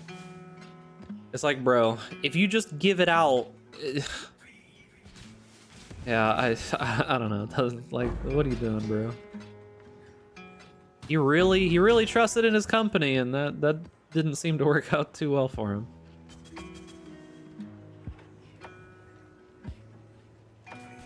Because the crazy part about it is that like most people, when you think of hacking, you think of like you know, somebody's like, I'm hacking into the mainframe, you know, like they think that, but that's honestly not most of it.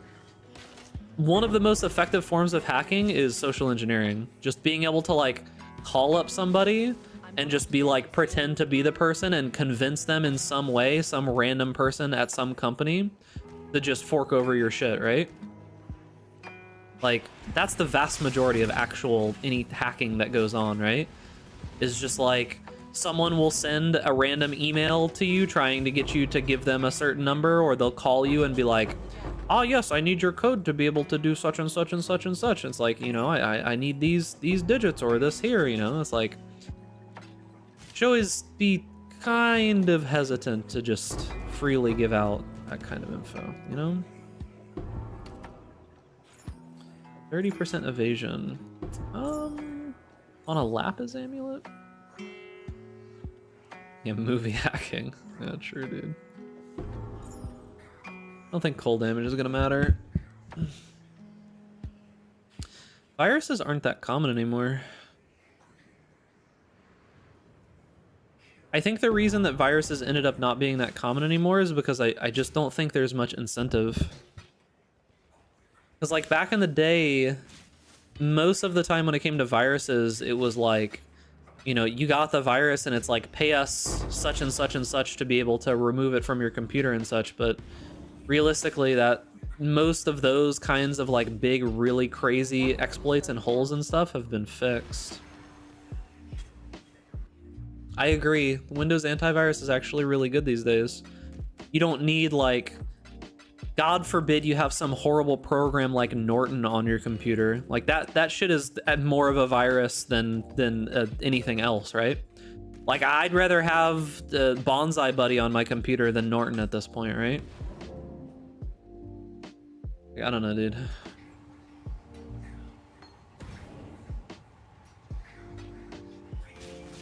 That and ad blockers. Ad blockers have actually removed a lot of problematic stuff with that, which is why it's fucking insane to me that, you know, we're basically like going back in time now with ad blocking and shit, thanks to Google and being greedy.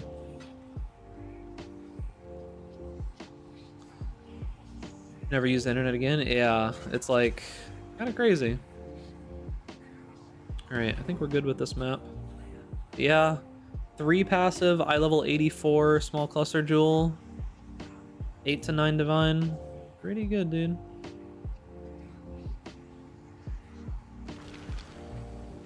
Yeah, the problem with a lot of those things is just like, it's so difficult to hold people accountable in some regards. Like, how do you hold somebody accountable that's in another country, right? Like, it's actually pretty tough to do that. All right, so 291. So that's like, yeah, we made like 5 divines in stacked X, roughly. Did my, oh, these didn't pop. So yeah, when those pop, it'll be 5 divines exact. So 5 divines in stacked X. I think I did like maybe 2 hours. I think I did maybe an hour and a half, 2 hours. I don't think I did this for that long. And we made 5 divines in stacked decks, a bunch of divines and just random small stuff, and then 15 divines and big drops. That's fucking crazy, dude. I think that's the luckiest I've gotten in a while. The luckiest that I have gotten in a while.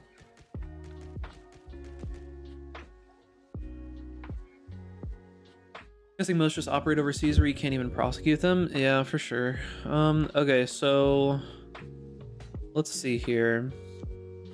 There's 1 for 8 and 2 for 8.9. This guy's undercutting super hard. I think 8.8 is probably the actual price to sell it for. 8.8 divine. Those don't sell super quickly, but they do sell.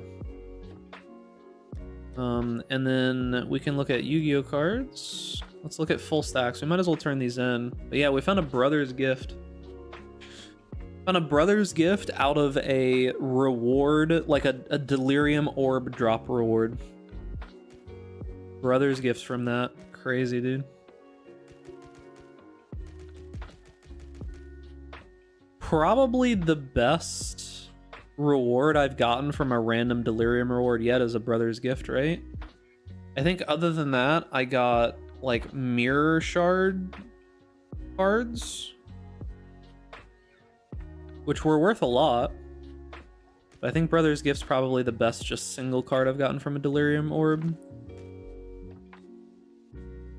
Best I've gotten from one of these maps was last league when just a mirror shard dropped from Harbinger mobs. But that's from Harbinger.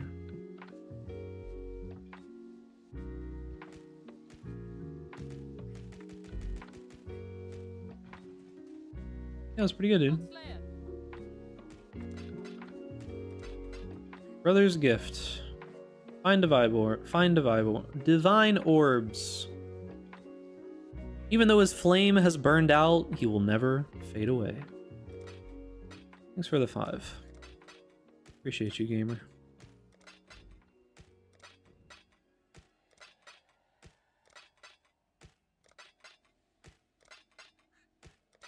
All right.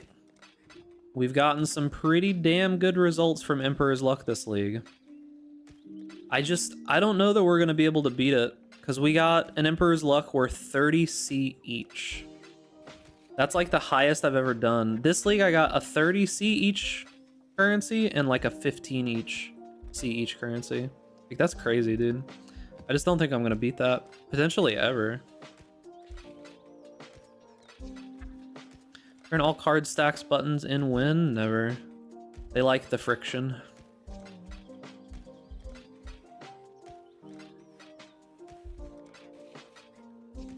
They enjoy the pain.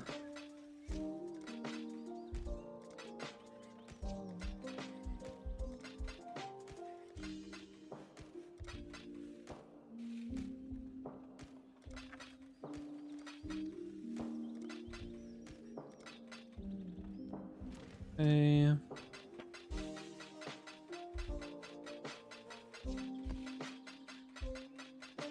Alright, what else we got? Vol orbs. 2 Ventors. Alchemies. Fossils. Oh, we have 2 stacks of tireless extractors. Obviously, that's going to be a headhunter, right? A bunch of chaos orbs, a belt, a bunch more chaos orbs, bunch of essences, corrupted tabula, and some regrets. All right. Got some more decent ones. Let's see what we get. All right, Ventor's number 1.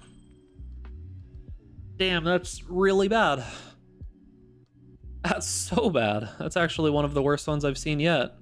Also one of the worst ones I've seen yet. Okay, cool. Off to a good start. We used up all of our bad RNG. That means surely that we're gonna get some good stuff, right? Well, started out not so great. 10 oils. Teal is okay. Amber's not so okay. All right, we'll wait on the we'll wait on those for now. We'll do them last. Good amount of just raw chaos here though, from just random cards.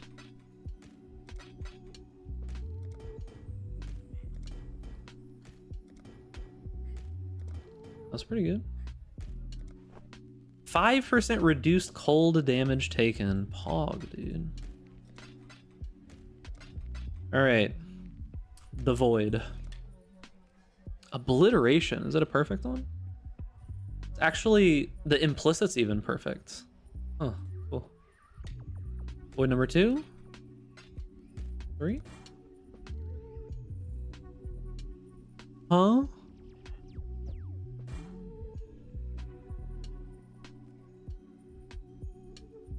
Why did I just get... Why did I just get a Crusader's influenced On's Contempt?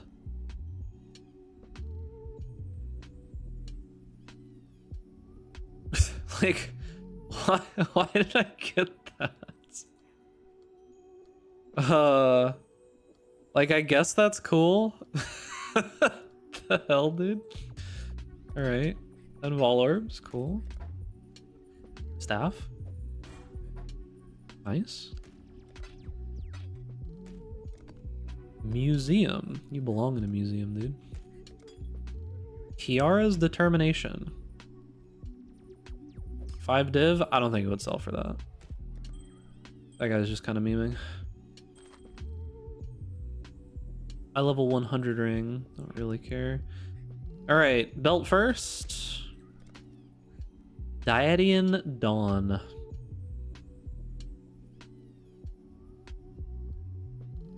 Burning Arrow, rest in peace. All right, obviously Headhunter, right?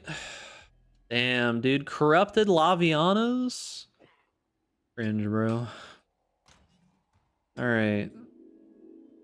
I don't even have room for most of this stuff. I mean, okay. Just for memes, I'll put this up for 1 divine, dude.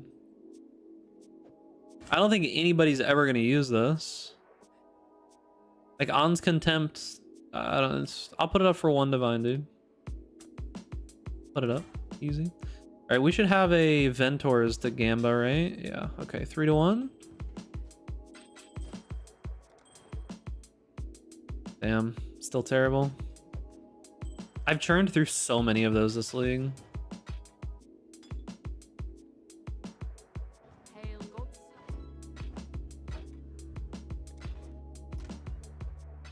Okay, all right, and I think that's it.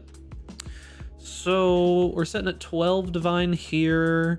I have 5 divine to sell of stacked decks. Whenever this sells, we'll get like at least 8 out of it probably. So we're sitting at 25 divine right now. Sitting at 25 div. Oh, I forgot about these. How much are these worth right now? 0.3 div for 1.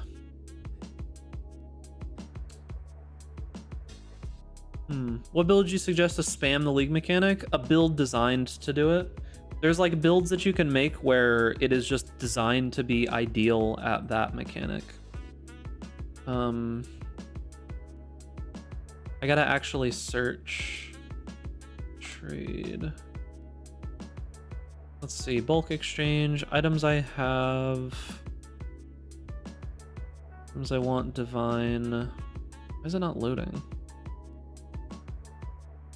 Why is this not loading? All right, fracturing shard. 5 fracturing shards equals 2 divine.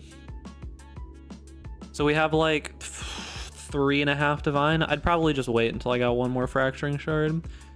So we're like 30 div or something right now with all those drops. That's pretty good. I need to farm maybe a little bit more, and then that's probably all the money we'll need for the build, like total. But yeah, they there's builds that you can do that are basically just like completely designed for that. Where do you say we can find the Firestorm build in development? You can always watch these like streams that I'm doing, right? Like I had the last stream that I did, I literally spent the last half of it figuring out every single piece of gear, right? I know some people probably jumped into the stream to see the Firestorm build, so I'll jump on it for a moment to just show you where we got. If you're curious, you can go back in the stream, and we crafted a couple of pieces of gear so far, but we just didn't finish. So we crafted 3 pieces of gear today. We crafted this helmet. This was probably the easiest out of everything because we just got lucky with essences. I just hit a resist and life and it's just good enough, right? Like I could remake this later if I need something more. Boots we crafted as well. Chaos cold res. We got 30 movement speed on the unveil and then life and some armor. Gloves we finished as well. Chaos res, fire res. We got the hybrid armor life on the unveil, and then we crafted life, got both the implicits almost immediately.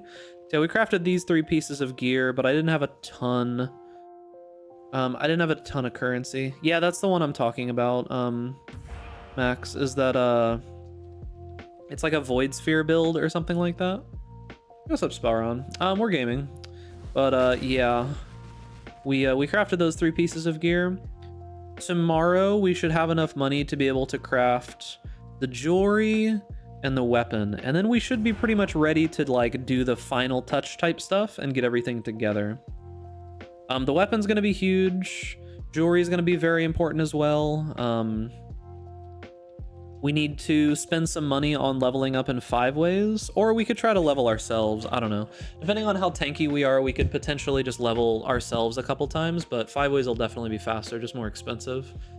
I need another level to put points in here and drop that node. I need 2 more levels to put a point into here for this. But yeah, you can always just check my profile if you want to see where the character's at, but keep in mind, like, I'm using some troll gear at the moment, right? Like specifically the rings. The amulet's okay, the belt's okay. Oh, nice. Thanks, dude. Thanks for the goatsy, but goodbye. You will not be missed. Profile is always just do exclamation point profile in the Twitch chat. Yeah, so that's where we're at. Damage is seeming okay. Optimizing Eye Shot came with a question: is there a cap for proj speed? Not that I know of. If you're talking about like using proj speed tattoos, you can just go all the way pretty much, right?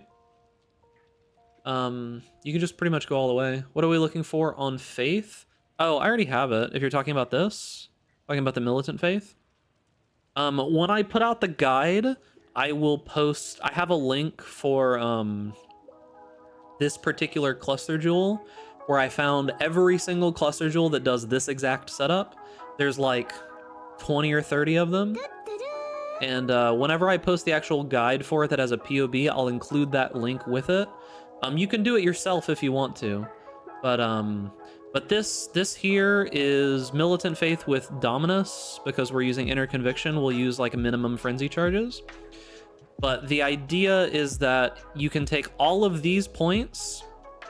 It specifically puts Cloistered on this node, right? It has to be on this passive, and it doesn't interrupt this node, this node, this node, or this node.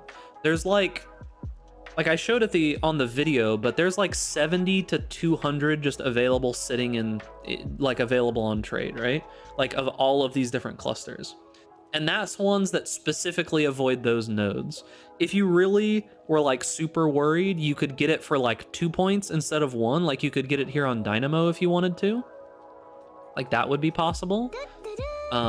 So if you couldn't get it on this one, you could get it on Dynamo. That'd be super easy. You just have to find ones that don't have, you know, all this other stuff. So you'd lose 1 point if this one gets too expensive. Beyond that, we looked for ones that have elemental resistance on it because we have 150 devotion. So this is just free 30 all res, right? Like that makes gearing so much easier. Allocated bow mastery. 15% more proj speed does not work for that mastery, by the way. You can take it just because more proj speed is just good, but that proj speed mastery does not work for the bow mastery. It says specifically increases and reductions, not more or less. Because here you'll see it says increases and reductions to projectile speed also apply to damage with bows. So yeah, that more percentage modifier there that's on the projectile mastery does not work for it. But proj speed is definitely good, and that speed mastery is fine. You can take the more proj speed mastery. Proj speed is still good because it makes your damage hit the target faster, right? So it's fine. But yeah. So yeah, this Militant Faith is pretty solid here, and there's a lot of them. They're just super readily available. But we gotta level up a couple more times. A few more levels, take these 2 nodes, drop that node. Get this jewel slot, and then if we leveled up more beyond that, we'd probably put it into like life or something is most likely what we would do. But yeah, that's gonna be pretty much it. So I gotta go to the grocery store. Appreciate you boys. As always, I'm gonna run a couple minutes of ads at the end of stream. Hold up, let me look at here. Allowed to drop Pierce and Tree and now dance with those optimizations in Tree. Thank you for the clear answer. Oh wow, you had a synthesized Pierce quiver. That's pretty good. Yeah, Pierce is really nice for returning projectiles in general, because it allows you to just pierce however many times through and then back, right? Yeah, that's pretty good. Pretty good, dude. But yeah, as always, I'm gonna run a couple minutes of ads at the end of stream. Do not feel pressured to stay. Just, you know, making a couple bucks off of people who are asleep. What's your opinion is better, armor or evasion? They do very different things. Armor specifically is reducing physical damage taken, which is useful, but it's a physical damage reduction layer, whereas evasion is an avoidance layer. They just do very, very different things. In my opinion, between the two, I think evasion is a more powerful mechanic than armor is. Armor is useful, but it does not do enough on its own compared to what evasion does, right? Personally, I think that right now, the right side of the tree, defensive-wise, is significantly better than the left side of the tree. Spell suppression and evasion is significantly more effective than like max res and armor and block is, right? So yeah, that's my current opinion on it. It's so much harder to get block than it is to get like spell suppression and evasion. So appreciate you, boys. I am, as I said before, gonna run a couple minutes of ads to make some money off of people who are still asleep, but appreciate you. Thank you for all bits, all falls, all donos, all of support. Thank you, thank you, thank you. Appreciate you. If I stream tomorrow, it will be later because I've got some like stuff that I got to do tomorrow. I have to take grandma to some of her appointments and such. So if I do stream tomorrow, it will probably be later. I don't know that I will stream tomorrow though, because I've got a lot of stuff going on this week. I should be back the day after though. Appreciate you, boys. Make sure to follow the stream, sub to the YouTube, and take care, boys. And I'll see you all later, gamers. And make sure that you pet Duckless in the chat on the way out.